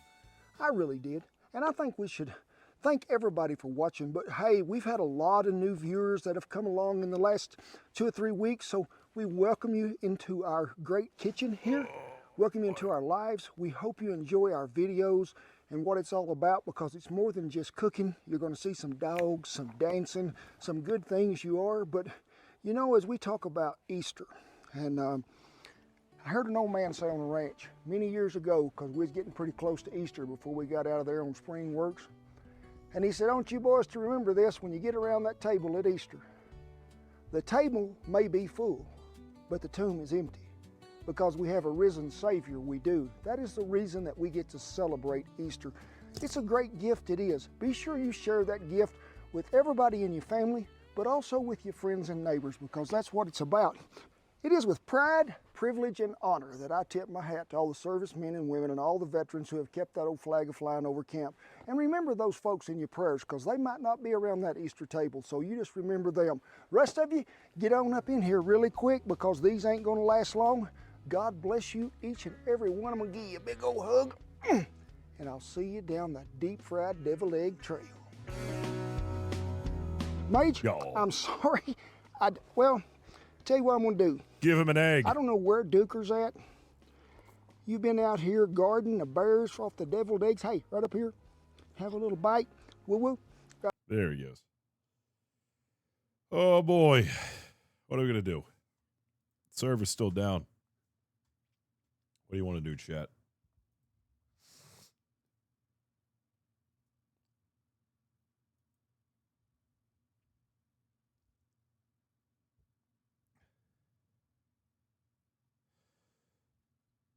Yeah, we'll see. I don't know. The server's taking so long. I don't know when the server's coming back. I don't know what the plan is when it finally comes back. Dude, if I'm making those devil eggs, I'm making it for myself. I'm going to eat every single one of them.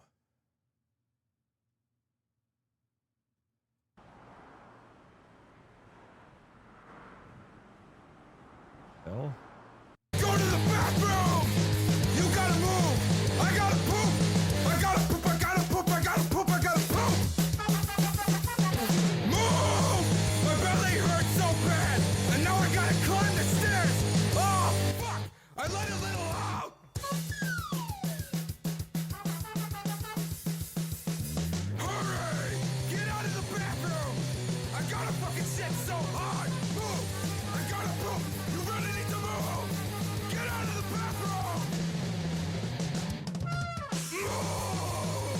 I gotta fucking poop! Ew. Where do you find these videos?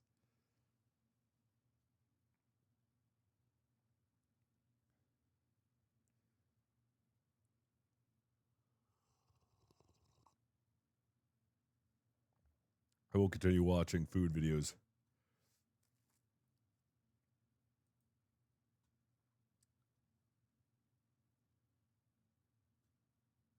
Monday. It's going to blend in with that meat, and that sauce is just going to make everything just fall apart. Now, so long ago, they might have been using some lamb or some goat, but folks, I'm going to be a beef man, and I'm going to start out with two kinds of beef. We're going to use some chuck roast that I have cut in half to really make chuck steak out of, because it's going to have a good fat content in it, but also I love to use short ribs in there. Now, folks, you could put them short ribs in there just like that and try to brown them, then throw them in there and let them cook. But sure, you'll get a little flavor off that bone. That's my opinion. A lot of people will say, no, there's no flavor there. Well, I think there is, and I'm going to tell you what we're going to do here. We're just going to go ahead, trim this all off here.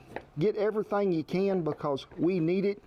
And I'm going to tell you something right now. To keep your people really busy while you're cooking in the kitchen, throw them a bone. No. That's all you got to do. This is really too big. We're going to sort of chop this up like stew meat so it'll cook quicker. So just go ahead and cut this down here to where we can get it in a skillet or a Dutch oven. I need another participant.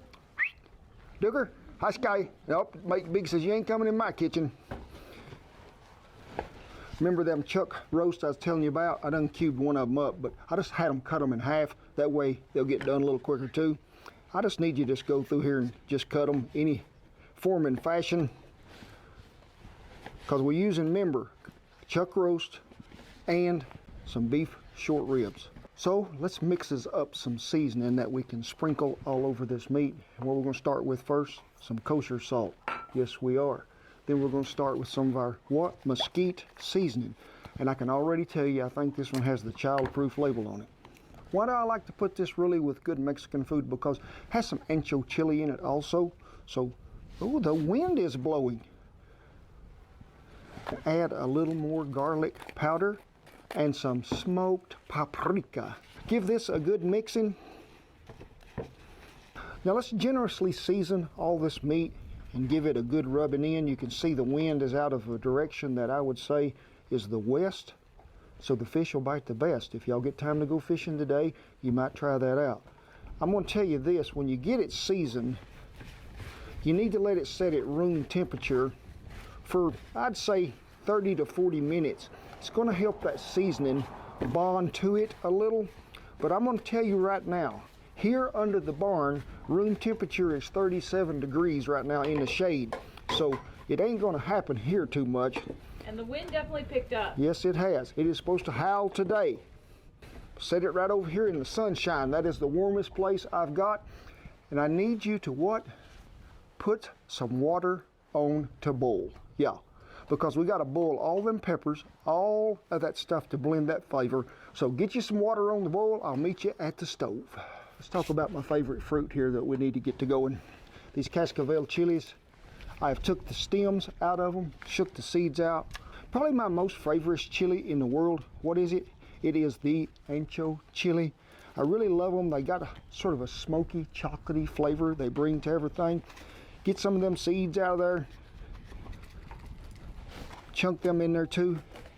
See all them? They need to come out.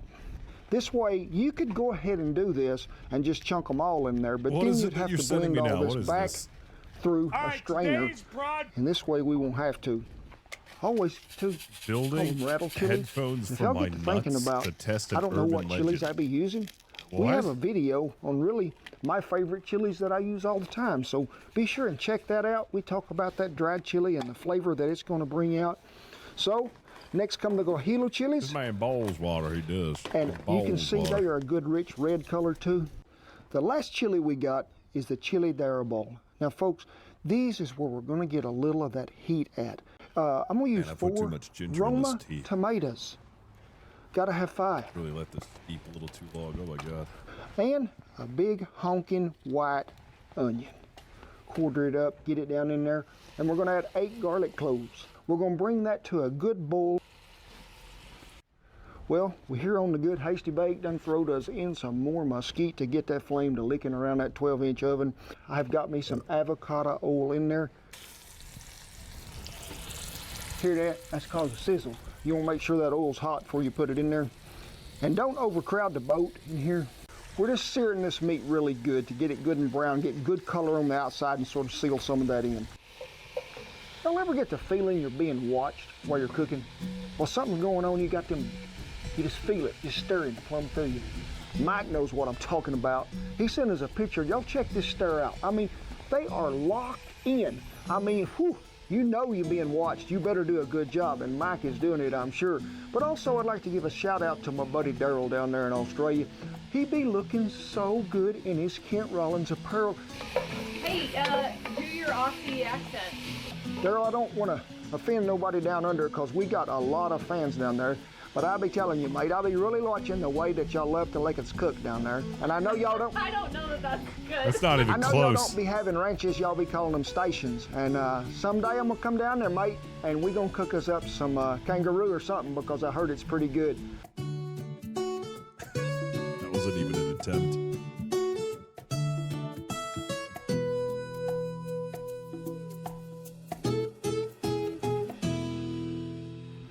Well, we browned the beef in batches, and to keep it just percolating right along, we just dumped it all right back in there, and it's over there sort of on a low simmer. It is. Our peppers and onions and tomatoes have got softened. They have.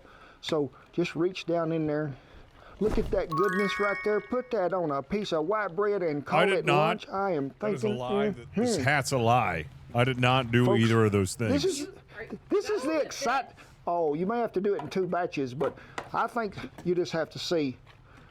Tamper down in there a little. You get a chance, turn it over and use this one because we want to make sure that everybody gets down in there. Ready to go, Shan? Fit and turn her on. Get it. Nope, nope, nope, nope. Plugged in. Oh. Crank it on, crank it on. Always turn it off before you take the lid off. I have done that on occasion, and it will hit the kitchen ceiling. It will.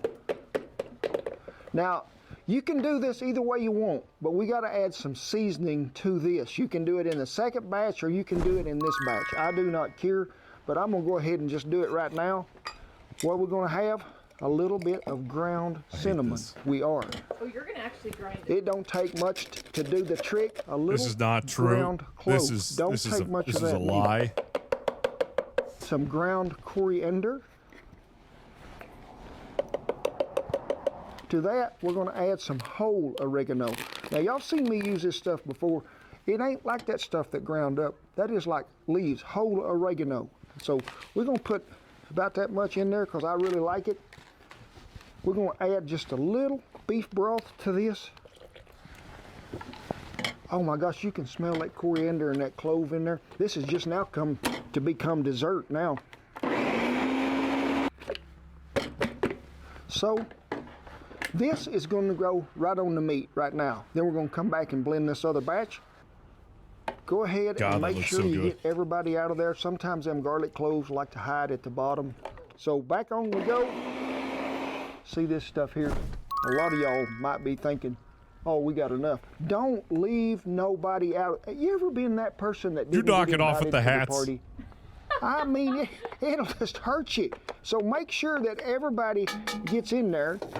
We're gonna need 3 cups of beef broth in there.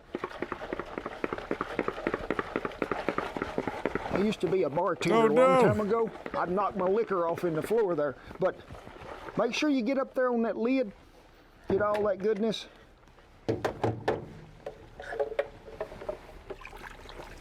Oh my goodness, things just got happy in that pot. They did. That is what you call a one-pot meal that is about full to the brim. If you're doing it on the stovetop, let it come to a boil for about 10 minutes, stirring it occasionally, and then slip it in that oven at 350. You're going to cook probably 2.5 to 3 hours. Make sure your rack is low enough that if you've got it in a Dutch oven or one of them big large enamel pots, that you're not crowding the top of it. But it's got to be covered when you slip it in there. But before we slap it in the oven, folks, something the cook left out a while ago that's supposed to be in the blender was a little apple cider vinegar, about that much. Okay, so Kent, tell everybody what just happened. Well, visiting with a friend of mine while that was simmering, he called me on the phone. Right west here, about 5 or 6 miles, the wind's already blowing like 45, 50. They said it was going to get up today, but I thought we might make it.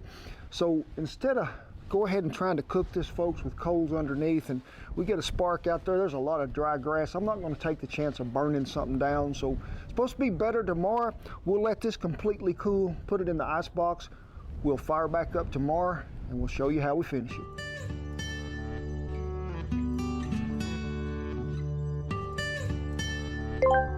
Well, it is a prettier day today. The wind has laid. It has. I remember yesterday when we had to quit because of that. That old Dutch oven was hot, so I just took it in the house, let it cool off to room temperature. Now, since I knew I was going to have to recook this again today, I'm not going to store it in that cast iron for that long. I just went ahead and poured it in a bean pot, let it cool completely off, slipped her in the ice box. This morning I took it out, I did, warmed it up gradually, then put it back in that Don't Dutch think oven. that's how you pronounce it, out Flemington. here on a tall trivet. Now we're using Fogo hardwood lump today and a little bit of mesquite mixed in, and I put me a pretty good line of coals around the outside. Don't think that's edge, how you pronounce set that that. Dutch oven on there, pretty heavy on top till we got everything to simmer and boiling really good. And I just want to keep that at a low boil. Now, if you need to regulate the heat a little more and turn it down, since there ain't no knob on a Dutch oven, you can rake them coals away from it on the bottom because you're still going to get some heat, and you can rake the coals off the top if you need to, because we want that low simmering right there, just easing right along cooking. God, that looks so good.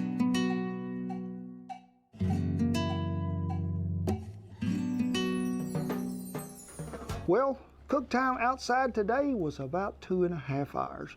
Now, if you're cooking it outside, I recommend that you stir this rascal. That way, make sure you ain't running out of any kind of liquid in there. And if you do, just add you some more beef broth to it, okay? Is the meat tender enough to shred?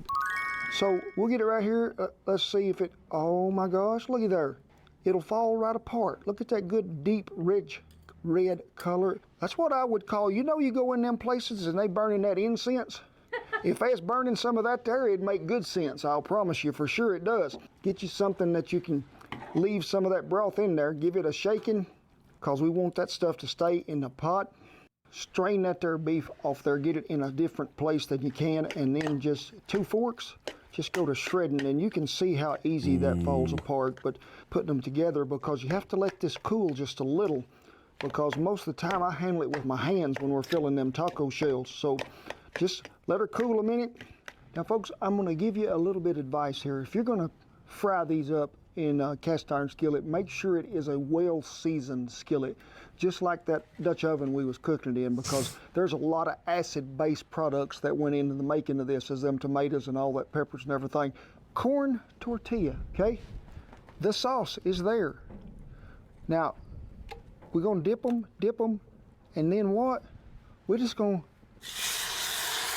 and I'd say that was too hot, so we're gonna move it right over here for just a minute. And when you think you've been on there to where you first begin to see that tortilla to bubble up just a little, and it gets good and pliable, let's turn it over. Now, you can do this any way you want. You can put the meat first. I like to put it to one side, not in the middle. And we have that Oaxaca cheese, we do, but also some grated mozzarella, because remember me, folks, you can't have too much cheese and too much meat. Now you just take your finger, give it a flipping over here and a little mashing. We want to let that get sort of crisp. Let her fry there till that cheese begins to really melt really well and things are getting crispy on the outside, and we'll have what I always called in my life a red taco. God, that looks so good. Where's the diced onion? There's a diced onion on there.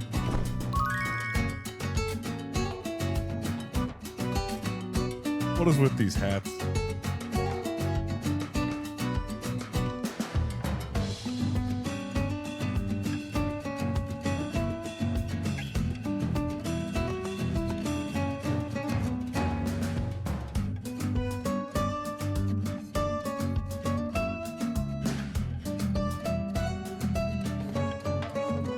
Remember I told you it was a lot of times used with goat, lamb, something like that. A lot of the herders down there would make this because it was so easy to make, and you could put it on early and let it simmer all day, and when they come back they could have this and it'd be ready to go. But originated down in Jalisco, but the Oaxaca cheese is sort of like a string cheese, sort of like a queso cheese, but to me it's got more of a mellow, buttery taste with just a little hint of sweet. But when you combine them both, and they are a traditional cheese, it is, they just make for such good flavor. And look at, I mean, folks, this is like falling off the taco truck and waking up in heaven right here, I'll promise you. Now, traditionally, the broth is a little thinner, but I like mine thicker because what? It's going to stay on what I'm finna bite. A lot of times... I mean, like, is it the best taco ever? Because it looks like an amazing It looks taco. like a good taco. A lot of times, folks, you see me dance after I take a bite. Missing the but onion. we ain't dancing now till we get finished eating this taco. Good. So good it is. And guess what's going to happen now? The taco trot. The taco, you got to fold them over, fold them some more, and then flip them back. Look out, we're tearing up the kitchen because the tacos is good. Oh, Get it, my Pete Paul. gosh. You know, when you keep it more to the authentic way that it was supposed to be, you're gaining really two things. First of all, you're honoring the food and how it was made so many years ago, but the taste and the flavor that you're going to get it is outstanding. This ain't a drive-up window. This is something that is going south of the border, and you're getting to eat it, and you're fixing it in your own house. To me, it don't get no better than this. Well, we hope y'all enjoyed it, because you can tell I sure did. It's about the best tacos I ever eaten in my life. All right. If I watch any more food videos, I'm going to get too hungry. I can't do it. Can't keep watching food videos, man.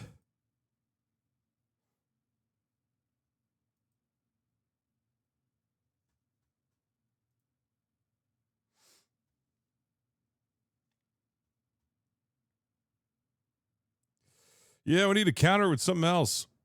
We need to watch something that isn't food related.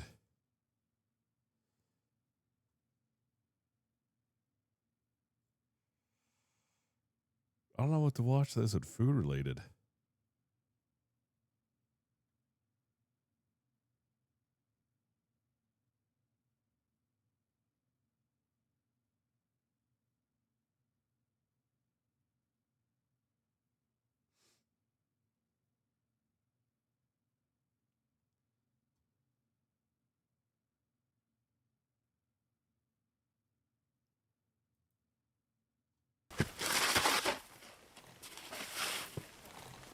Okay.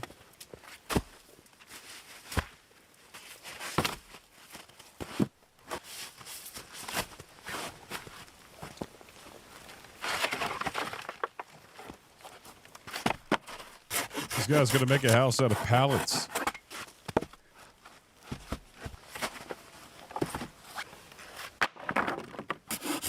This is how I'm gonna have to build my house when I move out.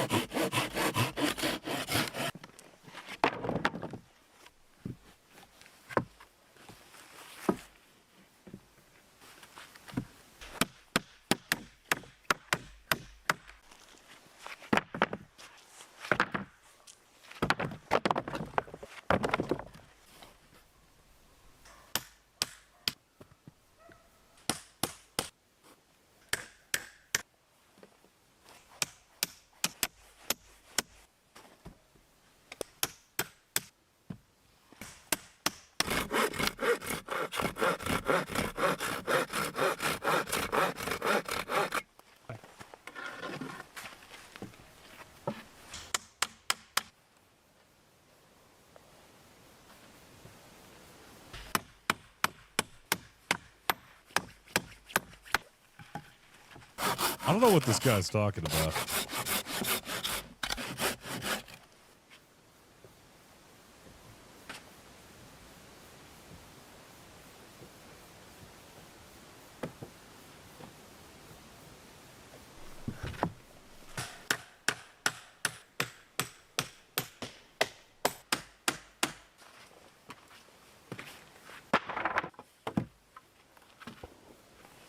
This is a lot of work for something that can get toppled over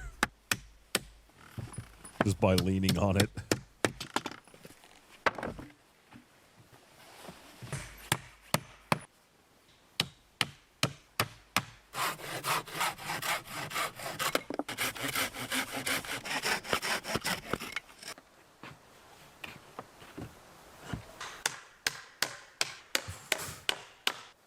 Oh boy.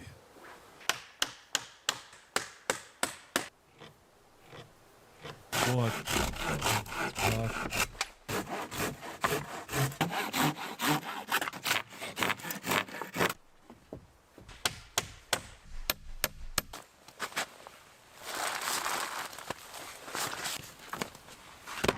Yeah?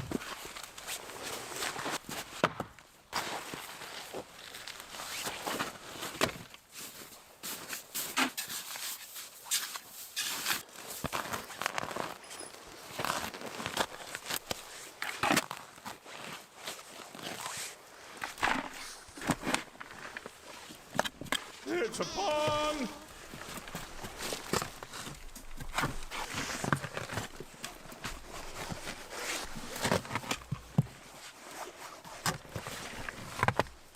Is this guy using cold, loose dirt as mortar?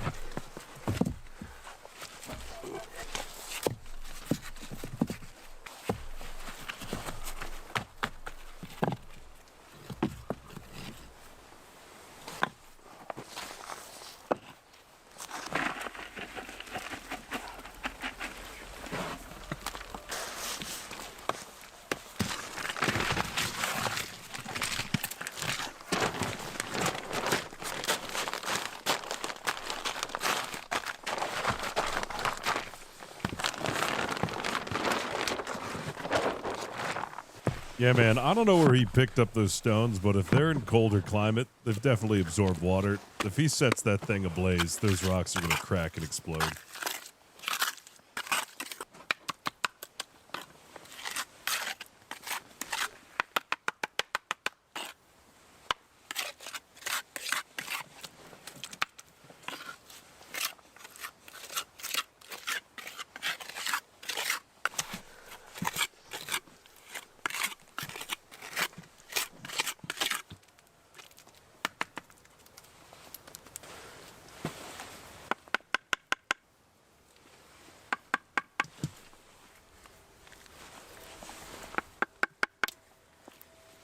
Yeah, where did he get this brick from?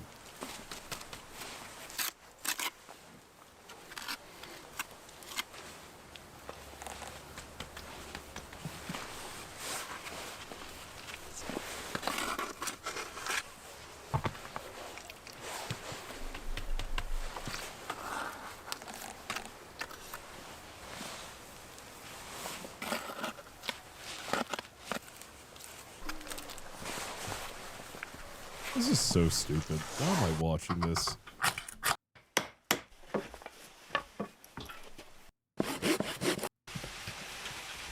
Oh, you gotta have your eating video.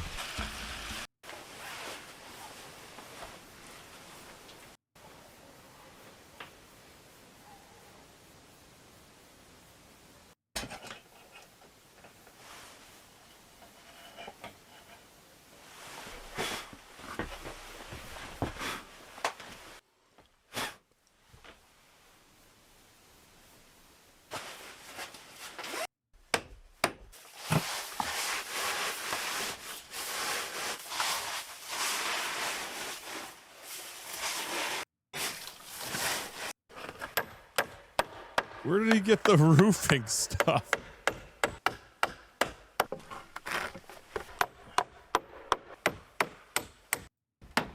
This guy's cheating.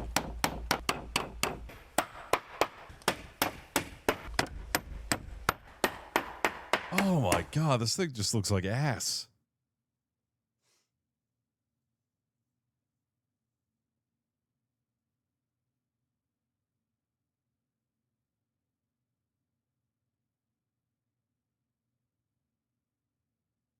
This whole build just looks like ass. All of it.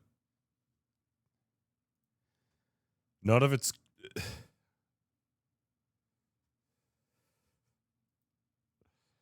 Oh, boy.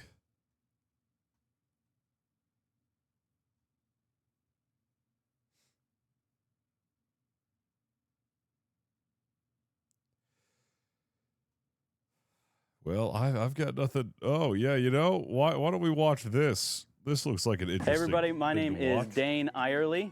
My kids call me Big Papa. What? I've got 6 kids and my wife. We live here in our double-decker tour bus that we've converted. Come on in and let's check out my house.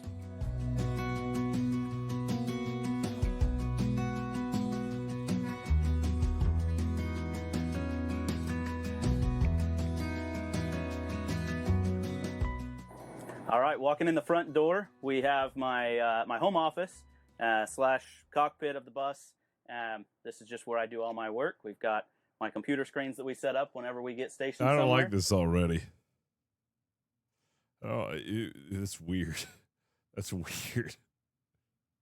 That's weird.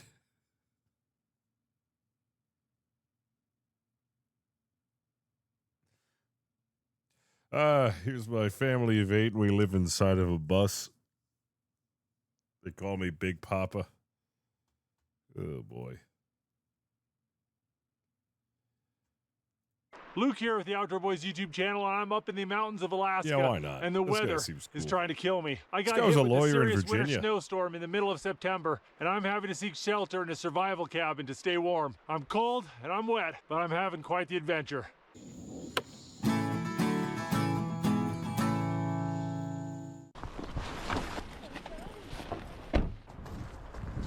Well, I've got good news and I've got bad news. The bad news is that it's cold and wet and it's probably gonna dump snow on me tonight. The good news is I've got the trail all to myself. So since I'm all by my lonesome, I'm gonna turn on my tracking on my Garmin InReach Mini so my wife knows where I am. All right, first mile. Now I've got a really good chance of seeing some ptarmigan or grouse on the road, and I love to hunt and eat those. But I ended up not bringing my gun just because it was a lot of extra weight. You know, the surefire way to see birds is to not bring your gun. The trail is starting to get narrow and mucky.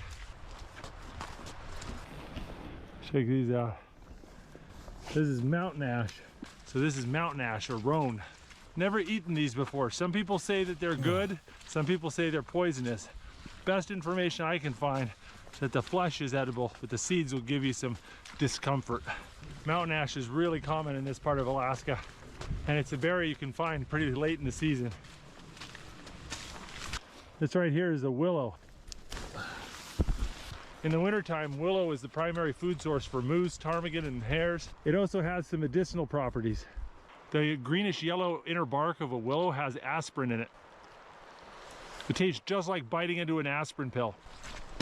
But it's obviously not as potent as an aspirin pill, so you'd have to chew a lot of it to get the same dose. But it's a pretty wretched way to get pain relief. Uh-oh, look at this. That, my friends, is snow.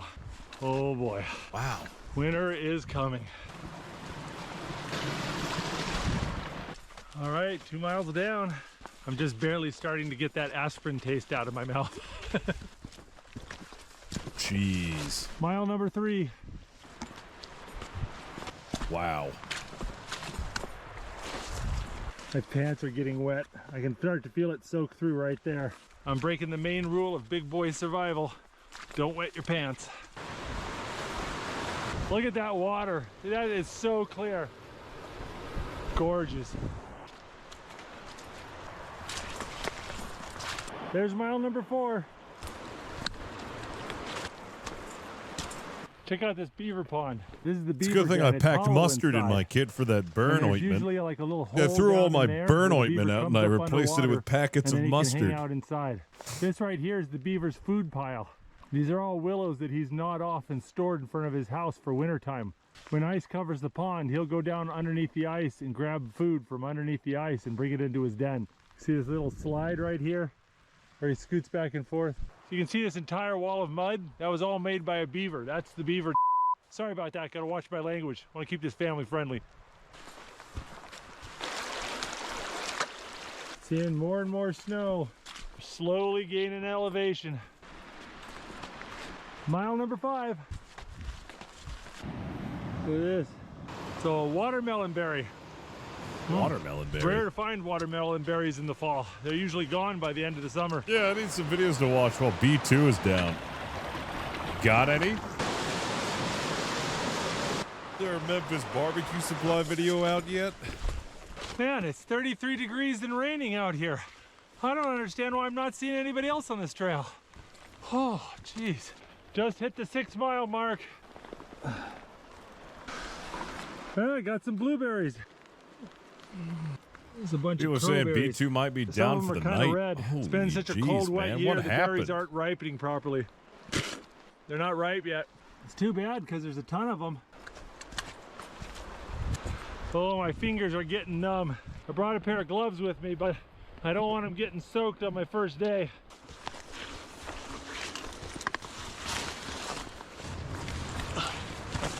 All right, just did 7 miles. Now for the hard part. I gotta climb that thing. Whew. This guy, dude.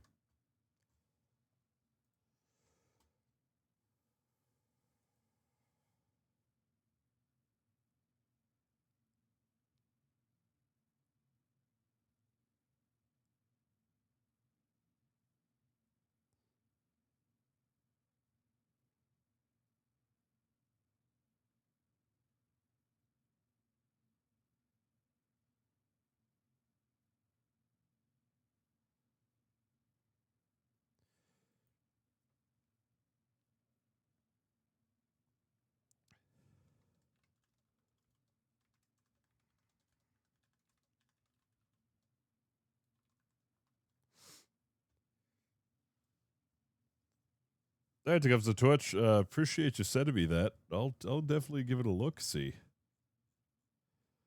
sending me that thing on Discord.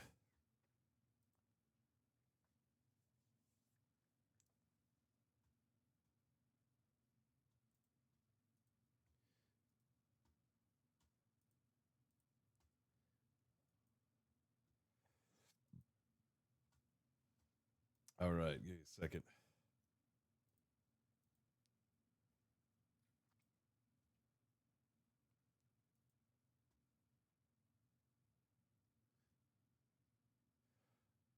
Ooh.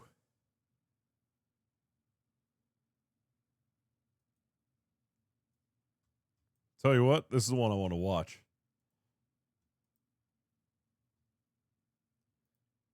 Holy Hi, I'm crap. Jim Shotwell He with looks familiar. Barbecue Supply.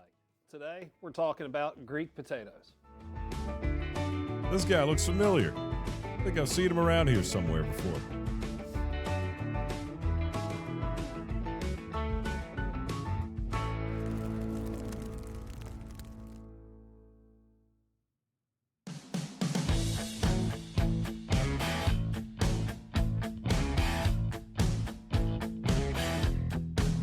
Oh, yeah. Greek potatoes is another side item that we love to use at tailgating and at special occasions. Very simple, easy recipe to make up. Throw on the smoker, let it roll in the smoke for a couple hours, and serve it as a great side item. You can take it to a tailgate, you can do it at a tailgate, you can do it at home, you can do it at a barbecue contest, wherever you want to go. Simple, easy, cheap recipe, but a ton of flavor in it. So let's get slicing. We're going to chop up some Yukon Gold potatoes to get it started with. So Yukon Gold potatoes are totally different from your russets and everything else. Besides the beautiful color, Yeah, I'll turn them up a little the bit. texture's a little different, the starch is a little different, and it works great in a recipe like this where you can chop it up and cube it up and then basically broil it in a ton of butter.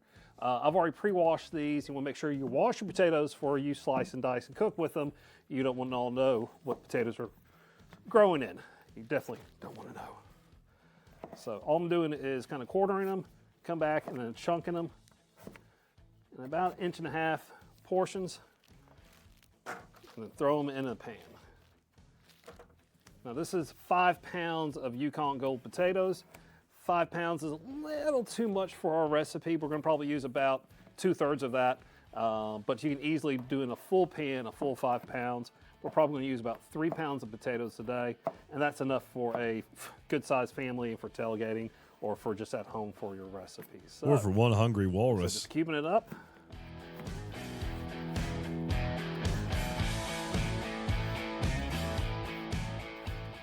Nice chunky dice. Yeah, that's about as full as I want to go. I want space in there so I can stir it up, make sure we have plenty of butter in there and all the seasoning. So yeah, we're gonna hold there and add some flavor to it. So we've got all those guys chopped up, diced up, ready to go. Let's look at adding some flavor. Before we add the butter in there to it, let's go ahead and put some layers down. I'm using just California granulated garlic, just a layer of garlic. Then we're going to go with the rustic rosemary and garlic.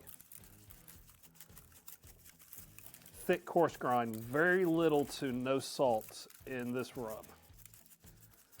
Where we're getting that saltiness from is going to be our house steak rub. This is That our is my old favorite Canadian steak rub. Thick coarse grind again. Delicious Peppers, steak rub. salt, I put it on all my garlic. steaks. I did a reverse sear filet mignon. We're going to come back and hit another layer of Yeah, I flavor hit it on with that, that. here in a Oh, second. dude, it was so That's just good. the first coat. Now we need to do some butter. And this is where some people will get squeamish. They get like 1 stick of butter. No, drown this in butter. We're going to probably do about 2.5 sticks worth of butter into it. There you go. And you'll see at the very end how well that butter works.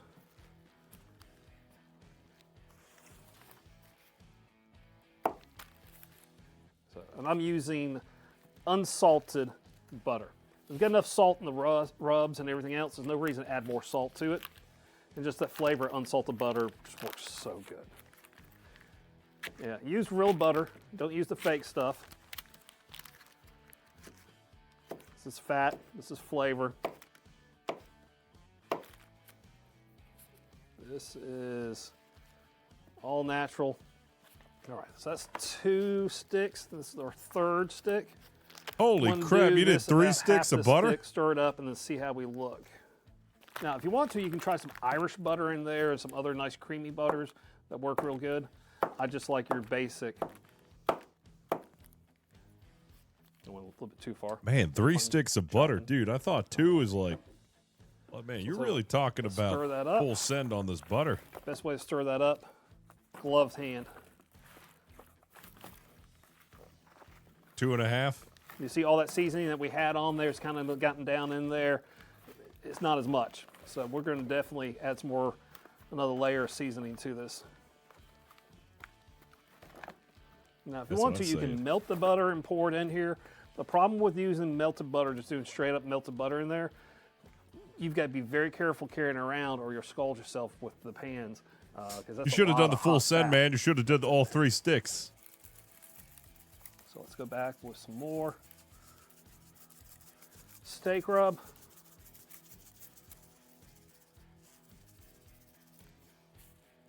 Some more rustic rosemary. And if you thought we were done with flavor, we're not yet. Got some feta cheese crumbles. We're going to add half the package in now. We'll come back and add the other half in toward the end, and we're going to stir it.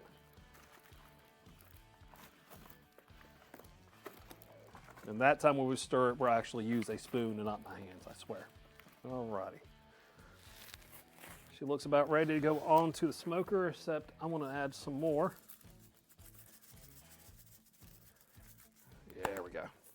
I think we are ready to go, and we're going to take this out to the smoker and get this all smoky, melty, and goody, so we can stir it here in about 45 minutes to an hour. So we're going to go outside and go ahead and stir the potatoes. About 45 minutes in, you just want to stir, get those ones at the bottom to the top, and make sure you got a nice even level. The butter is, of course, all melted up, ready to go. So we're just going to stir that up, make sure everything's nice and even, and then here in about another 30, 45 minutes, we're going to put some tinfoil on top of it and just let it go till it finishes. I see some chicken wings, chicken thighs on there. Ooh, boy. That looks so good.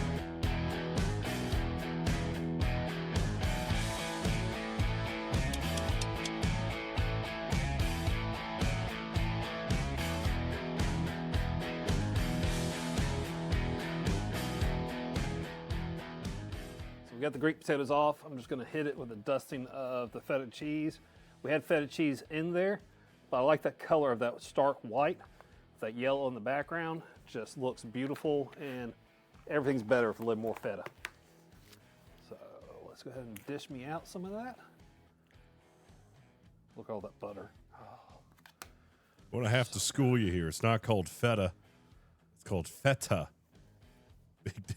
We got the rosemary. That's how the there. Greeks You can pronounce smell it. that rosemary, Feta. the garlic, everything else. Feta cheese. So the real test. We'll yell at you if you call it feta. Is it good? It's gonna be hot. Blazing hot. That is good. Oh man, that feta. You get that feta in there, you get the garlic, you get the salt, you get the rosemary. Dead on perfect. And I love those corner pieces, a little dark piece like that. Crunch to it. Easy side item, cheap side item that you can do at home or tailgating. You can make it up and take it with you. It's just a really good item to put with any meal, be it barbecue or just some chicken or fish. So hey, enjoy it. I'm I Jimmy grew Shotwell up at a Greek from Memphis restaurant. Barbecue My Supply. first drink was Follow us on all ouzo. social media. Hey, opa. Oh, man. Looks good, though, man. I think I'm going to do this one. I think I'll do that my next barbecue stream next, but I'm fed up with you. All right, look, if the server's going to be down the entire time, I'm still sick, dude. I'm not feeling great. Technical sound looked good, dude. I like it. Yeah, with those videos, I mean, you rock with a format for YouTube videos. You got a good format down. I think you've done a good job. I can't wait until you start uploading these to YouTube, dude. I got a big day tomorrow. I got to get well so I could take Anna to go see the cows. We're going to go bottle feed cows tomorrow. That's what I planned a special date, a special trip with Anna.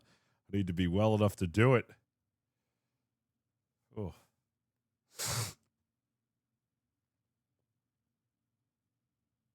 Well, thank you for watching. I appreciate it. I'm sorry I got sick. But I have to end you early. We'll give some love on over to Gassy. I'll see you guys on over there. Thanks for watching. Appreciate your faces. Go shake Gassy's hand. Give him a firm handshake. Oh.